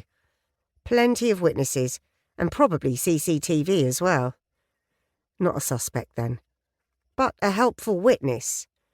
Lucy had visited Ella Rasmussen, Ulrich Algren's favourite pen pal, and in her opinion, she wasn't a credible suspect. She has agoraphobia brought on by witnessing a car crash that killed her mum. Showed me a doctor's certificate she needed to get disability benefits. I checked with the neighbours too. They confirmed she hasn't been out of the house for 5 years. I checked with social services, spoke to a carer. It's not her. Stella stood up in front of the team. Time to lay out her new working theory, and it was one she knew wouldn't be popular. For that reason, she'd asked Kirsten to be there too. She'd also attempted to keep Sven on side by telling him in advance what she intended to say. He'd not been happy. Tough. Her job wasn't about making other detectives feel happy. It was about catching killers, saving lives. Thanks to Sven, we know Ken Varela has an alibi. But he is related to our first victim. They were cousins, not close, but still family. Ken is a member of the werewolves. I believe Ken introduced Yoel to his gangmates, and either immediately or shortly afterwards, Yoel entered into a criminal relationship with them. If I'm right, then I suspect that at some point, Yoel attempted to make a move of his own. Maybe he set up a rival distribution network, or double-crossed them over a deal. But whatever happened, the werewolves decided he had to be killed. Whoever did it saw a way to throw suspicion away from the gang by imitating Ulrich Algren's MO. She paused, wanting to see what kind of reaction her theory would get. These were Örebro cops, not Stockholmers. Their loyalty to Yoel Varela would be of the all-cops-together variety, rather than the intense personal connection forged between Nick and Yoel in the face of a murderous attacker trying to kill them both. You're sure Yoel was dirty? Kirsten asked. Not 100%, no. Who is this good authority you mentioned? Stella had anticipated Kirsten's question. She couldn't explain without exposing Nick. Lord knew she had good reason to, but she couldn't bring herself to do it. It would ruin him. A confidential informant. I can't say any more than that, I'm afraid, but I trust him implicitly. The intelligence is solid. Kirsten frowned, fixing Stella with a probing gaze. Stella held firm. Very well. Kirsten steepled her fingers under her chin. What do you propose we do? We need to be all over the werewolves, but covertly. They'll clam up if we make a direct approach. Short of arresting every member, we get nowhere. Even then, I'm guessing they swear some sort of oath that says death before dishonour or some bullshit like that. Roger Amundsen, Stella's fellow biker among the car-driving Örebro cops, nodded. They'd go inside rather than rat out a fellow member. It's their code. He turned to address the room at large. I used to work organised crime back in Oslo. I specialised in bikers, especially links between Norwegian and Swedish gangs. Believe me, the punishment for squealing made a stretch in Kumla look like a fortnight at your summer house. So how do we find out who was dealing with you? Sven asked. Stella had her answer ready. She thought it up some time in the small hours the previous night, lying awake and staring at the ceiling. Roger and I approach another gang.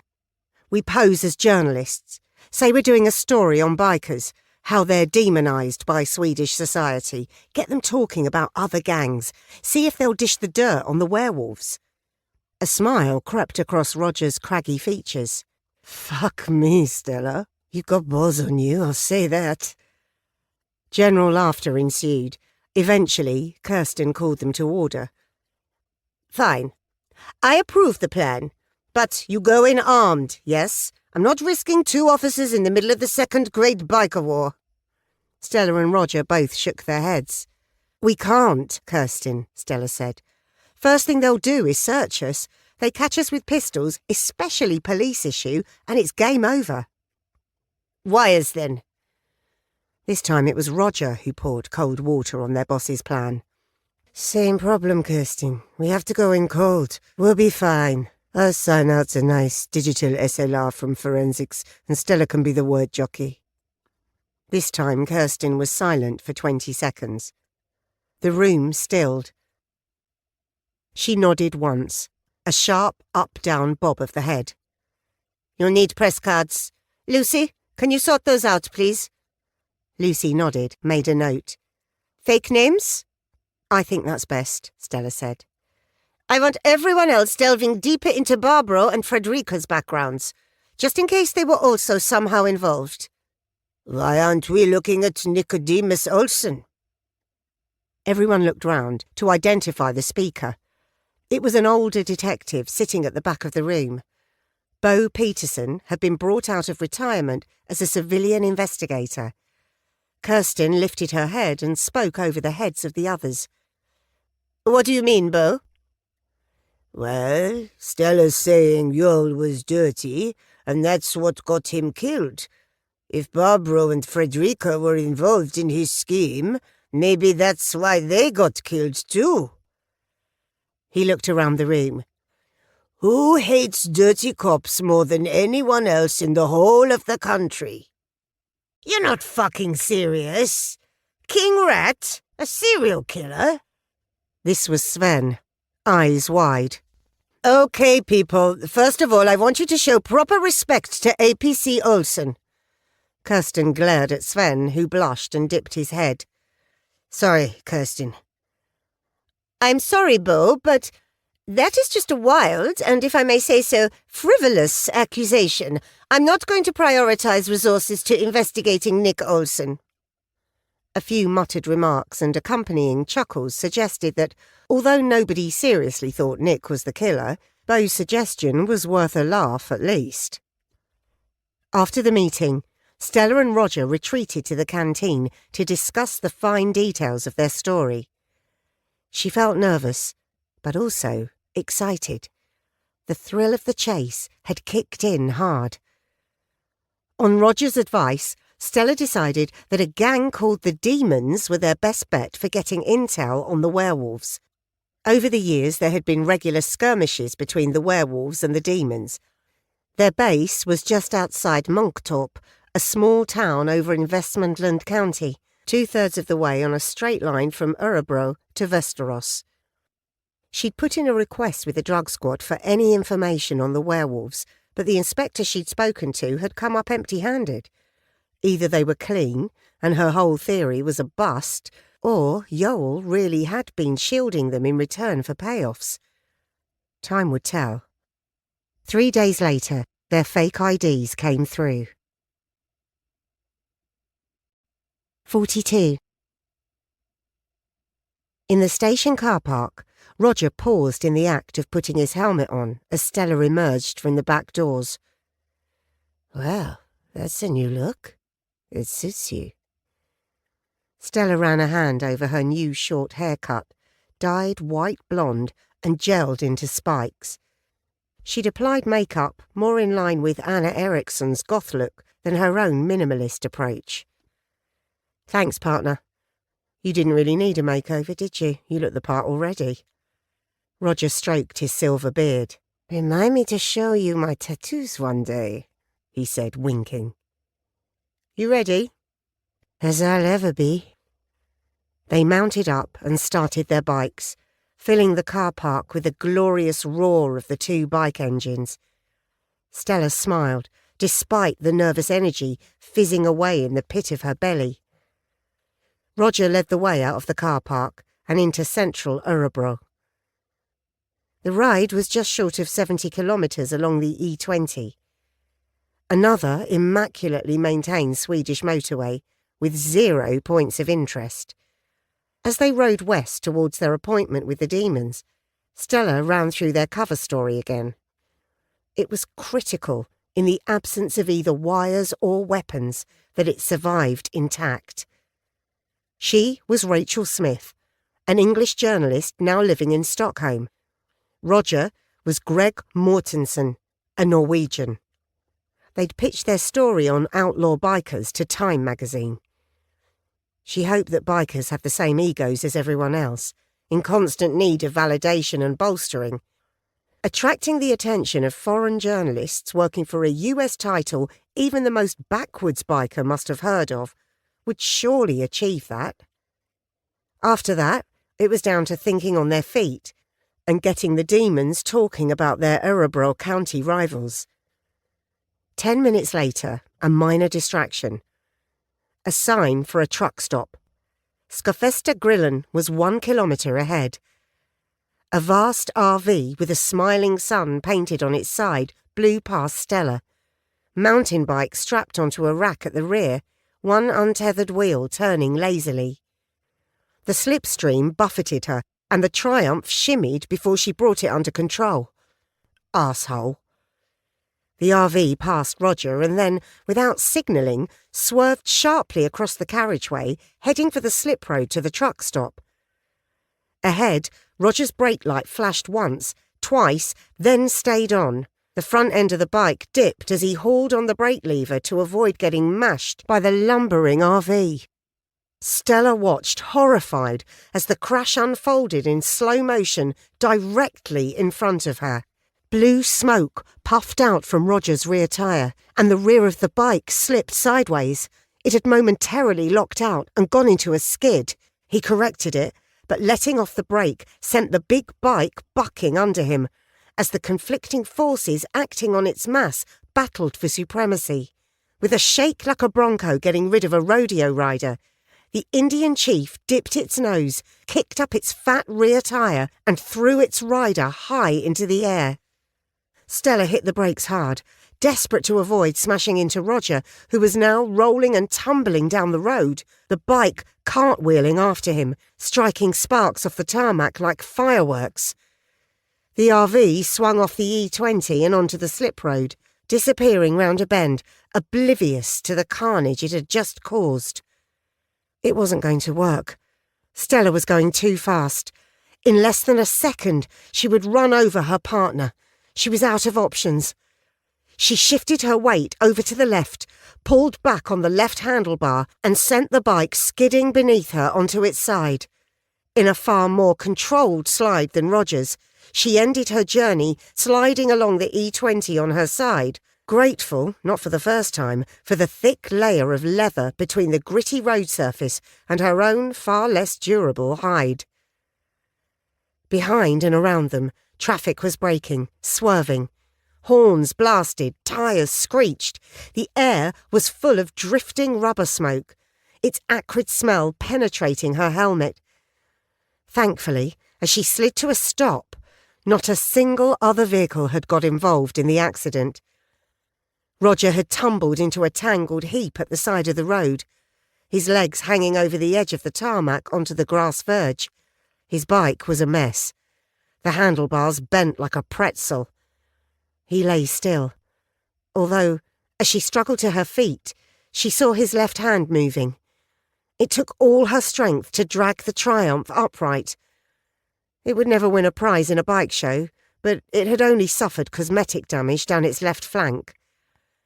The end of the foot peg had been ground off by a centimetre or two, and the tank was scraped down to the metal, but it rolled okay.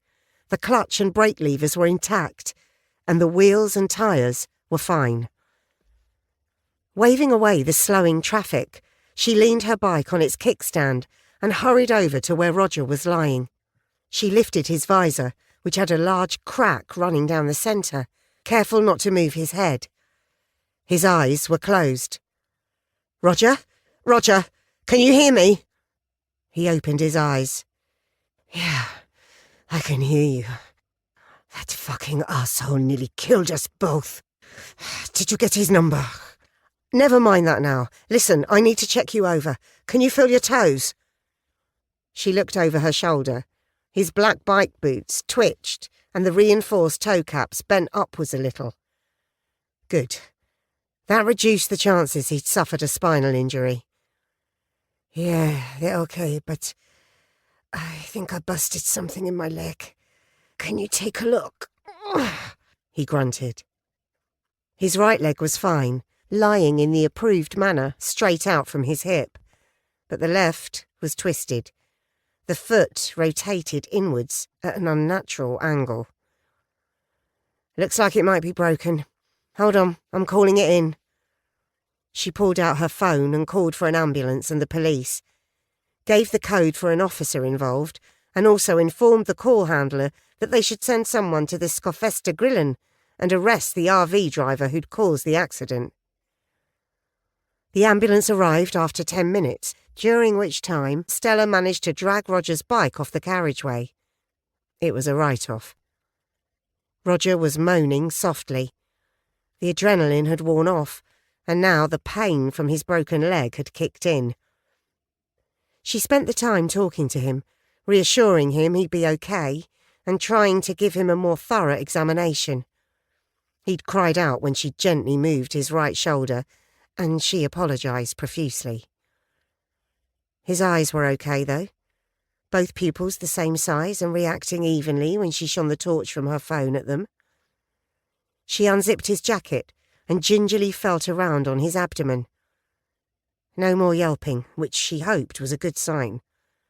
No blood anywhere either, although his leathers would need replacing. Incongruously, she remembered seeing honeymooning couples in Sicily riding hired scooters two up in shorts, vests and flip-flops. She'd been outraged, ranting about it to Richard until, laughing, he told her to calm down. "Nothing we can do about it, darling, is there? It's their funeral." Except it hadn't been, had it? Richard, her darling, careful Richard, had been the one lowered into the ground in a wooden box. She screwed her eyes shut and shook her head, forcing the unwanted thoughts out of her head by sheer effort of will. While the paramedics began checking Roger over, Stella stood to talk to the traffic officers who'd arrived shortly after the ambulance. She gave them a full description of the RV and made them promise to keep her updated. "We need to stay here, set up cones," the younger one, a woman, said. "But we called it in. If they leave before we speak to them, they'll be picked up down the road. We alerted colleagues in Västerås too. Don't worry, they won't get far." While the two traffic cops began coning off the inside lane and directing traffic to keep moving, Stella went over to Roger. The paramedics had lifted him onto a stretcher. "I'll ride behind the ambulance," she said, squeezing his hand and smiling down at him.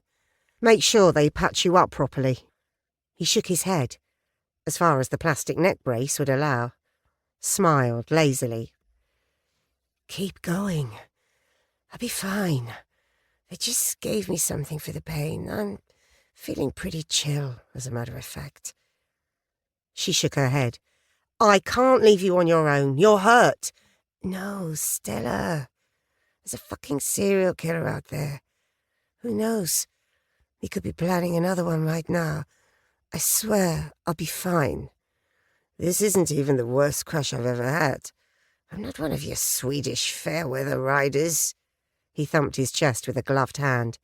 I am Roger Amundsen, Norwegian biker, and I say go. She straightened, gave his hand another squeeze. You're a fucking legend is what you are. I'll go, but I'll call you later, see how you're getting on. She turned to the paramedics who were waiting to carry him to the ambulance. Take good care of him, okay? They frowned simultaneously. Of course. We'll take him to the ER in Coping. She turned back to Roger and bent over him, kissed the end of his nose. Take care. You too. She watched the ambulance speed ahead, blue lights flickering, then retrieved the SLR from Roger's pannier and put it in one of her own. She climbed back on board the Triumph, thumbed the starter button and kicked it down into first gear. Just before the turn-off for Kungsor, Fagersta and Coping, which was overlooked by a drive-through McDonald's, she spotted the RV. Traffic cops had pulled it over, their blue lights reflecting off the chromework of the mountain bikes on the back. She glanced right and nodded her thanks to the cop who was currently noting down the driver's details in her book. He nodded back and then turned to the driver. She rode on to Monktorp and then turned left onto an unnamed county road that wound between a red brick single-storey school and a field on which a few dozen black sheep grazed. The distance to the next town, Morgendal, was 6 kilometres, but according to Roger's hand-drawn map, the Demon's Clubhouse was halfway along. 43. Luleo. After Stella had called him making those accusations against Yoel, Cern had gone out alone with just his new rifle for company. He missed Astrid's company, but she'd gone lame the day before, coming home from a wander with her left foreleg cocked and whimpering when he gently palpated it all the way from the paw to the hip. He couldn't see any thorns or find any breaks. Maybe she'd just pulled a muscle. It happened. How could Stella, a bloody incomer, think that was a reasonable question to throw at him? Christ! Yoel was as honest as the day was long. Poor sod. OK, so there'd been times when he'd arranged a bit of evidence to suit their case, but only when everyone knew the perpetrator was as guilty as sin, and there was a hell of a long road between that kind of thing and taking envelopes of cash to look the other way. He kicked his way angrily through some nettles, slashing at them with a stick he'd picked up a few minutes earlier. Fucking English bitch! Coming to Sweden and then acting like she was some kind of celebrity just because she caught a couple of killers. They'd all done that, hadn't they? And none more so than the hunter killers. Fuck's sake! Algren made the guys Stella had caught look like kindergartners. Cern almost wished Algren's disciple would show up in his favourite woods. Then there'd be a reckoning, all right. Cern would take great pleasure in sending him for a personal appointment with the devil, courtesy of a few well-aimed rounds of Winchester .308 ammunition. He unshouldered the rifle, a Carl Gustaf M80, and aimed at the circular scar on an old oak tree where a lower branch had broken away some years earlier. Imagined it was a killer's face grinning evilly back at him before blowing apart. Shaking his head and smiling, he lowered the barrel. In recent years, he'd been lax about wearing ear defenders when out hunting. Paulina had chided him. "You'll send yourself deaf." He'd always smiled and said if God had intended hunters to wear ear defenders, he'd have just given them more hair in their lugholes. The tinnitus wasn't bad, but it had taken the edge off his hearing, that was for sure. Or maybe it was just age creeping up on him. Anyway, as a result, he didn't hear the twig snapping behind him until it was too late.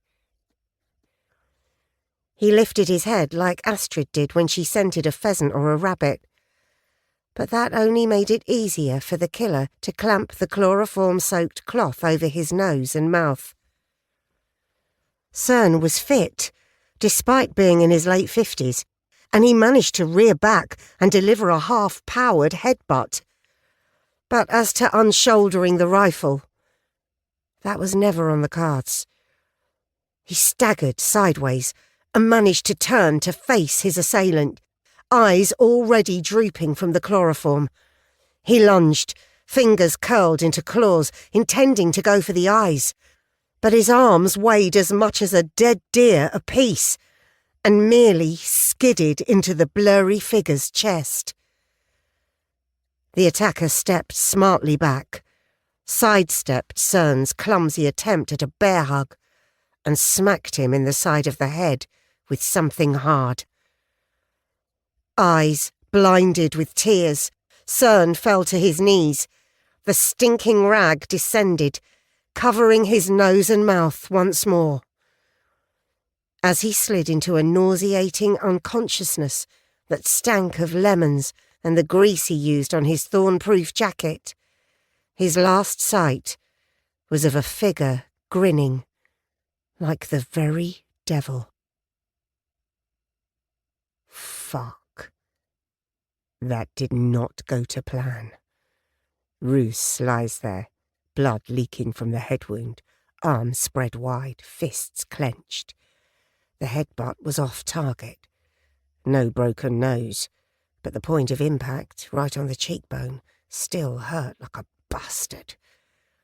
A dab of a Kleenex. No blood. That was good then.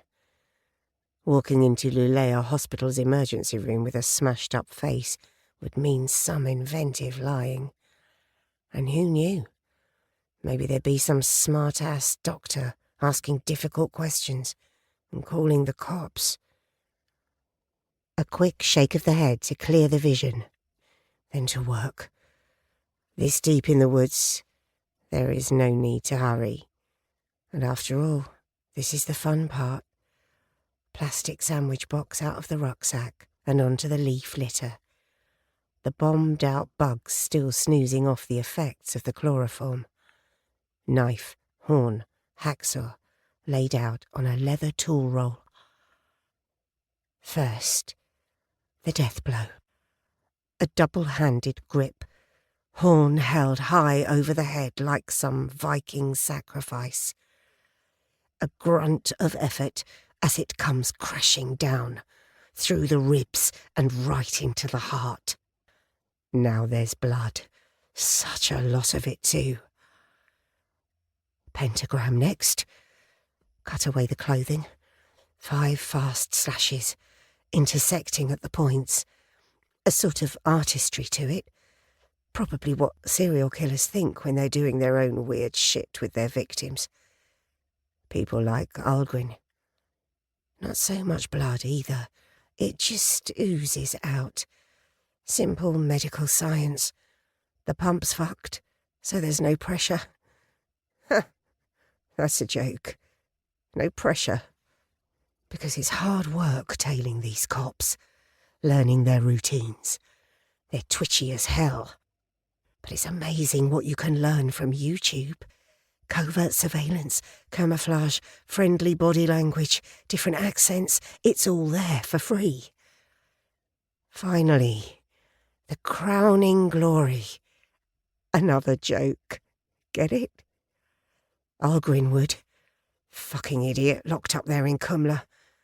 Clearly not the criminal mastermind he thought he was, or he wouldn't have been caught in the first place, would he? Off with the top of the skull. In with the right hand and the little paring knife, cut through the brainstem, then scoop it out two-handed, like a big old jelly. Weird, really, how all that computing power they talk about on those science programs is somehow just there, hidden in all that splodgy mess, like a couple of kilos of grey-white cheesecake.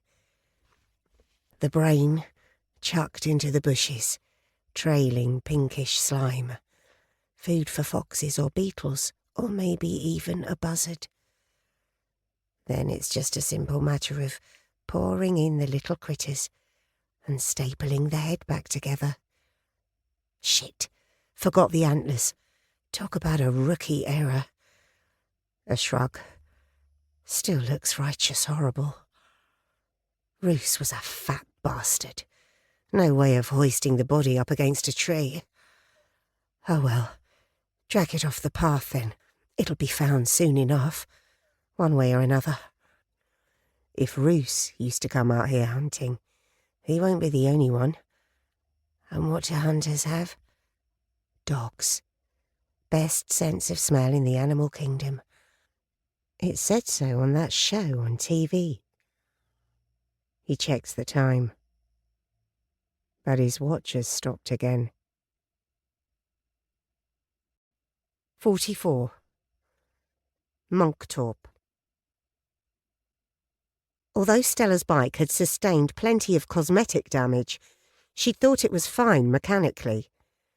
But as she trundled down the narrow, rutted lane, its centre strip grassy and flecked with red toadstools, the engine began misfiring, sending pistol cracks into the trees and startling huge black crows from their daytime roosts. Great way to announce your arrival, Stell. Sounded like a squad from the tactical support unit. Sure enough, as she emerged into a clearing in front of a Fallon red bungalow flying the Swedish flag and another black banner bearing a grinning red devil face, she had a welcoming committee. It was just that in this particularly secluded part of Sweden, the welcome consisted of several long guns sitting over brawny tattooed forearms. A couple were pump-action shotguns, but one was a black AR-15 semi-automatic rifle with a slotted forend, looking every bit as menacing as its manufacturers no doubt intended. To say the bikers were regarding her with a degree of suspicion would, she felt, have been something of an understatement. Narrowed eyes, clenched jaws, inked arms, those not cradling high-powered rifles anyway, folded across muscular chests. As she rolled the Triumph to a stop and removed her helmet, she caught the ratcheting double crack as someone racked a shell into a chamber. She held her hands up and smiled her widest smile. One she hoped said, "Hey, I'm a friendly freelance journalist, please don't kill me," and not, "Watch your six, motherfuckers, we've come to take you out." "Hello," she said in English, the goofy smile still in place. "I come in peace." Then again in Swedish, deliberately messing up both the accent and the pronunciation. "Halla, jag kommer ifred." The guy with the AR-15, a 6-footer with a lanky build that looked like he'd never put on weight, however many kanelbullar he ate, stepped forward. He spoke in English. "Who the fuck are you? And what the fuck do you want?" Stella dismounted and hooked her helmet over the handlebar. "Oh, thank God you speak English. I thought I was going to have to muddle through in Swedish. So, my name's Rachel Smith, and I'm a journalist. Hold on." She made a bit of play of fumbling inside her leather jacket. She knew the action was fraught with risk, but it fitted the image she decided on. An over-enthusiastic writer who maybe didn't quite appreciate the kind of people she was dealing with. So it was that as she limped towards them, her press ID card held out in front of her, 5 muzzles pointed directly at her. "Bloody hell! Steady there, cowboy. It's only my press card. Look, it's me in the photo." She held it out, straight-armed. AR-15 guy stepped forward and scrutinised the rectangle of white laminated plastic. It did the job, and she silently thanked the graphics team back in Örebro. A box of doughnuts would be winging its way to them as soon as she could find a bakery. He stepped back, and with a pat of his hand, signalled to the others to lower their weapons. "I'll ask you again. What do you want?" Stella delivered her cover story, telling him how she'd heard of the demons and how brilliant it would be if they'd agree to talk to her. He nodded as she ticked off the various points on her fingers. Finally, she was done. "So, what do you think? She ran a hand over her spiky blonde hair. I didn't get your name, by the way. That's because I didn't give it to you. But it's Gunner. I'm the president. He jutted his chin at the triumph. What happened to you? She rolled her eyes. Some fucking idiot in an RV wiped me and my partner out. He was supposed to be taking photos, but now he's in the ER in Coping. I think maybe a fuel line got blocked on mine. That's why I sounded like the cavalry when I arrived. Yeah, well, it's not if, it's when. I'll get one of my boys to take a look at it. Leave the keys in it. Maybe we should talk inside. He turned to his right. Grease gun, take a look at this lady's rides. Maybe a blocked fuel line. Sure, boss. While the fat biker wandered off to fetch some tools, Gunner took Stella inside the clubhouse. It was a variant on the werewolf's den. A pool table, a couple of pinball machines, an old-fashioned jukebox with purple, green and yellow neon lights around the frame. Jimi Hendrix was singing Purple Haze. In a corner, a couple of bikers were playing cards. They looked over, then went back to their game. Gunner turned to her. This article you're writing, what's the angle again? Well, like I said outside, it's sort of a lifestyle piece combined with old-fashioned reportage. Really, Roger and I wanted to chronicle a side of Swedish society that doesn't get much exposure except as lurid crime stories. We think, being bikers ourselves, that people might be interested to hear a different side of the story. He pursed his lips and nodded, more to himself, she thought. I'd want approval over what you write about us. She frowned, prepared to protest. Not because she cared. There was no article. But because it's what Rachel would have done. That would be difficult. I have my journalistic ethics to think about. But, she added hastily as he opened his mouth, because this is a very special interview, I'd be happy to show you the sections about the demons, so you could see I wasn't putting words in your mouth or inventing stuff. How would that be? And I have to say, that's me really chucking my journalistic ethics out the window for you, Gunner. You were going to take photos? Mm-hmm. In fact, if you're okay with it, we could come back when Roger is out of the hospital. You, obviously, and some of those fabulous bikes outside. Maybe a group shot? We could discuss all that later, of course. The offer of photographs seemed to swing it. He relaxed visibly. The challenging stare left his eyes, and his limbs loosened, as if he'd unhooked a couple of bungee cords holding everything under tension. Let's do it, he said with finality. You want a beer? Oh, God, that'd be fantastic. Yes, please. He led her to a small kitchen and cracked the tops off a couple of beers from a wheezing stainless steel fridge. Skål. Oh, right, skål. They clinked bottles, and Stella took a much-needed swig of the cold fizzy lager. On the way out again, she paused at a row of framed photos of gang members astride their bikes, again mostly Harleys. The card player nearest her looked up and caught her eye. He said something to his friend, put his cards down and sauntered over. He pointed to one of the photos and then stroked a black ribbon tied over its top left corner. "Know what that means?" he asked her. The meaning was clear to Stella, but in her new persona she decided to feign ignorance. "I don't, sorry." "It means he died wearing his colours." He pointed at other photos, all with the black ribbon. "For Danny, Lars and Yannick, it was crashes. Mike bought it in Kosovo, running weapons into Ukraine. Angel died in the Great Biker War. Fucking werewolf blew him up with a grenade." Here was her opening, and she hadn't even opened her notebook yet. Maybe it was cosmic payback for the indignity of being knocked off her bike. "I was going to talk to the werewolves next, so I'm guessing there's no love lost between you?" He glared at her before returning to his card game. Gunner murmured, "Don't mind Hackin, he's not the most sociable of guys. Let's go over there and sit." Once they were seated on a battered brown leather sofa, Gunner answered her question himself. "The werewolves are renegades. They've shat on every peace treaty Every deal, every arrangement over territory. The boss is a guy called Klaus Hellander. Fucking psychopath. Have you heard about the murders around here? No, we were in Oslo until a couple of days ago. What murders? Is it a biker thing? He shook his head. Not really. But there's a link to the werewolves. Really? The wide-eyed innocent look was playing hell with Stella's cheek muscles. One had developed a tic she was sure Gunnar could see. It felt like her whole face was jumping every few seconds. 3 cops have been killed.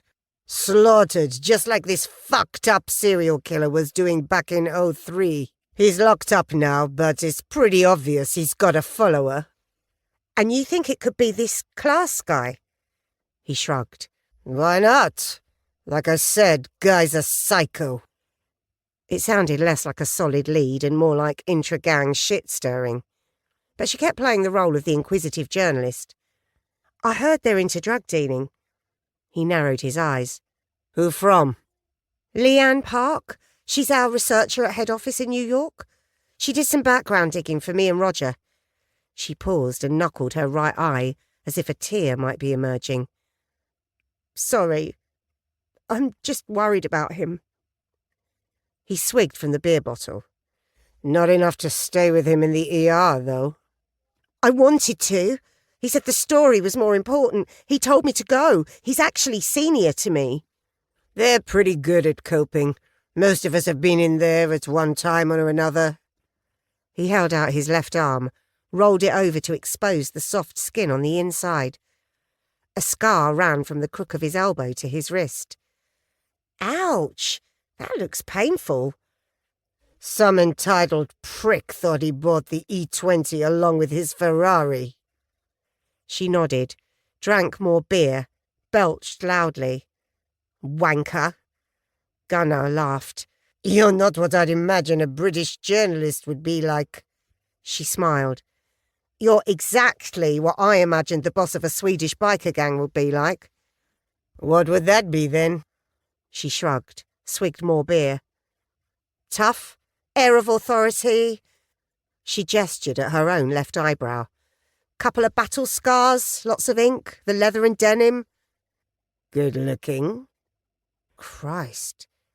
Was he actually flirting with her? Oh well, in for a penny. In a rough side-of-town way, obviously, but yes. He nodded, apparently satisfied. So, how does this work, then? She asked his permission to record their conversation, then spent 20 minutes interviewing him about gang life, the initiation process, how he thought they were misunderstood by wider Swedish society. After a while, she began to enjoy herself. Could even imagine writing the article for real. But she had a job to do. Roger would never forgive her if she returned with the light of journalistic endeavour burning brightly in her eyes, but no concrete intel. Talking about your rivalry with the werewolves, did you ever hear anything about their involvement in organised crime? She'd blithely accepted his self-painted portrait of the demons as somewhere between a men's consciousness-raising group and a hobby club for fans of American Iron. Hopefully that meant the opportunity to strike a blow at his hated opponents would be too hard to resist. She resisted the temptation to hold her breath, didn't want to seem too keen. He glanced sharply at her. I thought you said this was all about how biker gangs aren't all outlaws and lowlifes. She was losing him. Panicking, she thought fast. It is. Of course it is. I didn't mean they were or anything. It's just maybe people round here, the police even, go after you because of, I don't know, maybe they have informers or something. She smiled and ruffled her blonde spikes up. The vagueness and waffly phrasing were part of her act. She couldn't afford to seem too knowledgeable. It would be fatal. And not just to her investigation. She had no doubt people like Gunnar wouldn't hesitate to off an undercover cop posing as a journalist and then dispose of her remains deep in the forest.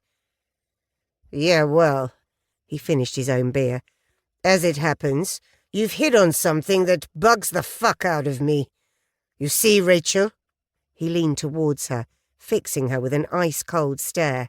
The SPA never go after the werewolves.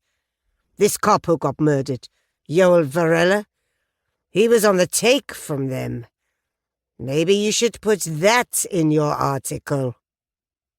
He sat back, folded his arms.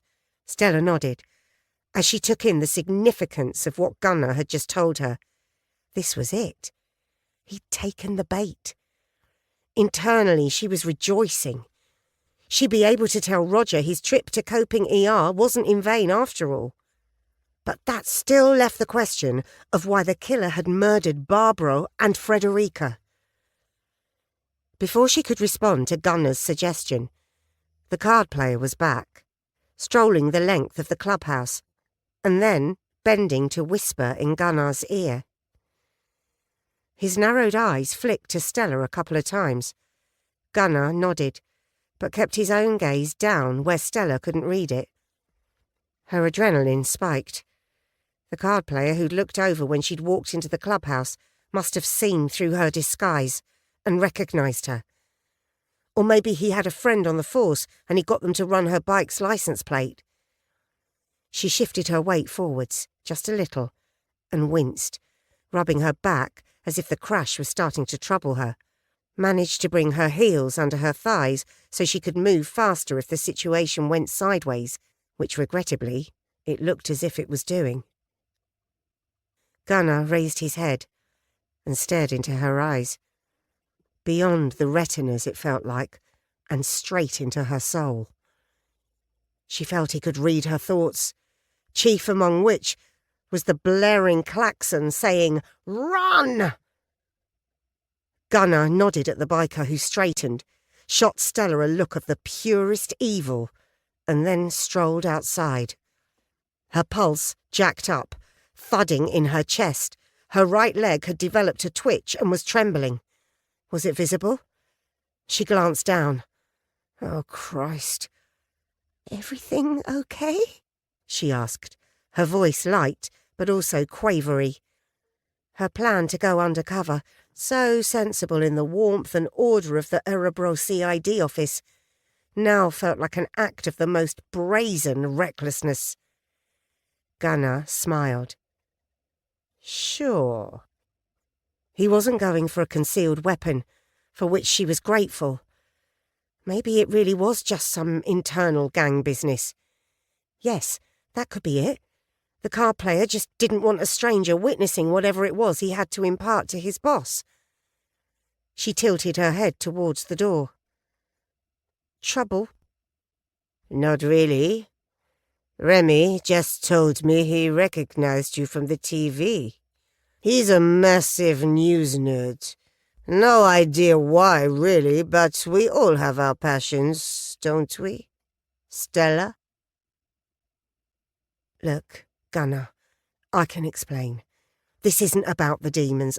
He held up a hand. I, for one, love my bike. I expect you love yours, too. What was it? A speed twin? Shit. That use of the past tense was anything but accidental. She turned her head all the way to the door, just in time to rear back as an ear-splitting bang rattled the windows. Through the glass, flames, bright orange and yellow, blossomed. With Gunnar's mocking laughter ringing in her ears, she raced outside. The Triumph lay on its side, several metres from where she'd left it. Fire was busy consuming it from the tail light to the front forks. The petrol tank had burst open like an overripe fruit. Greasy black smoke coiled up into the trees. The stink of burning fuel, rubber and the padding from the saddle filled her nostrils, making her retch. Off to one side, the card player stood, regarding her with a glare that would have stripped paint. Over his arm, a pump-action shotgun into which he was slotting home cartridges one after the other. The rest of the gang was standing off to one side of the charred wreckage of her bike. The rifles were back, and so were knives, machetes, and an ominous length of blue polypropylene rope. Time to act, not to think. Stella didn't have a gun, not even a knife, nor a leather roll filled with pound coins. But she still had her street fighting skills, and was as fit as she'd ever been thanks to her daily runs with Yonna. A path led away from the clubhouse into the forest. It was that or the road. But Harleys could use the road. In the trees, they'd be useless. The demons would have to come after her on foot. She ran straight at the card player. Eyes wide, he raised the shotgun, but she charged into him before the barrel was anywhere near level. A handful of clawed fingers to the face, and over his scream, she ran for the pines. A glance back over her shoulder as she entered the trees, just to see how many were coming after her. Odd. Not one. Eyes front, no sense tripping. And Gunnar appeared in front of her, swinging a baseball bat. The explosion was louder than when her bike went up. Blinding white light, a percussive bang between her ears, a roaring that sounded like hell itself opening up in the Swedish forests, agony that spread from the centre of her head and radiated to every part of her body, along nerves screeching with pain. Then, blackness. 45. Stella opened her eyes. Or the right one at least. The left was stuck shut. Without the benefits of binocular vision, the scene in front of her looked flat, unreal. If only. 7 men. Gunnar at the centre, each armed with a knife or a gun, a bat or a heavy wrench. Shit the devil, her head hurt. No, strike that. Hurting she could have dealt with. Her head was wrong somehow. A deep well of pain had erupted somewhere behind her eyes and spewed molten agony into every corner of her brain. Her arms were burning too. A searing sensation in her armpits, as if devils were trying to pull her apart. She raised her head, and the act of tipping it back set off an explosion at the back of her skull. Dark curtains swung shut over her vision, permitting her a final glimpse of her hands, bound at the wrist with blue rope and tethered to a branch. Months passed, years. She was drowning. Icy Swedish seas lashing her from side to side, turning her over and over in the waves. Freezing water poured into her nose. Deep down below her, in the dark, sinuous creatures with needle teeth and eyes like jade marbles grinned up at her. She retched and opened her eyes, both of them this time. Her face was wet and her vision was stained pink. She looked up, wincing at the lancing pain that speared from one temple to the other. Her wrists were tied individually, the rope between them slung over a broken-off stub of a branch. Gunnar stood in front of her, a steel pail dangling from his left hand. Her head was still bad, but at least now she could think. She looked down. Her jacket was gone, and her shirt had been cut open right down to her navel. Fuck. Gunnar slung the pail away.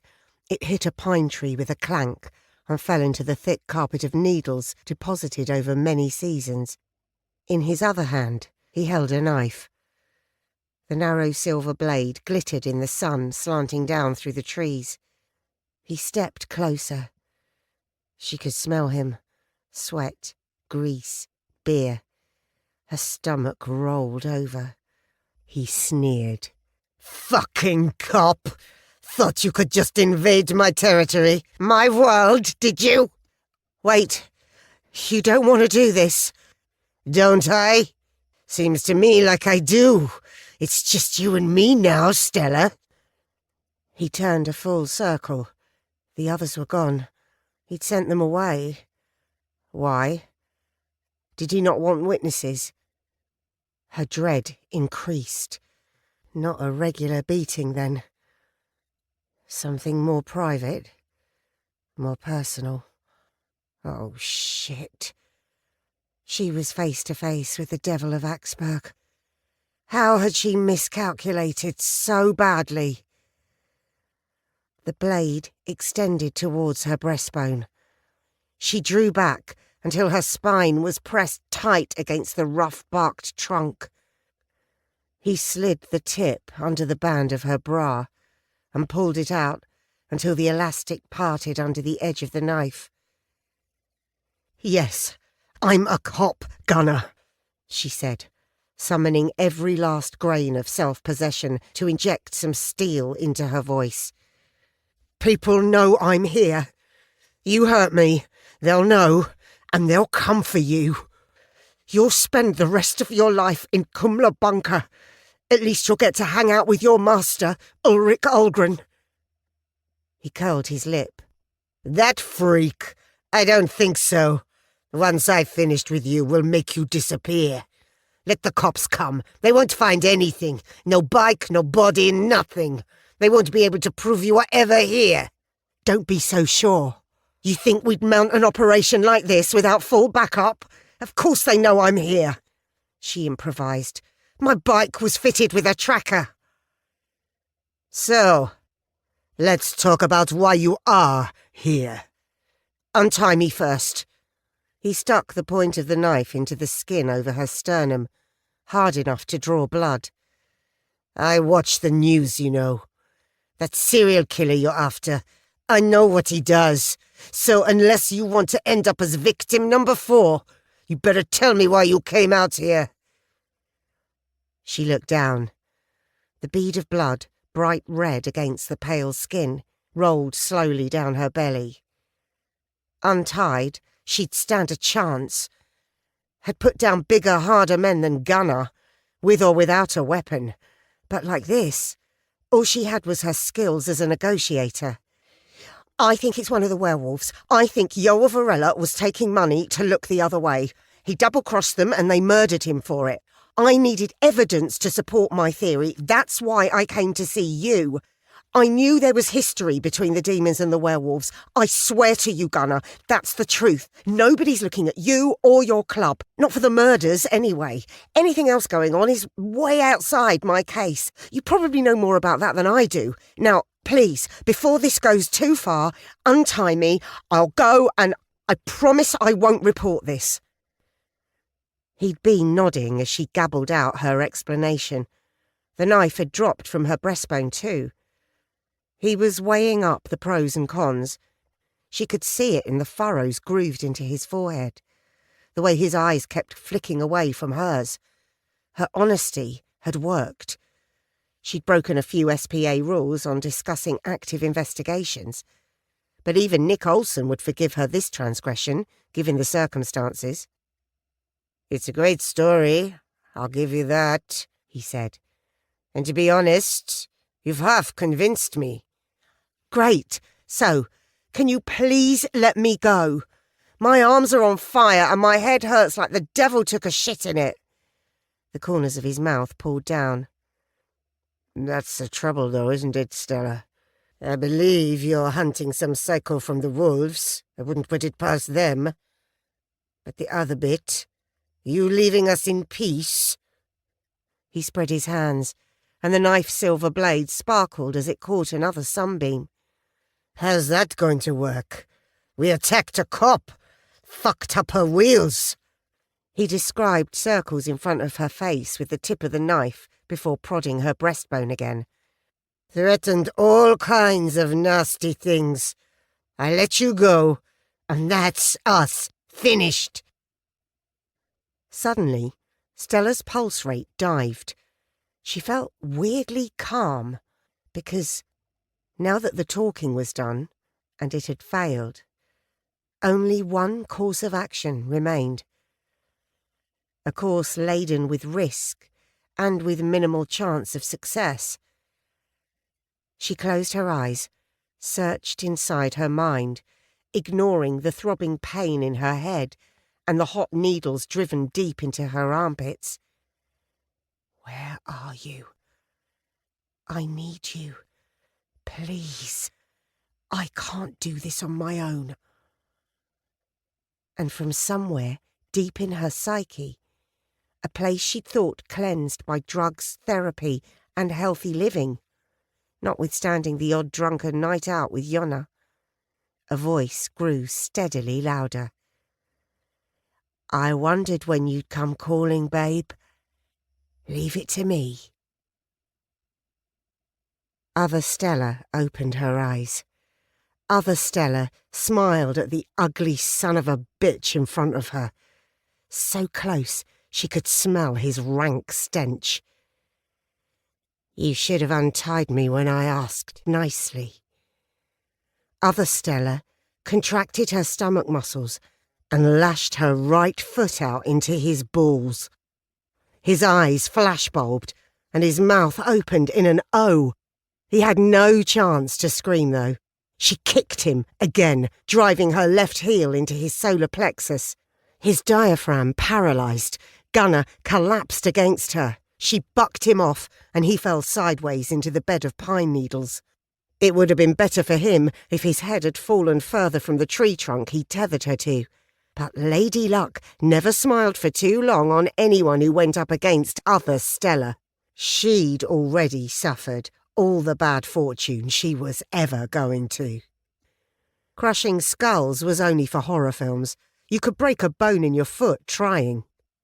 So she stood on his throat and let her weight sag. After a while, she brought her boot heel off his neck. The knife was still clutched in his right hand. Useless to her, anyway, unless she could get her boots and socks off unaided and then develop Paralympian levels of foot dexterity. She looked up, assessed the angle and length of the sharp stub of branch supporting her. Nodded. Yes, that could work. She tensed her stomach muscles and hoisted her legs up from her hips, bringing her knees in close to her body. Teeth gritted against the pain from her arms. She raised her knees higher, then straightened her legs until she was almost inverted. Something to be said for core strength, after all. Now for the tricky bit. She needed to separate her wrists enough to get her boots between them. Joints cracking like eggs being stamped on. She parted her wrists just enough and thrust her boots into the narrow gap she'd created. In the distance, she heard laughter, men shouting for Gunnar, asking when it was their turn. With the rope wedged against the soles of her boots, she strained against her own weight, trying to straighten her legs. The rope started to creak over the branch. A centimetre. Then a jerk. 2 more. She pushed harder, feeling her buttocks, her thighs, her calves flowing with blood as she summoned up every last ounce of strength. The rope jerked again and shifted 5 centimetres towards the broken end of the stub. She screamed and imagined kicking the dead biker all the way to hell. The rope slipped off the end of the branch and she crashed down into the pine needles. She grabbed the knife and slit the rope at both wrists, shaking it off and then running into the dense tree cover. Hey, Gunnar, did you kill her? Someone shouted. She recognised the voice. Card player. Not fair before we got to play. More laughter. She began circling back. They'd left the clubhouse unattended, the bikes too. She could take one and leave. Nobody any the wiser. OK. Gunnar was probably dead, but they'd hardly go to the police, would they? Not exactly on brand, was it? The trouble was, they'd been going to rape her and kill her. Mess up her corpse so she looked like another victim. And there was every chance they'd come after her. What if they caught her before she reached Monktop? Even if they didn't, they'd made her. She wouldn't be safe, even in Stockholm. Plus, they started it. Other Stella turned back towards the forest. 46. Screams. No, not screams. Sirens. Stella jerked awake. She was lying on the ground in front of the demon's clubhouse. The pain from the head wound had transmuted from a rusty spear point jabbed into the back of her eyeballs to a pounding ache like a 2-bottle hangover. She could work with that, but her chest felt as though someone had made free with a blowtorch. She raised herself on her elbows and looked down. Frowned. Hadn't Gunnar stopped once he jabbed her with the point of his flick knife? Now a cut extended down from the original penetration wound for 5 centimetres. Black blood had clotted the wound, but it still looked nasty and it hurt like hell. She rolled sideways and managed to raise herself up onto her hands and knees. But her head swam, and she had to sink down onto her elbows, resting her throbbing forehead on the cool earth. Her forearms bore shallow cuts too. Nothing serious, but puzzling all the same. A familiar voice shouted from some distance away. I see her! It was Lucy. Running footsteps. Then Lucy was crouching at her side. Stella, are you okay? Can you hear me? Oh shit! What the fuck did they do to you? Cautiously, Stella lifted her head, swivelled round until she could sit on the ground. She took in her surroundings. She was outside the clubhouse. The bikes were still there, but of the demons there was no sign. I'm fine, I think. A little groggy. One of them recognised me. They tied me up. They were going to kill me. Eventually, she added. Oh, Jesus. Thank God you got away. Sven appeared, and he too knelt by Stella's side. Hey, Stella, let's get you up. An ambulance is on its way. Sven and Lucy took an arm each, and between the 3 of them managed to get Stella standing. Her head went swimmy again, and white stars sparkled around the edges of her vision. Where the fuck were the demons? And why did she have a horrible, queasy sense of foreboding? The 2 cops led her to a marked Volvo estate with the hatch up and helped her sit on the back bumper. Get a first aid kit, Sven, Lucy said sharply. I'll stay with Stella. Once he'd gone, Lucy pulled a silver thermal blanket out from the boot space and draped it over Stella's shoulders. Solicitously, she drew the front edges together over her exposed breasts. There. That's better. Sven couldn't get his eyes back in their sockets. I'm afraid that cut's going to need stitches. Her eyes widened. It wasn't one of them, was it? The Devil of Exburg? Stella shook her head. Then, as pain bloomed like a black toadstool between her ears, wished she hadn't. The pain made her nauseous, as she had to swallow hard to stop herself vomiting. I don't think so. How did you know to come for me? Lucy smiled. It was Roger. He called in as soon as he was out of trouble at the ER. Said he'd told you to go in alone, and now he was regretting it. Stella had to smile. She hadn't expected gallantry from the bearded biker cop. Well, he didn't tell me exactly. It was a joint decision. And he was off his face on morphine. But I'm glad you're here. Not just me and Sven, Lucy said. Look. Gingerly, Stella turned her head in the direction Lucy was pointing. 4 uniformed cops, carrying automatic rifles, were patrolling the area in front of the clubhouse. 2 more emerged from the front door, shaking their heads. Place is empty, one called over. Can you remember anything before you were knocked out? Lucy asked.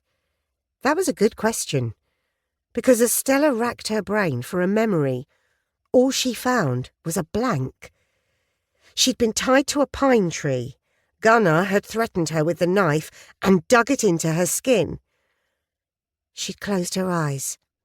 And what? The memory just ended. Their leader smacked me in the head with a baseball bat. He tied me up and cut me, and Then it's just a blank, Lucy. I can't remember anything. I just woke up here. I must have fought my way free somehow, then blacked out. Lucy nodded. Her focus shifted to a point above Stella's eyes. That's a pretty big goose egg you've got on your forehead. You might have a concussion. They probably want to keep you in overnight at coping just in case. Normally, Stella would have protested, but the way she felt, the thought of a night somewhere cool and safe with painkillers on tap, held a certain appeal.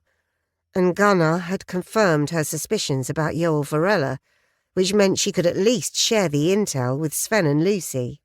"Detectives, over here!" Lucy looked over to where one of the uniformed cops had walked into the forest. "I'd better go. Are you all right here for a minute?" "I'll be fine. Go." Lucy hurried away in the direction of the shouting. Stella lay back until her head was resting on the kit bag at the rear of the load space. She closed her eyes.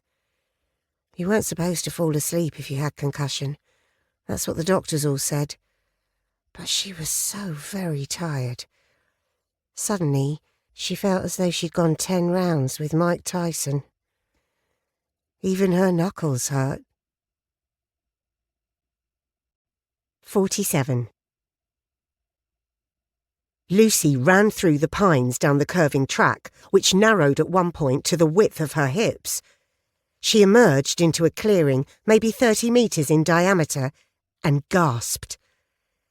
The uniform, Aaron, his name was standing open-mouthed on the far side of the roughly circular space.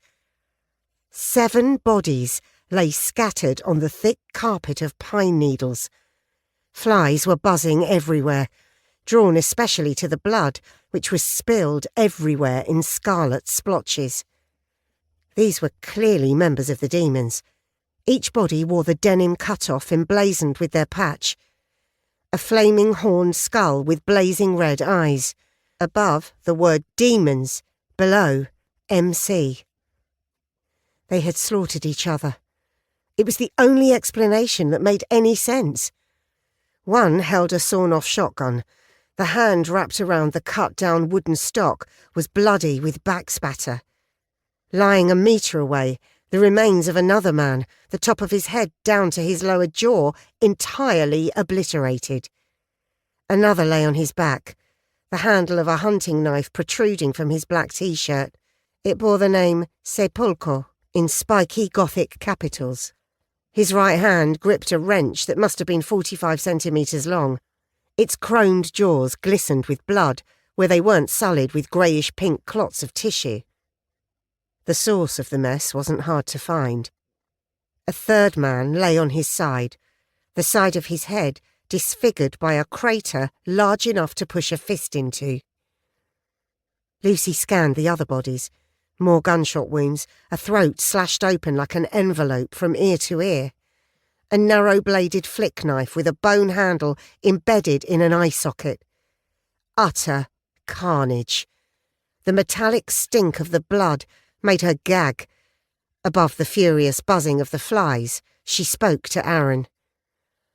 "What the hell happened here?" He shrugged. Maybe they fell out over who was going to kill Stella. Does it matter? From what Roger said, this is a result for us. Well, of course it matters. Look around you. 7 dead bodies. Yeah, but they killed each other, didn't they? Oh, no. Wait. He slapped the front of his head. Despite being knocked cold and suffering severe injuries, Stella single-handedly took out a Hell's Angels 7-a-side team. Yeah, that'll be it. He was right. Nothing else made any sense. You'd better secure the scene anyway. The pathologist will need to see this. Forensics too. Fine, but Kirsten's not going to be happy about having to spend her precious budget investigating 7 biker-on-biker killings. Not when the Vics and the perps are the same people. Lucy shook her head and left him to it, directing 2 more uniforms to the scene as she passed them on the path. Back at the Volvo, 2 paramedics were tending to Stella. One was shining a torch into her eyes, left, then right, then left again. The other was applying a dressing to the laceration on her breastbone. She'd kept the thermal blanket in place to protect Stella's modesty, for which Lucy was grateful. It was bad enough getting slashed by a murderous thug without having every male cop ogling your tits. Stella's hands rested on her knees while the paramedics worked. Nasty red wheels encircled her wrists like bloody handcuffs. The skin was broken in places, and they were weeping blood. She had defensive wounds on her arms too, poor woman. "Did you say they tied you up?" Lucy asked, frowning. Stella looked up at her. "What? You were tied up? How did you get free?" Oh, it's really fuzzy. I was trying to pull myself off the branch they'd hung me from. I think I got loose and undid the knots with my teeth. My God, Stella, you're a tough one. I just came from a clearing in the forest. It must be where they took you. It's a bloodbath. She told Stella about the mayhem she'd witnessed, to Stella's obvious shock. "What happened?" Stella asked. "Your guess is as good as mine. While you were out cold, it looks like they had some kind of massive argument. Things kicked off, and now we've got 7 corpses." The paramedic dressing Stella's wounds straightened and pulled off her gloves. "Right, that will hold until they can stitch you up at Coping. Let's get you in the ambulance and we'll be off." Lucy walked alongside Stella until she was safely inside the ambulance and lying on the folded gurney. "I have to stay here and coordinate things with Sven, but we'll come to the hospital as soon as we're done." Stella smiled. "Thanks, Lucy. You're a lifesaver." As the ambulance turned a full circle, clipping one of the motorcycles which crashed over onto its side, Lucy waved, even though she knew Stella couldn't see her. She wasn't really a lifesaver. The danger had passed by the time she and Sven and the cowboy squad arrived. But it was nice of her to offer praise like that when she was half unconscious from a head wound. She was lucky to be alive. She must have fought like a tiger. 48. Coping. The morning after the Monktorp massacre, as everyone at the Örebro cop shop was calling it, Stella was sitting in the day room at Coping Hospital, a magazine lying open but unread on her lap. The same thought, though dressed in many disguises, chased itself round and round inside her head. Just what exactly had happened out there in the forest? For the 100th time, she closed her eyes and willed herself back there. Her stomach churned as the vivid memory of being strung up from the pine trees filled her memories. She smelled Gunnar Halvorsson's sweaty stink, saw the glint in his eyes as he swung his blade in front of her. He'd cut her, she was sure of that, at least. But then, nothing. Her next memory was of coming round outside the clubhouse, woken by police sirens, her head splitting and her chest burning. Was Gunnar the devil of Axberg? He'd known about the pentagrams, but he'd also said he'd seen it on the TV. She tried calling Cern, but his phone went straight to voicemail. She called Nick. He picked up on the first ring, which answered her question. He, at least, was still alive. A nurse came by to ask her how she was feeling. 10 minutes later, a doctor arrived. She took Stella's temperature and blood pressure, asked a few questions about her mental state, and then said she was free to go once they could get the discharge nurse to sign off on the paperwork. Stella's phone rang. She reached for it, and when she saw the caller ID, smiled widely. "Vicky! How the fuck are you? It's been too long." "I'm fine, lovely. Really good. How are you?" "You want the Instagram answer or the truth?" Vicky laughed. "Been in the wars again?" "I was undercover with a gang of outlaw bikers hunting a satanic serial killer, but they made me. I got whacked with a baseball bat and was almost raped and murdered, but lucky for me, I passed out with concussion, and while I was unconscious, they all killed each other. A beat. So how's your week been? Stella Cole, you are shitting me. Vicky Riley, I shit you not. Jesus, mate. When you go for it, you really go for it, don't you? Listen, until a couple of weeks ago, I was doing drugs talks to Swedish teenagers. Really? That doesn't sound like your usual beat. What happened? It's a long and very boring story. Seriously, though, how have you been? How's married life treating you? That's why I'm calling, actually. Vicky's tone changed, became more serious.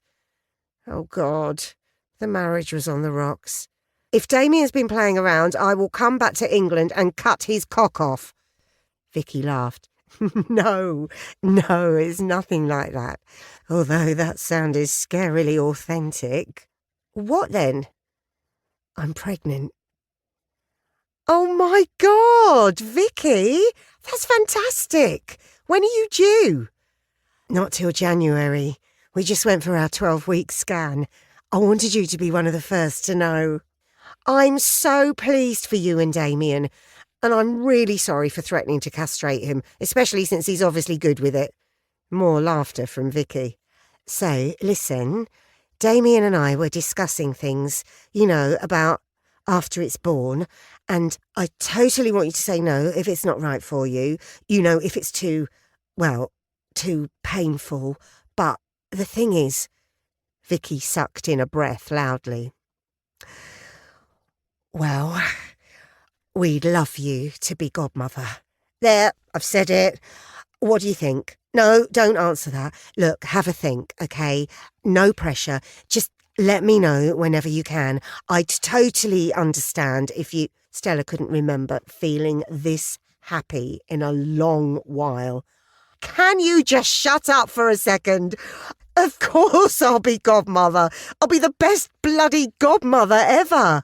I'll do the drugs talk, the sex talk, I'll take them to unsuitable movies, buy them makeup, Let's start with renouncing Satan and all his works and then maybe move on to reading bedtime stories for now, yes? The mention of Satan dragged Stella's mind back to darker thoughts. Not the killer stalking Sweden's finest. A very different threat from Stella's past, and the reason she was sitting in a Swedish hospital and not an English one. January, he said. Yes, I don't know the exact date, but it's early days and those calculations are a bit bloody random, aren't they? But you can get some time off for the christening, can't you? It's partly why I wanted to tell you so soon. I know how the job gets all-consuming. I used to feel the same way about journalism until this business. It's not that. I just need to sneak into Britain incognito and hope the Prime Minister doesn't have me on some terrorism watch list. Yeah, it's fine. I'll sort it out. Get some leave. Lord knows, I have enough owing. Stella had never told Vicky about the real reason she'd decamped to Sweden. As far as her best friend knew, like Stella's former colleagues in the Met, it was an officer swap that had worked out so well she'd applied to have it made permanent. Keeping quiet had, not surprisingly, been one of the Prime Minister's conditions.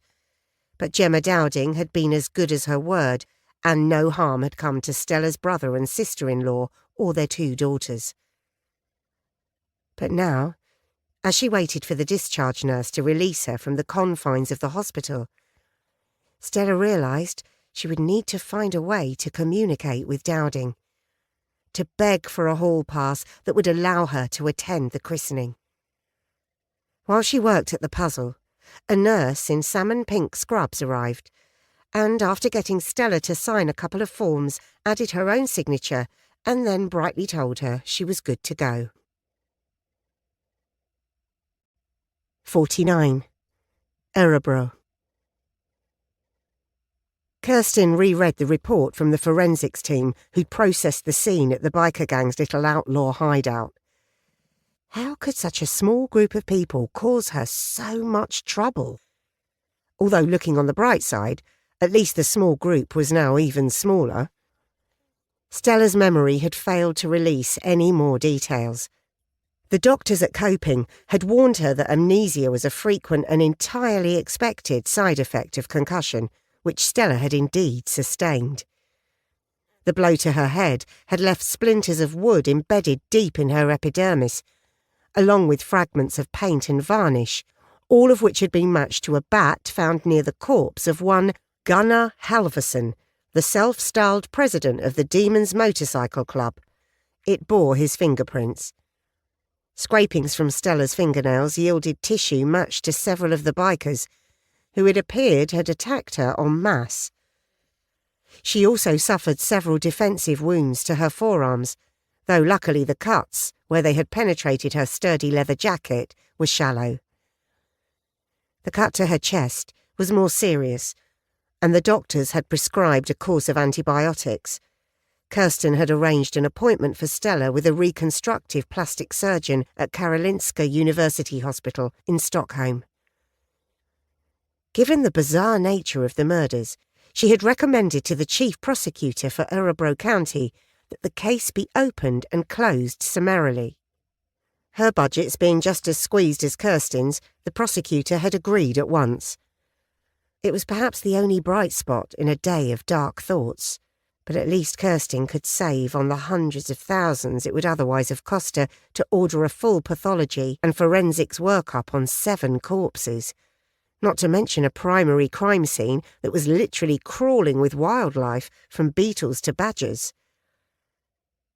With nobody left alive to prosecute for the assault on Stella, there was nothing more she could do bar recommend her for a commissioner's commendation for bravery. Stella had tried to wave it off as just part of the job, but Kirsten was determined. And now, just 2 days after being almost killed, Stella was back on it, putting the local team to shame. Idly, Kirsten wondered whether there was anything she could do to tempt Stella away from the big city. 50. Luleå. The mortuary at Sunderby Hospital in Luleå was chilly. Stella shivered, despite the extra jumper she'd put on that morning.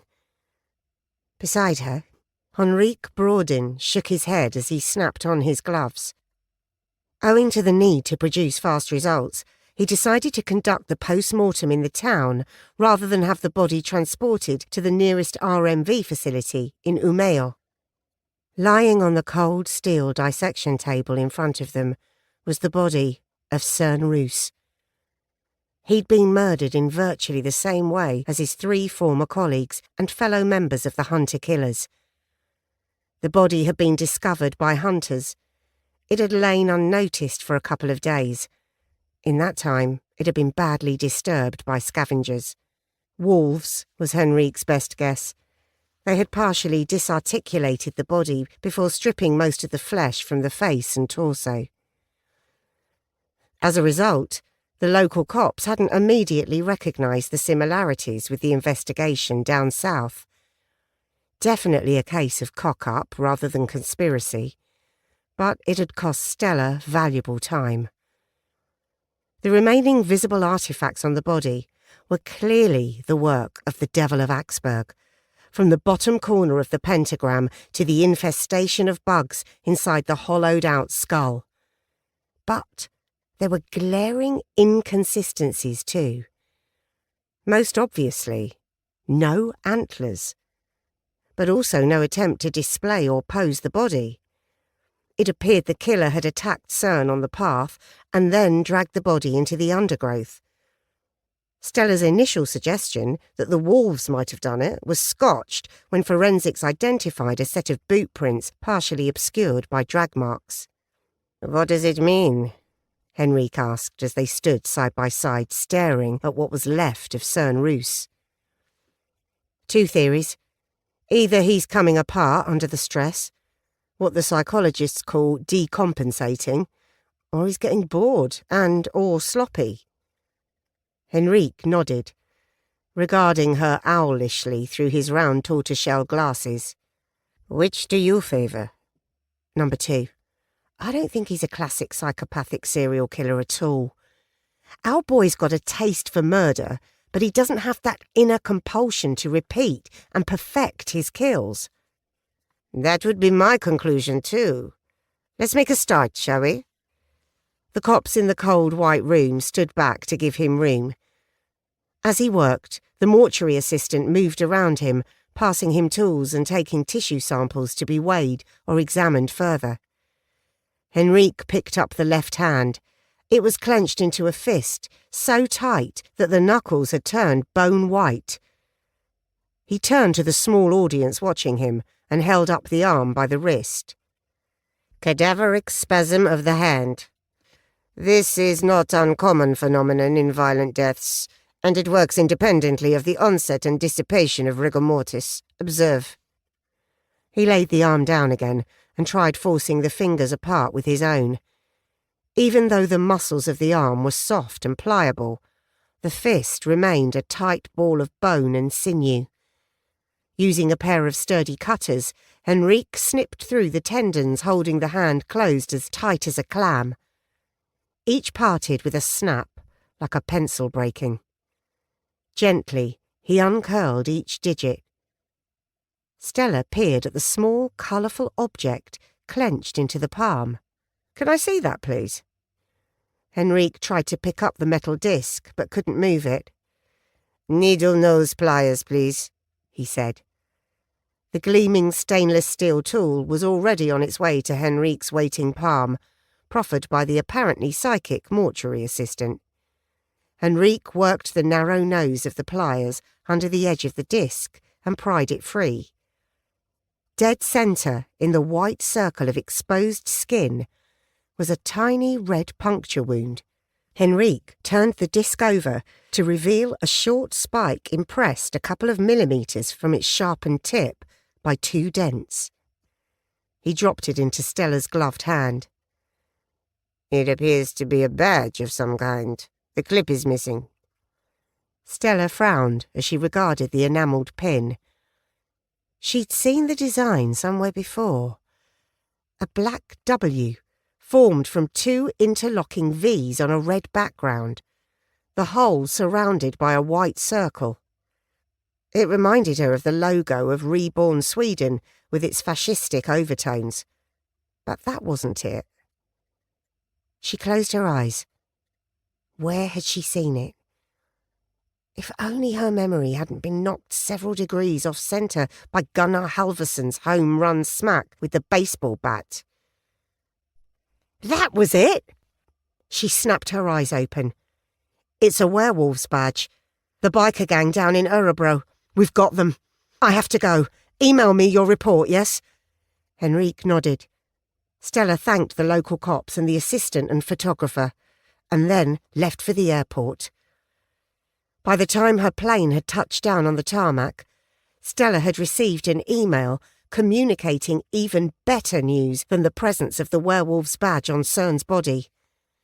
A CSO at the primary crime scene had found a blood-stained piece of glass bearing a single fingerprint. The results had come back from the national database with a 21-point match to an individual with a string of convictions for violence, theft, and possession of drugs. 1 Klaas Helander. 51.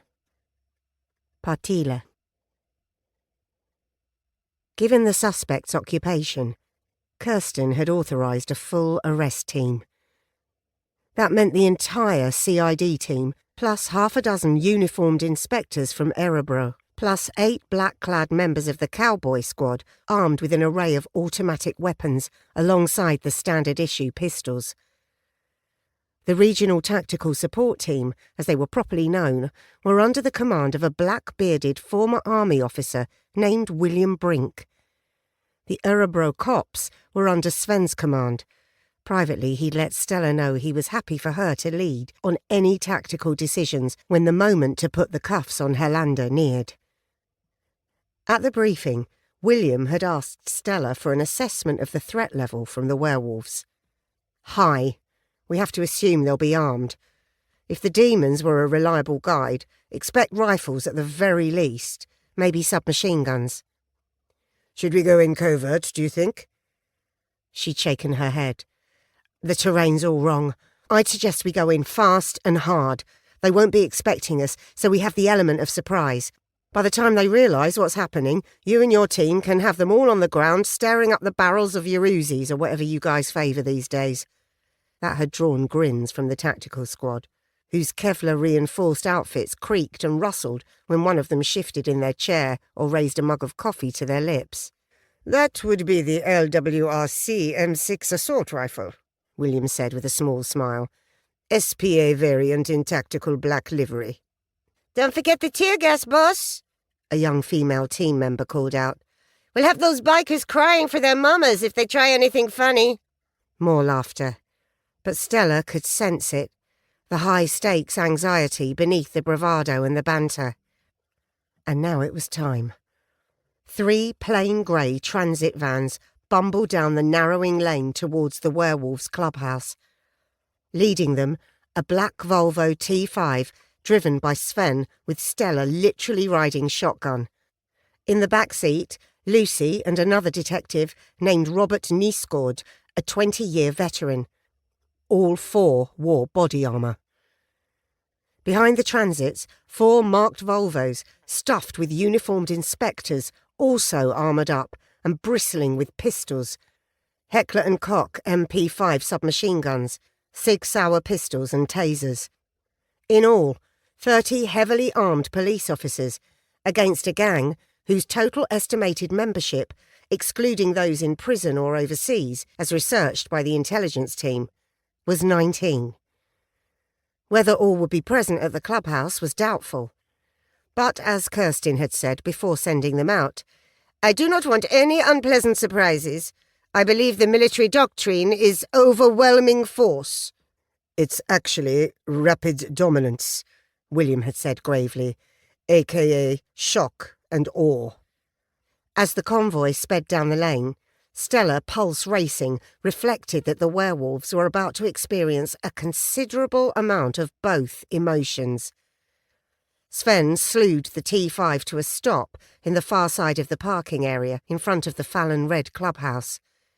The move, like everything else about the arrest, had been brainstormed and planned down to the last detail back at Erebro.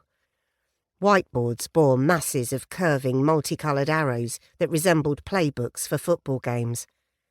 As he, Stella, Lucy and Robert jumped out, pistols drawn, the tactical transit vans raced in behind them. At once, the rear doors banged wide, and the cowboy squad jumped out, assault rifles held ready to fire.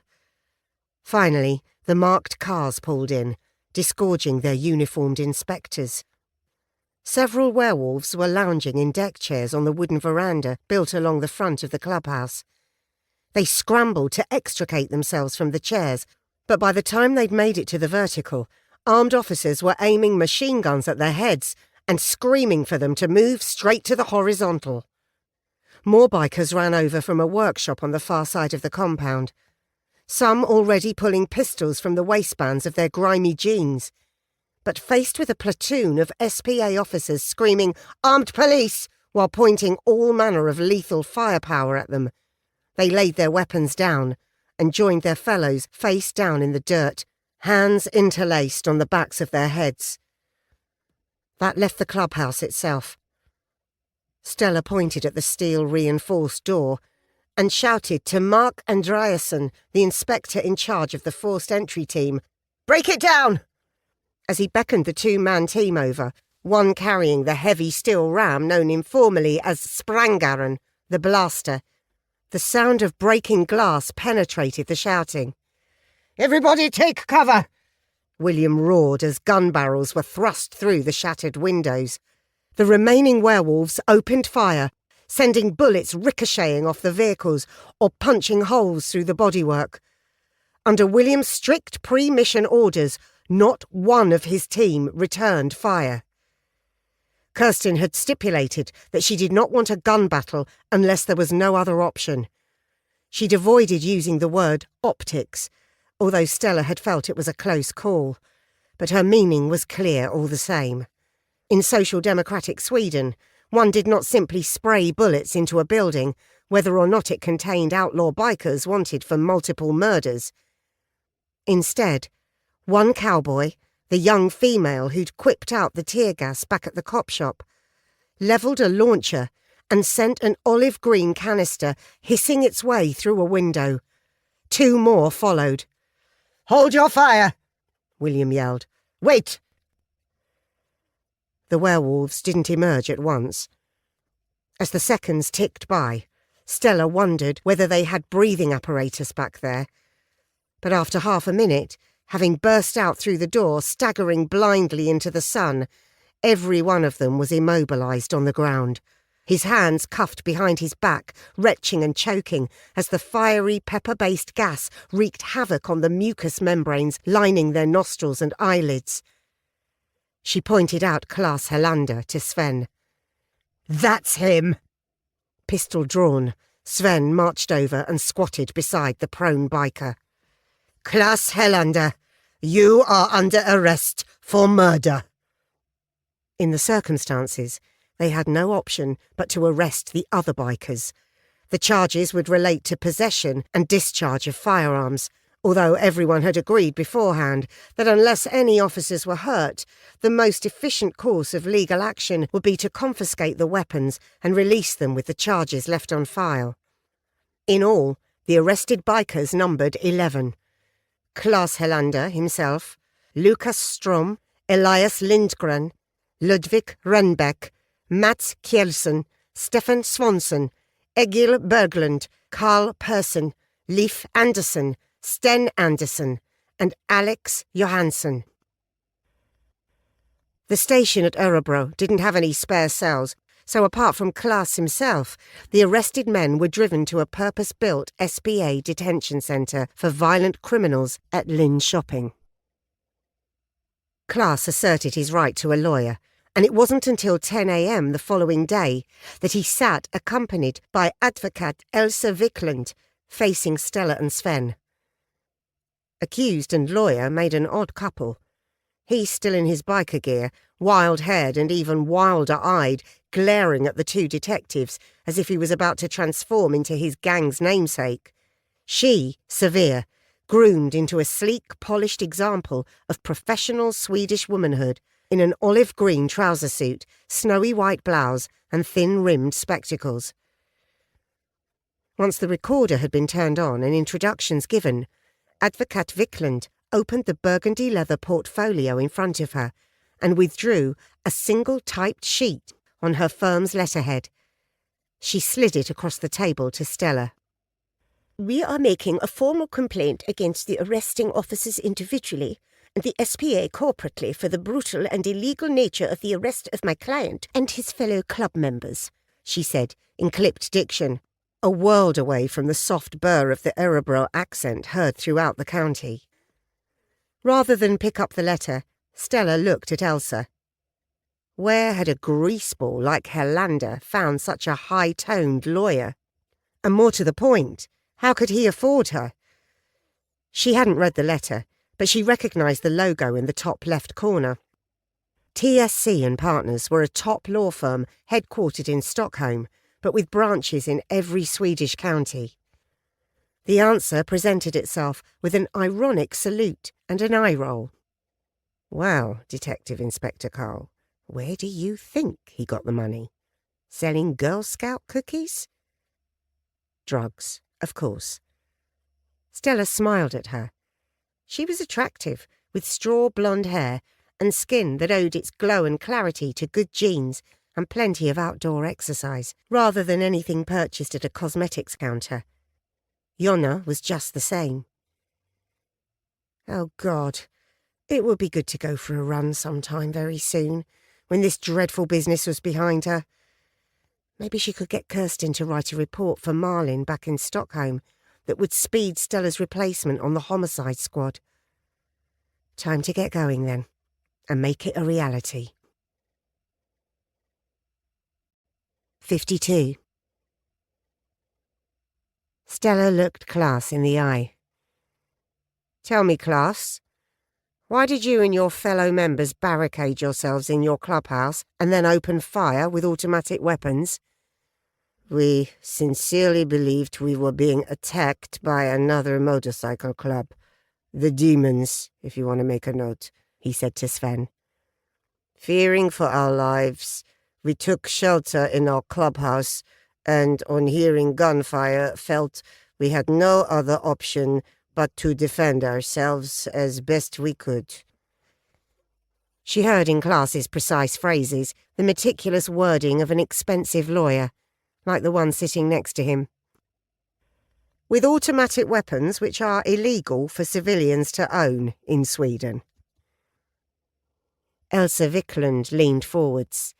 My client believed he was permitted to own the weapons as they were used purely on club-owned land. Well, as your client could have found out, and you, Advocate Wiklund, most definitely should know, that is incorrect. However, we are not here to discuss illegal firearms charges. Sven leaned forwards. Not yet, anyway. Stella smiled, first at him, then the lawyer, then at class. Indeed, not yet. My client also wishes to state, for the record, that since no verbal warnings were given, he and his friends were justified in their response. However, in the cold light of day, he realizes they may have overreacted. Yeah. Klaus leaned back and folded his hands behind his head. And I'm sorry. Stella nodded.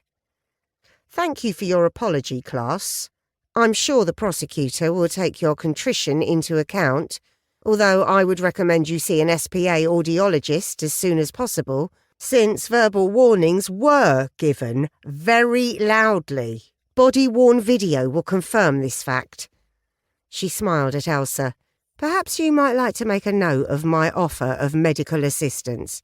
Now, by some miracle, or perhaps your gang members' appalling marksmanship, Class, not a single one of the rounds they fired hit an officer, which is just as well.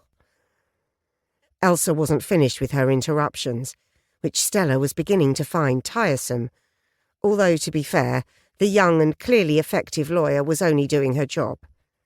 My client further wishes to clarify that the werewolves are not a gang, but a legally constituted club. Really? Stella deadpanned. In other circumstances, I would love to discuss exactly how that would sit with the many criminal convictions racked up by its members.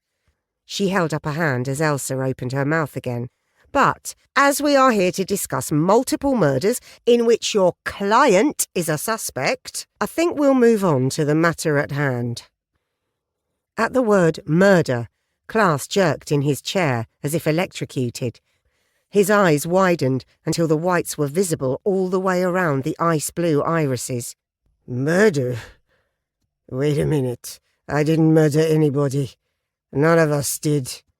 Where were you on Friday of last week, Klaus? Sven asked. The biker's head swung round as if he'd forgotten he was being interviewed by two officers. Friday? How the fuck should I know? Well, it was only 3 days ago. Can't you remember? Klaus swiped a hand across his face. Okay, yeah, of course I can remember. I was riding. Riding? Where? Around. Sorry, Klaus, Stella said, taking the invisible baton Sven had passed her. I'm afraid around really won't cut it as an alibi. Around where? Luleå? Don't be stupid. That's the other end of the fucking country. I've never been there. It's a shithole. He was breathing heavily. Stella felt sure he had something to hide. How do you know? How do I know what? That it's a shithole, if you've never visited. I myself have been. I had to, when Cern's mutilated body was found. I meant the north generally, he muttered. Leaving your next TripAdvisor review to one side, why don't you tell us where you were riding? Up the road from Partila. I went to the lake to fish. Which lake? Aspen. Catch anything? A pike. Couple of perch. Sven nodded. Nice. Who were you fishing with? Klaas scowled at him. Nobody. Look, I know how this works, but just because I don't have an alibi, that doesn't mean shit. I didn't murder anyone. Inspectors, do you have any evidence to present to us? Elsa asked. Because without it, I suspect you are engaged in a, forgive the joke, fishing expedition. But unlike my client, you are going to go away empty-handed. Stella nodded. You're right. As Elsa closed her leather portfolio with a soft leathery slap and half rose from her chair, Stella shook her head. I'm sorry. I meant you were right that unless we had some evidence, we would be leaving with nothing. So it's fortunate that we do have evidence. Meaning your client, forgive the joke, is still on the hook. She turned to Sven, who handed her an evidence bag containing the shard of glass. For the tape, I am showing Mr. Helander Exhibit SR-KH1. She pushed the bag across to Klaas, who stared at it as if she just handed him a piece of an alien spacecraft.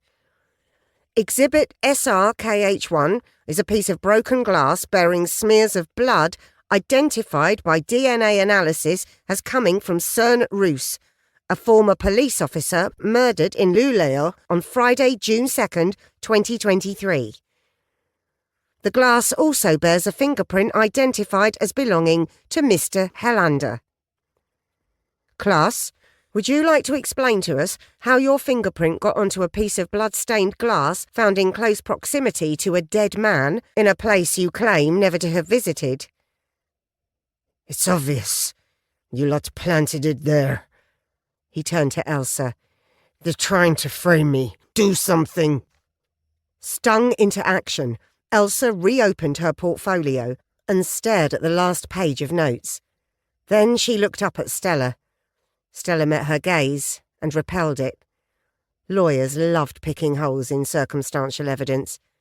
It was a lot harder to dismiss a fingerprint. Ideally, Stella would have liked the print to be of the plastic type, actually pressed into the blood. But beside the blood was only a hair less convincing.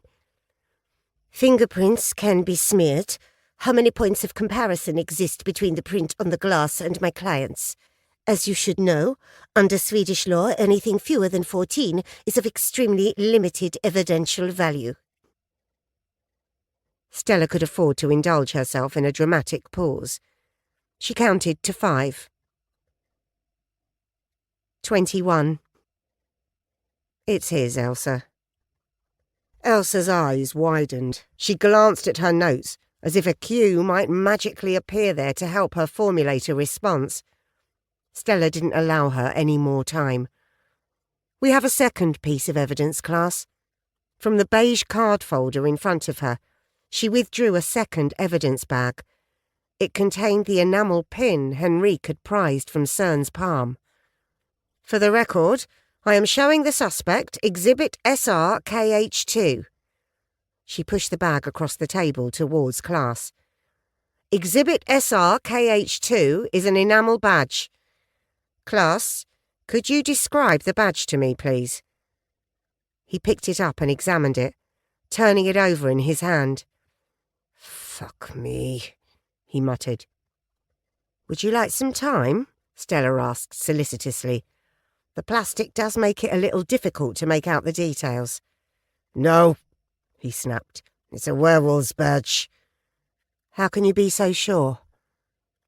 He stared at her, a red-rimmed gaze she found hard to decode. He looked angry, but not with her. Yet he also looked strangely calm. If he was a psychopath, she could have found a ready explanation. But throughout the interview, his emotions had fluctuated like any ordinary Swede hauled in for questioning about a brutal murder. In short, he didn't look or act like a wrong-un. The design is 2 interlocking V's. They are the first and last letters of our name, and they form a W, which we picked because it's the English way to spell werewolf.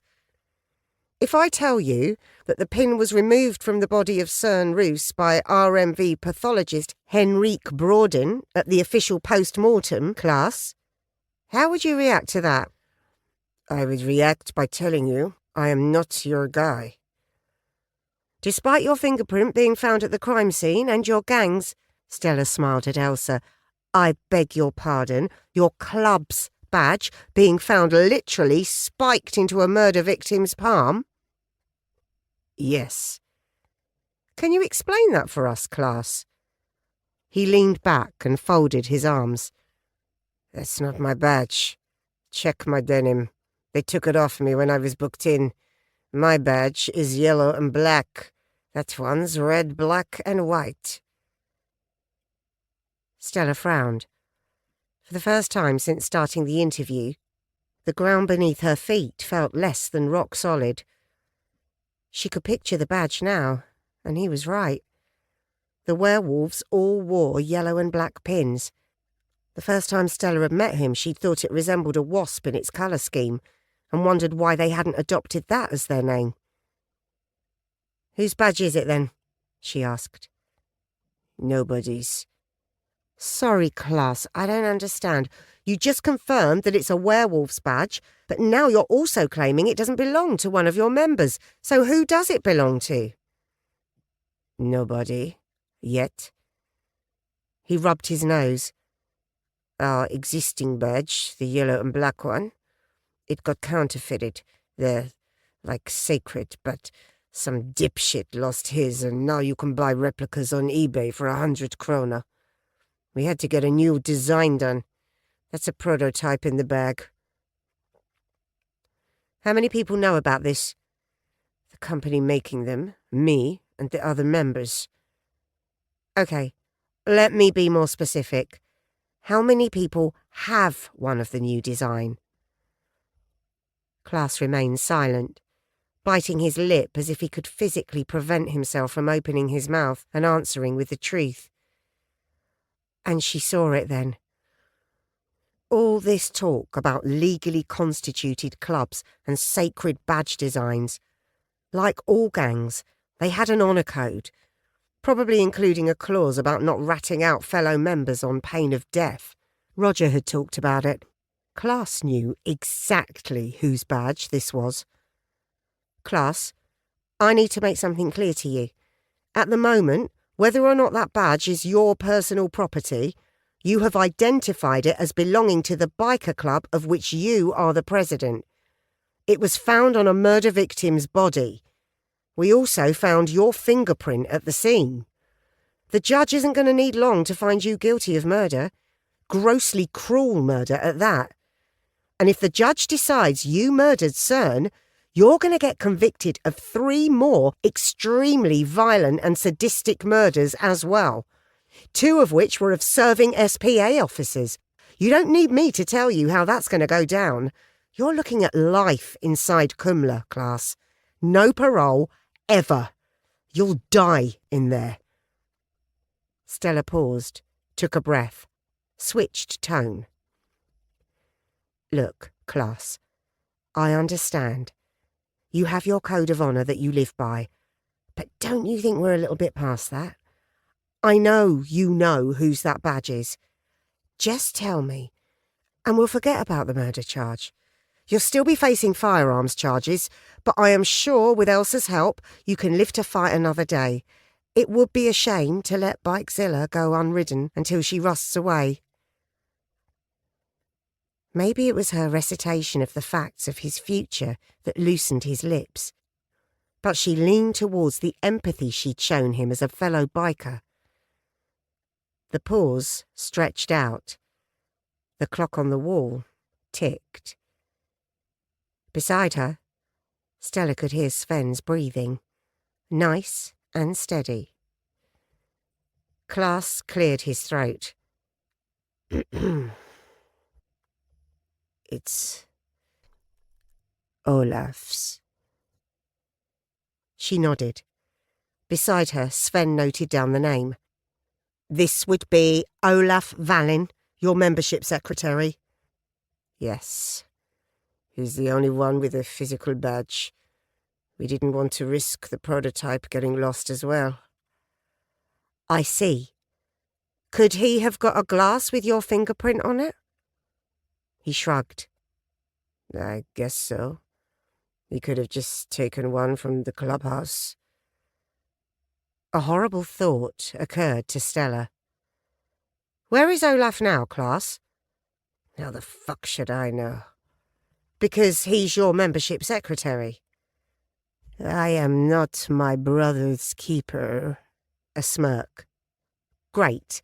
Well, leaving aside the Bible quotes for now, if he's on his way to attack another police officer, and you don't tell us where, you'll be facing charges of conspiracy to murder. Back to Kumla you go. Klaas flung his arms wide. I'm telling you the truth. He turned to Elsa. Make her understand. Elsa nodded to Stella. My client has answered your question. Please move on. Do you have his number? It's in my phone. Stella nodded. She had somewhere she needed to be, urgently. She turned to Sven. Can we have a word outside? He nodded and suspended the interview. Outside, he raised his eyebrows. What's going on? I need to get to Nick Olsen, the last surviving member of the Hunter Killers. I thought arresting Klaas meant he was safe, but if it's Olaf, then Nick's in deadly danger. What do you think we should do with Klaas? She flicked her eyes at the closed door to the interview room. Him?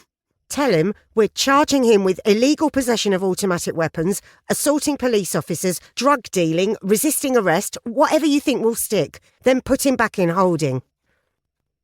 Leaving Sven to conclude the interview, Stella raced down to the custody suite and retrieved Klaas's mobile phone. She took it back to the interview room and had him unlock it and show her Olaf Vallin's contact details. Then she found a quiet place to make a call. Stella pushed her phone hard against her ear. Some strange illusion in her brain meant the gap between the second and third rings seemed to go on much longer than the first. Was he picking up? She drew in a quick breath. Then it rang, again and again. This is Nick Olsen. I'm not available to take your call right now. Please leave me a concise message including your number, and I'll get back to you as soon as I am able. Thank you. Nick, it's Stella. The murderer is Olaf Vallin. He's a member of the Werewolves biker gang, and he's in the wind. I'm going after him, but I need you to take steps to protect yourself. We've arrested the rest of his gang. He's going to find out we're onto him. She stabbed the red icon and, heart racing, called a second number. It belonged to Olaf Vallin. 53. While she waited for the serial killer to answer his phone, Stella briefly wondered whether this was wise. But what choice did she have? The element of surprise was already gone after the raid on the werewolves' clubhouse. No knowing whether one of them might have called him before being handcuffed. Who is this? Olaf. Is that you, Super Cop? I wondered how long it would take you to catch on. It's over. We've got evidence linking you to the murder of Cern Roos. Oh, shit. Well, I guess you'd better arrest me. Oh, wait. You can't. He laughed, an unpleasantly high-pitched giggle that set Stella's teeth on edge. Because you don't know where the fuck I am, do you? Give yourself up now, Olaf, while you still can. We've got a whole squad of armed response officers coming for you. Really? Coming for me? Come on then, super bitch. Tell me where they're coming to. She was bluffing, and he knew it. And after all, what cards did she hold? He'd know that after brutally murdering 4 people, including 2 serving police officers, there'd be no chance of release if he was caught. She had nothing to offer him. Almost nothing. She summoned the bad part of her, the part with a kill tally that dwarfed his, lowered her voice. You have two choices, Olaf Valin. You tell me where you are, and you stay put until I find you. You'll get a fair trial and whatever comforts the Swedish justice system thinks appropriate. Or you carry on the way you have been, and I'll come for you. When I find you, I will kill you. No satanic props, no ritual, no stupid masturbatory fantasies. I'm just gonna shoot you dead. 3 seconds. 1, 2.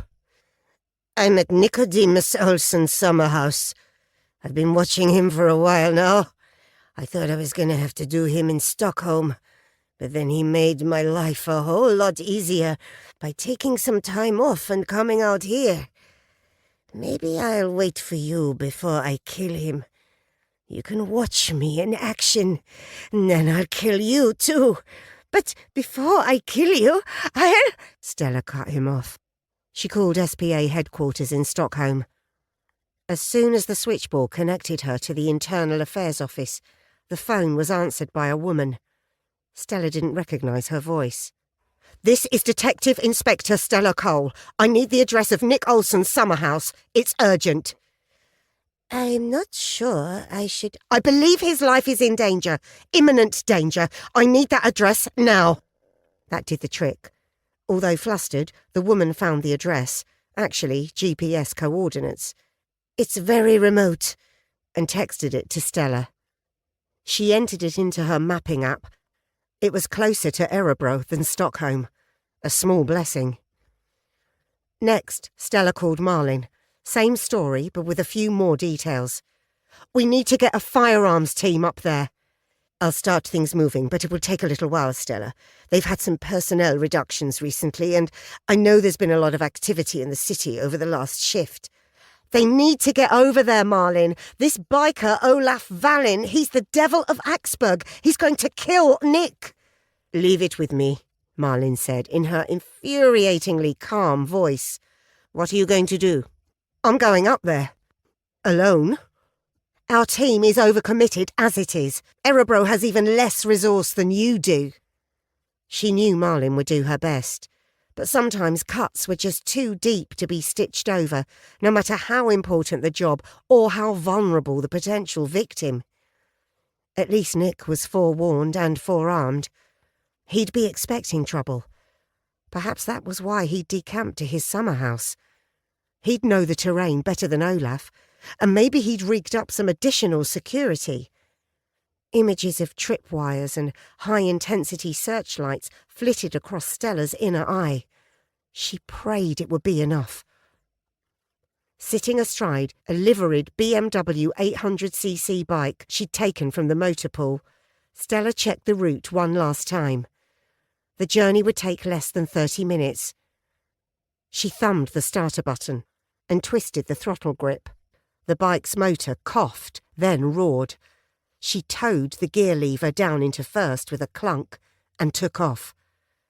The back wheels screeching as she fed it more power than the rubber could cope with. Traffic was heavy, and Stella swore as she was repeatedly blocked by slow-moving commuters or families in SUVs and estates. On a clear stretch of road, she opened the throttle wide and swung out into the opposite carriageway, tearing down the line of virtually stationary vehicles straight towards an oncoming truck, its bank of headlights flashing on high beam, and its air horns bellowing like an enraged elk. It bore down on her. The front car in the traffic queue on her side was still 100 metres ahead. She wouldn't make it in time. The truck was braking, although the driver still had the time or the bloody mindedness to keep his hand wedged down on the horn button. Almost blinded by his high beams, Stella shrieked at him and swung left, shooting into a gap just centimetres wider than the bike's handlebars. She had to fight to maintain control as the truck's boiling slipstream buffeted her. The road opened up ahead of the temporary traffic lights that had been holding up the traffic. The needle flickered upwards, crossing the 100 kph mark, and surging on round the dial until it maxed out at 216 kph. Stella had to lean into the wind as she tore northwards towards the forest. An unearthly calm descended on her as she rode towards her appointment with the Devil of Axburg. The thrum of the bike engine seemed to meld with her heartbeat, and at this speed, the vibrations from the thrashing pistons died away until she was left at the centre of the storm.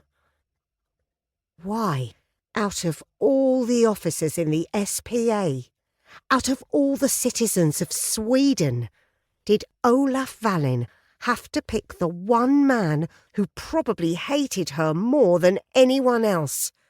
And why, despite that, was she racing to try to save his life? Because I'm a cop! She yelled into the foam-padded chin guard of her helmet. I have to! The storm gathered.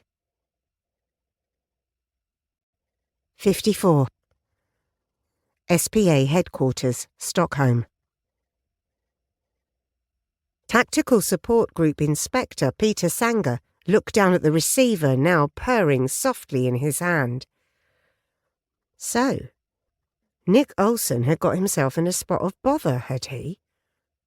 Peter shook his head. Maybe the Devil of Axburg was going to give every cop in Kungsholmsgatan an early Christmas present. Right up to January 2020, Peter's career had been on a steady upward trajectory, like a round fired from a rifle at a 45-degree angle.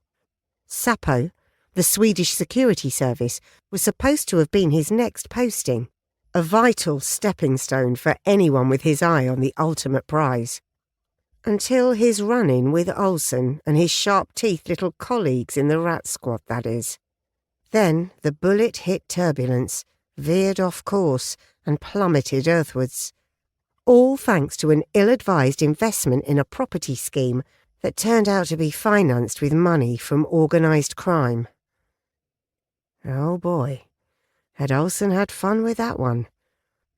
Despite being entirely blameless, Peter had been made to walk the plank, pushed off at the point of Olsen's cutlass and offered a choice, retirement or a transfer. He'd requested the TSG and been accepted, thanks to his military background, but it had been made clear to him that there he was based and there he would remain. He put the phone down.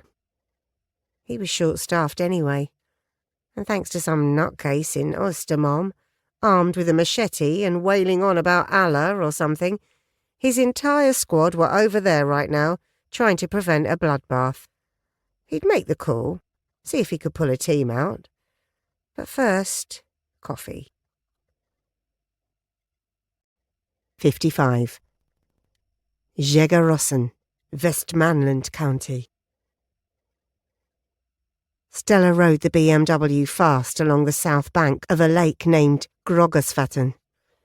True to its name, grey-lag geese in their hundreds floated on its mirror-smooth surface, honking, squabbling, and occasionally flapping their way off the water, trailing diamonds of water from their webbed feet as they struggled to get airborne. In any other circumstances, she might have stopped to admire the scene, but the need to rescue a colleague from a serial killer dampened any interest in Swedish wildlife she might have felt. With 500 metres to go, Stella slowed the bike to walking pace and pulled off the narrow track leading through the birch woods. She couldn't risk Olaf hearing the engine. Even if he were expecting her, she saw no need to advertise her arrival. She heeled out the kickstand and leaned the bike over.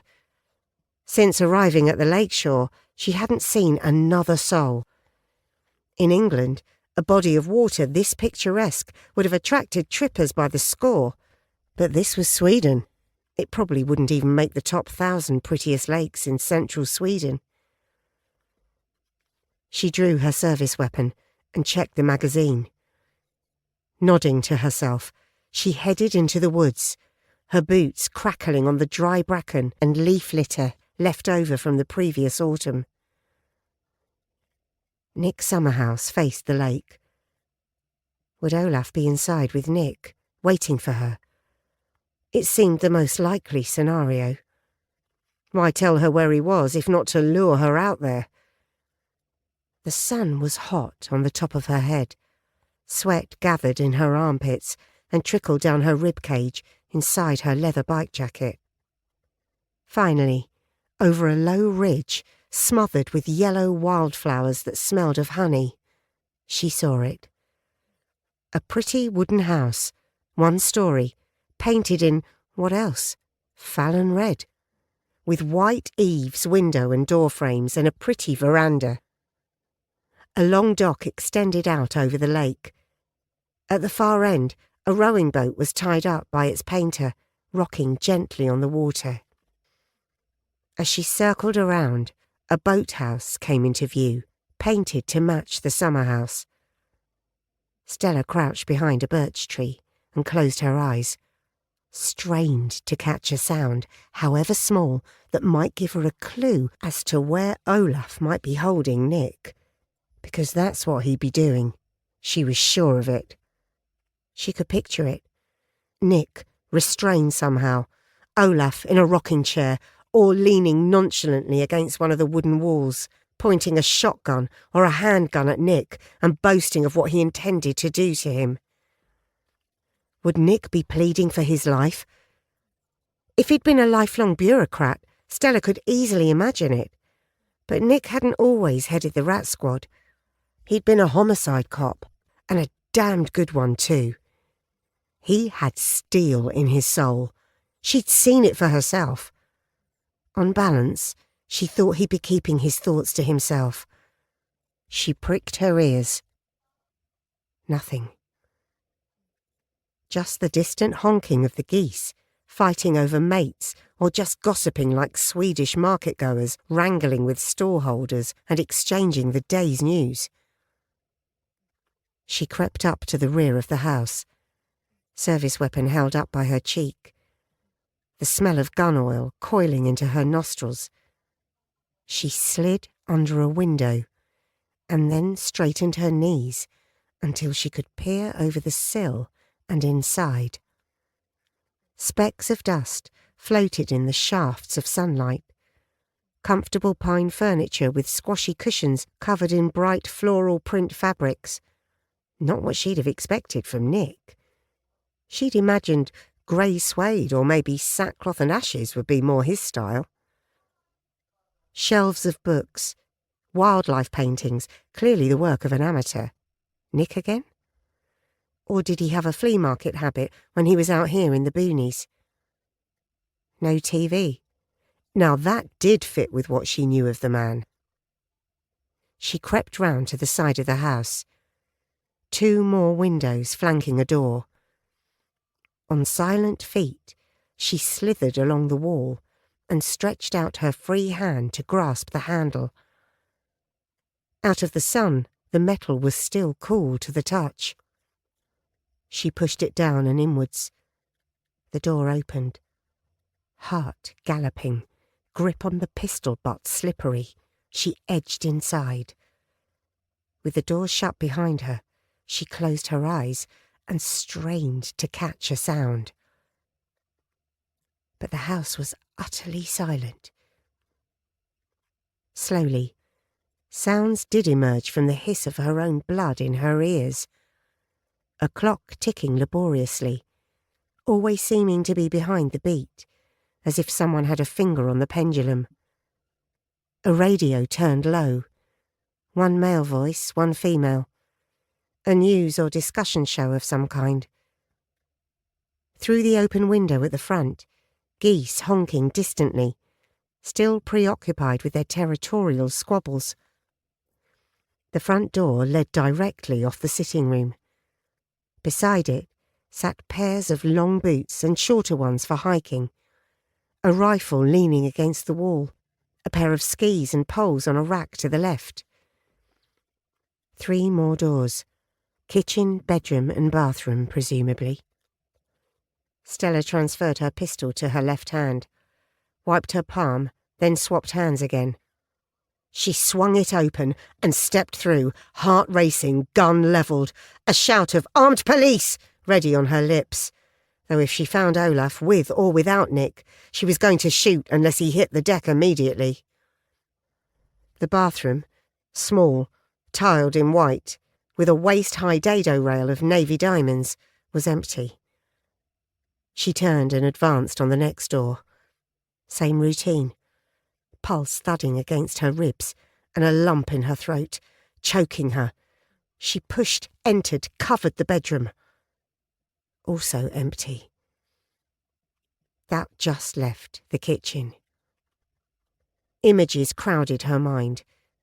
A demonically grinning Olaf Valin, face and hands bloody, ceremonial dagger in his hand, Nick bound and strung up to a hook in the ceiling.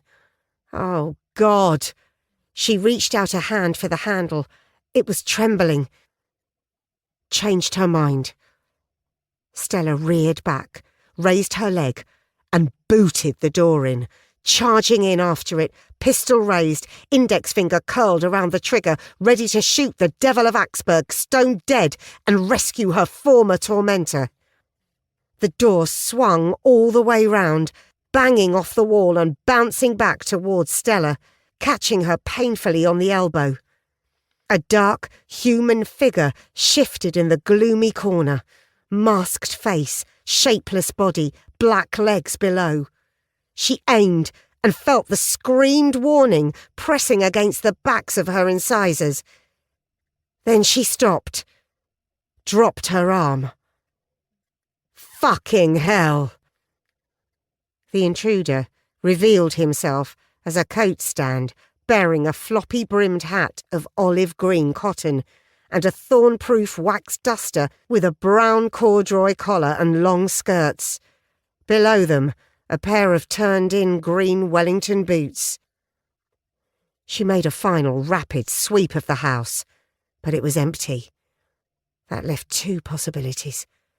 Olaf had taken Nick into the forest, or they were in the boathouse.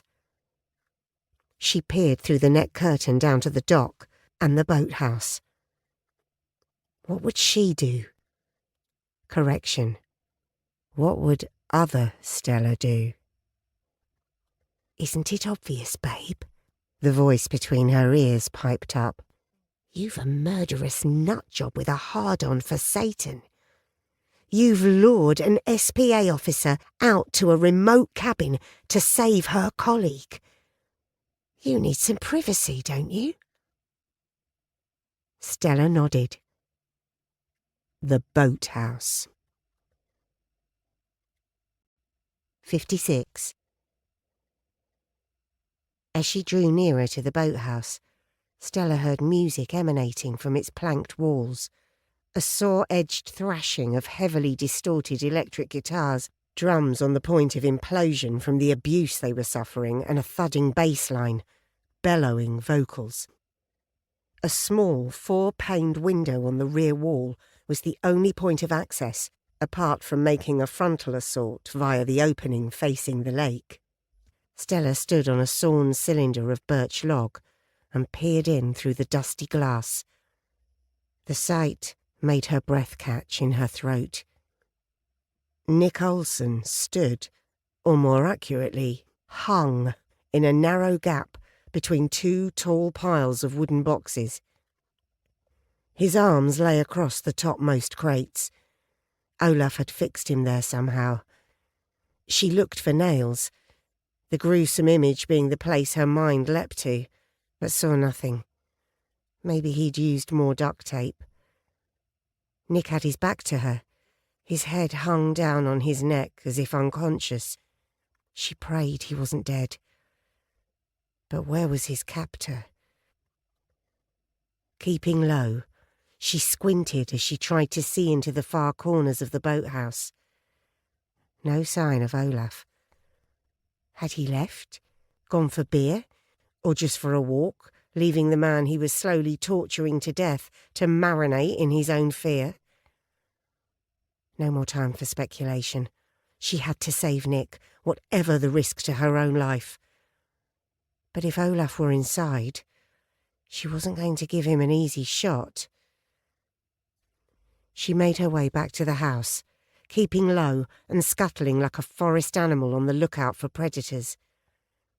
There, she rounded the building and entered the lake where the small garden sloped down through sandy soil threaded with pine needles. Modern firearms were supposed to function when wet, but she was taking no chances. After making the necessary adjustments, she waded deeper. She gasped involuntarily as the lake bottom shelved suddenly, sending her slithering down the muddy bottom until she was thigh-deep in the freezing water. She made her way over to the boathouse, keeping low and grateful for the fact that on this side of the wooden structure there were no windows. This close, the music was immensely loud, a roaring, grinding cacophony over which the singer, if you could call him that, was alternately screeching and growling like a man possessed by demons, which presumably was the point. Was this Sepulchre? The band, a much younger Olaf, had been charged with babysitting as a probie. When she was near enough to reach out and grasp the front edge of the wall, she raised the cig up to her face again, and then swung round the corner, sending ripples of water out onto the lake. Gun arm extended, she found firmer ground beneath her feet and waded out of the water onto the floor of the boathouse. Of Olaf, there was no sign. But the sight of her former adversary, sandwiched between those two tall piles of crates, sent a dagger of pity shooting into her heart. His head drooped over his bare chest, and there, bleeding into his waistband, was a crudely carved pentagram. Nick's scar from his encounter with Ulrich Olgren in 2003 bisected the satanic symbol.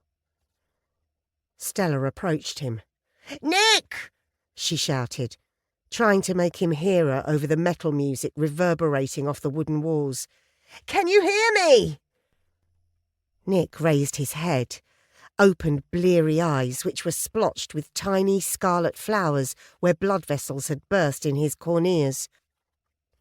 His lips parted. The music snapped off. In the silence, Stella's ears filled with a high-pitched whine. Right here! Olaf's voice emanated from behind the pile of crates supporting Nick's right arm. Stella had no idea whether they were full or empty. A shot through the wood might incapacitate him, but if she missed and he decided enough was enough, he could kill Nick and probably her too. She'd seen the kind of firepower Swedish bikers could lay their hands on. Better to talk, for now. After all, he'd allowed her to get this close. Presumably he had something in mind. She could use his sense of grandiosity against him, keep him talking till the cavalry arrived. She kept her pistol aimed at the topmost crate, which sat hard up against Nick's ribcage, his arm laid over the top. "Let him go, Olaf. Something tells me you wanted me here. I don't believe it was because you needed a witness." From the shadows to Nick's right, the stubby barrel of a sawn-off shotgun emerged. It met Nick's cheekbone and tipped his head up a little further. "Smart lady. I can see why they named you the Super Cop. Or did you ask them to call you that? Never mind. Turn around." Stella hesitated. "I said turn around, bitch, or I'll paint his brains over the walls." Slowly, trying not to hunch her shoulders or show Olaf any signs of how scared she was feeling, Stella rotated on the spot until she was facing the lake. Even with her leather jacket on, she was shivering. In the middle distance, the grey-lag geese were cruising in the light breeze that had sprung up. She remembered the amateur artist whose works decorated the summer house's walls had included a painting of this exact scene. If you kill us, they won't bother arresting you, Olaf. Out here in the sticks, they'll say you were resisting arrest and shoot you dead." He laughed. I very much doubt that. This is Sweden, remember? Now, throw your gun into the lake. It was a positive sign, perhaps the first. If he meant to shoot her, he could have done that at any point. She dropped her right arm, took it behind her, then swung it forwards, releasing the cig at the end of the upswing. The pistol sailed out over the water, entering with a splash 15 metres from the shore. Without waiting to be told, she turned round to face Nick. The sawn-off barrels were still jabbed against his cheek, distorting the flesh there and pushing his mouth open to reveal bloody teeth. "Why don't you show yourself, Olaf? You've got us both where you want us now." His boots scraped on the rough planked floor of the boathouse. Instead of emerging fully, he popped his head up over the top of the crate to Nick's right. The effect would have been comical if it weren't so grotesque. He'd smeared blood, Nick's, Stella assumed, over his face, so his eyes blazed whitely from the crimson slick. "I'm impressed, Stella. You found me. Seems you even know why I killed Yoel." For whatever reason, he was throwing her a lifeline. And as long as they were talking, he wasn't killing either her or Nick. Maybe she could get out of this without a shot being fired. "It was drugs, wasn't it? You had something going with Yoel Varela, didn't you? You met him through Kenny. Yoel offered you protection. Then what? He got greedy? Asked for too much money? Or did he double-cross you? Either way, you decided enough was enough and you murdered him. Because you knew about Ulrich Algren, you decided to throw us off by making it look like a disciple of his." Olaf rasped out a guttural sigh. "Oh, Stella, slow down. You're gabbling like a goose. But you're right. You figured it all out." "What do you want, Olaf? Why am I here?" "What do I want? Well, here's the thing, Stella. Somewhere along the line, I think it was between Barbara and Fredrika, I got a kind of liking for it. And now, you're the person standing between me and my new hobby. I want you." "What do you mean, you want me?" "I mean, I'll do you a deal, like with the devil. You for Nick. I let him go, and I take you in his place. Or I'll complete the set of hunter-killers, and then I'll do you anyway before I disappear." "So I die either way," he giggled. "Well, yeah. I appreciate it doesn't have much of an upside for you, but you can go down knowing you saved a brother officer. Isn't that how you guys all talk about each other?"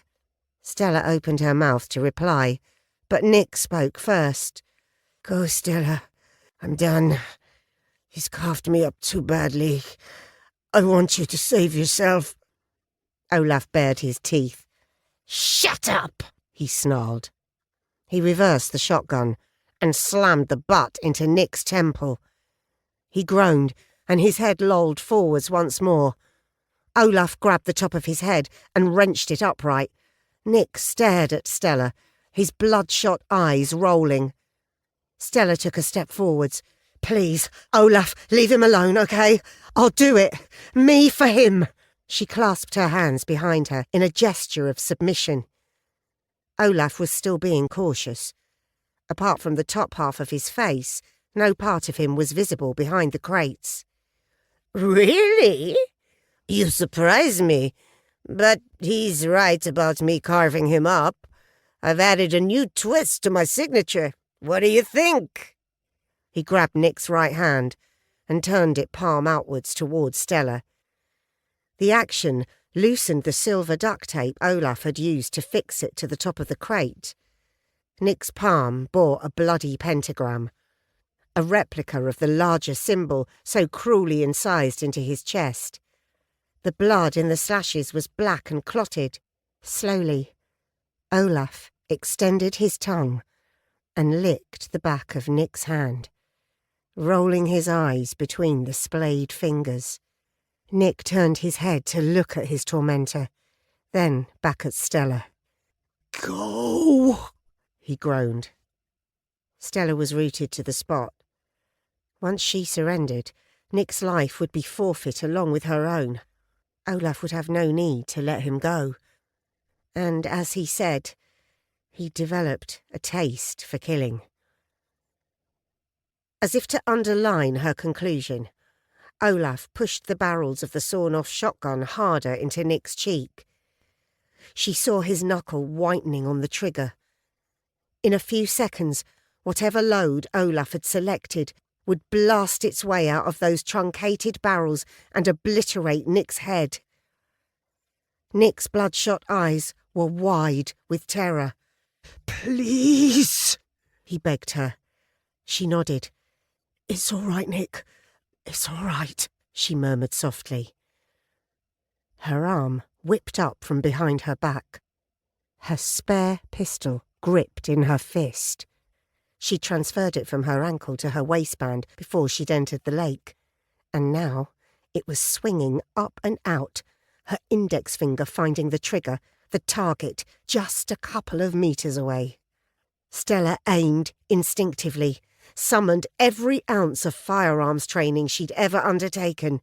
Shutting out Nick's pleas, she squeezed the trigger, while Olaf was still rolling his eyes at her from between Nick's bloody fingers. The 9mm full metal jacket round entered Nick's right palm dead centre on the pentagram. The copper-jacketed lead bullet passed through the web of tendons, bones and blood vessels, tearing a ragged circle of flesh away as it exited. From there, it entered Olaf Valen's mouth, breaking 3 upper incisors on the way in. It grooved a bloody trench over the upper surface of his tongue and passed through the soft palate. Losing speed, it deviated by 20 degrees and clipped a chip of bone off the second cervical vertebra, missing his spinal cord before lodging in the splenius capitis muscle, keeping Olaf's head straight on his shoulders. He fell sideways, hand clapped to his mouth, blood gushing through his own fingers. The shotgun clattered to the floor. Nick sagged in his bindings, but as the duct tape wrenched free with a tearing sound, he swung round and staggered, bringing the other pile of crates down on top of him. Stella rushed forwards and dragged him clear, ripping the tape from his left wrist. She wanted to help him, but she needed to make sure Olaf was immobilised. He was trapped in the angle between the floor and the wall, ropes of blood still pouring from his mouth and puddling on the floorboards. His eyes were rolling wildly in his head. Gargles escaped his lips. Stella had basic first aid training, but treating a gunshot wound to the head was way beyond that. She put her pistol on the ground behind her, then heaved him over onto his front. At least that way he wouldn't drown in his own blood. As she reached for her phone to call an ambulance, she caught a movement in the corner of her eye. She turned to see Nick stretched out on the floor. His right arm snaked out in front of him towards her pistol. In slow motion, his fingers curled around the grip, and he brought the barrel up, cradling his right hand in his left palm. She just had time to curl into a ball and roll out of the way before he began firing. The little SIG held 11 9mm rounds, including one in the chamber. Minus the round she'd fired, that left 10. All of them entered Olaf's body, which jerked with each impact. The last 2 found his chest high on the left side. Man and ammunition spent. Nick collapsed onto his face. 57. By the time the tactical support team arrived at Nick's summer house, all the shooting to be done had already taken place. With nothing left for them to do, the commander had his black-clad unit members sweep the woods and the lakeshore, looking for accomplices. Half an hour later, having pronounced the scene safe, he ordered them back into their matte grey transit vans. He was already answering a request for backup on his radio as the convoy pulled out. Stella had bandaged Nick's hands, taking extra care with the palm she'd shot through to incapacitate Olaf Valin. As the paramedics lifted him onto a stretcher, he reached out and took Stella's right hand in his left.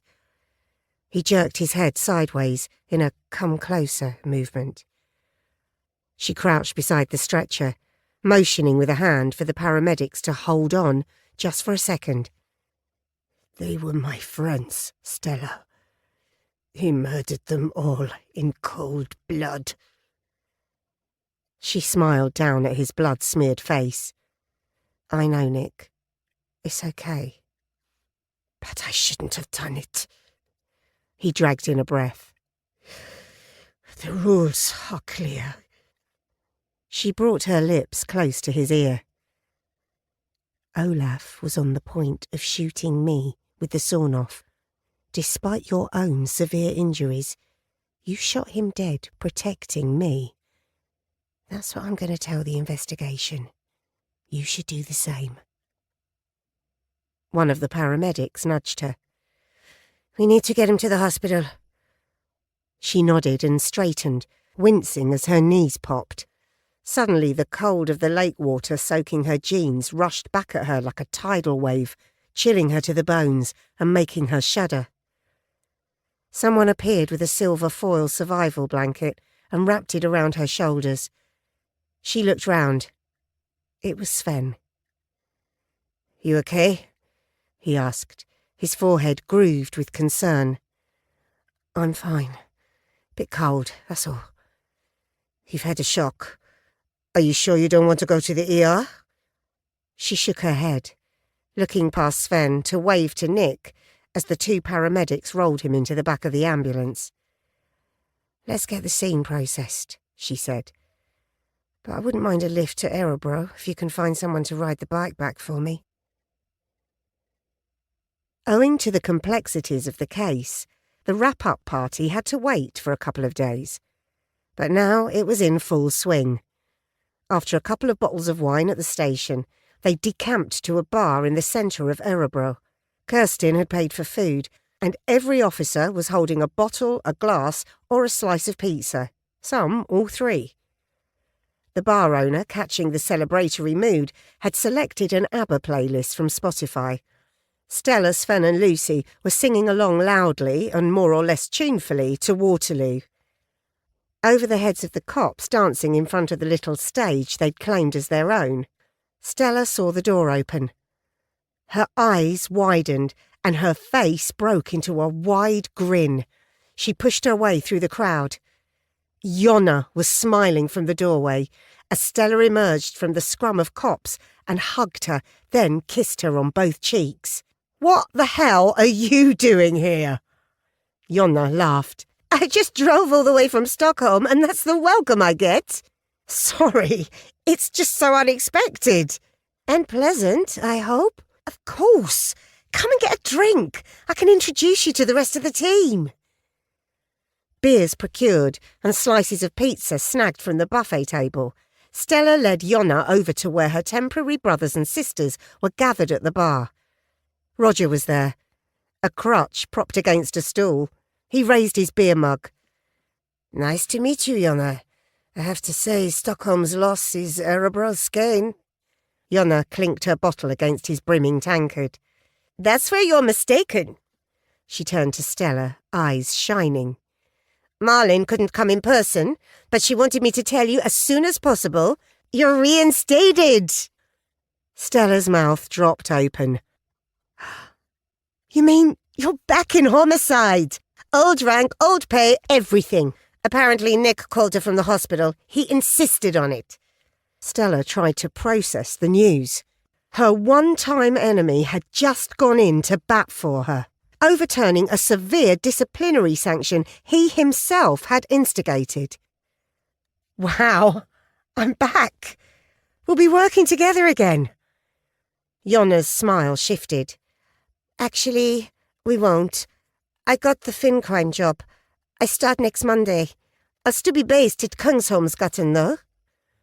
Stella hugged her again.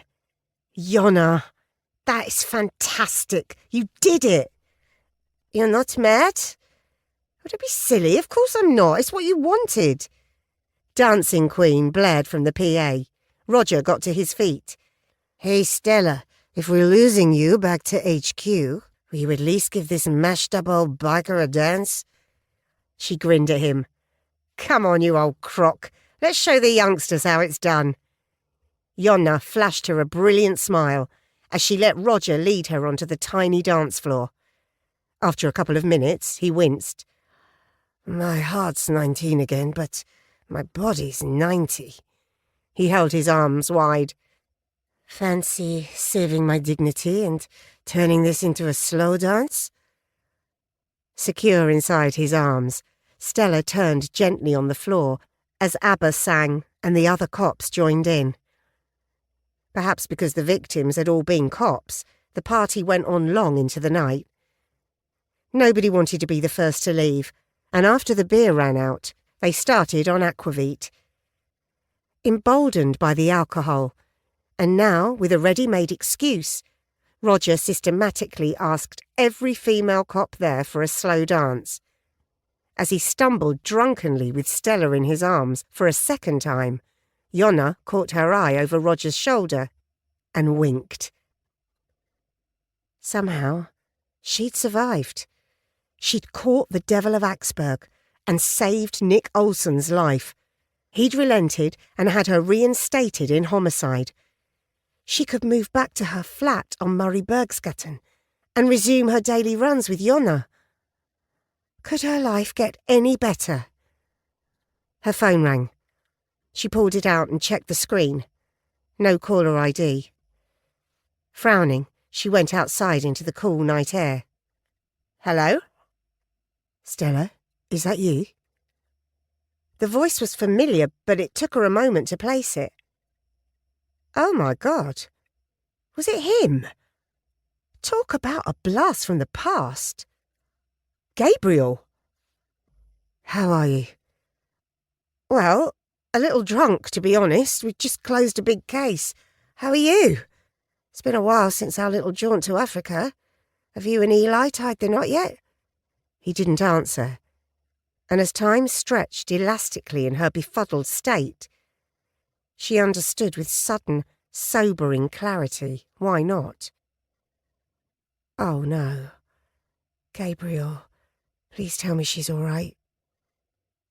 I'm afraid not. Another pause stretched out. Stella heard chirrups and whistles in the background. Eli's dead. Murdered, actually, by one of our mutual acquaintances.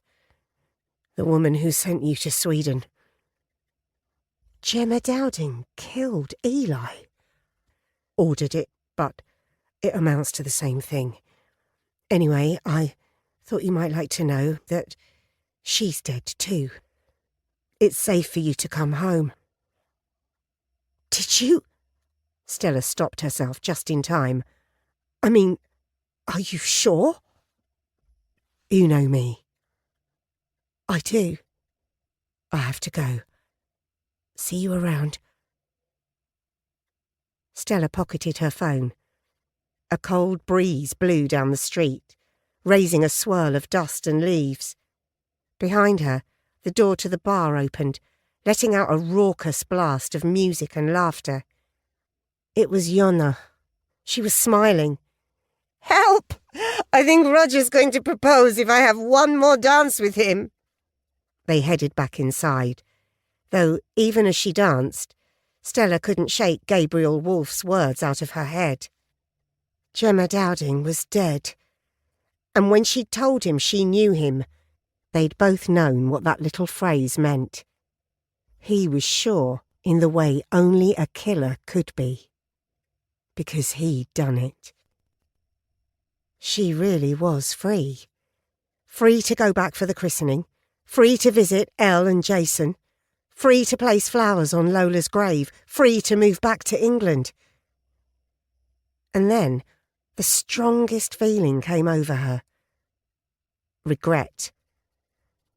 She found Yonna, tried to explain what had just happened, but her tongue wasn't obeying her brain, and eventually Yonna laughed, handed her another drink, and suggested getting some air.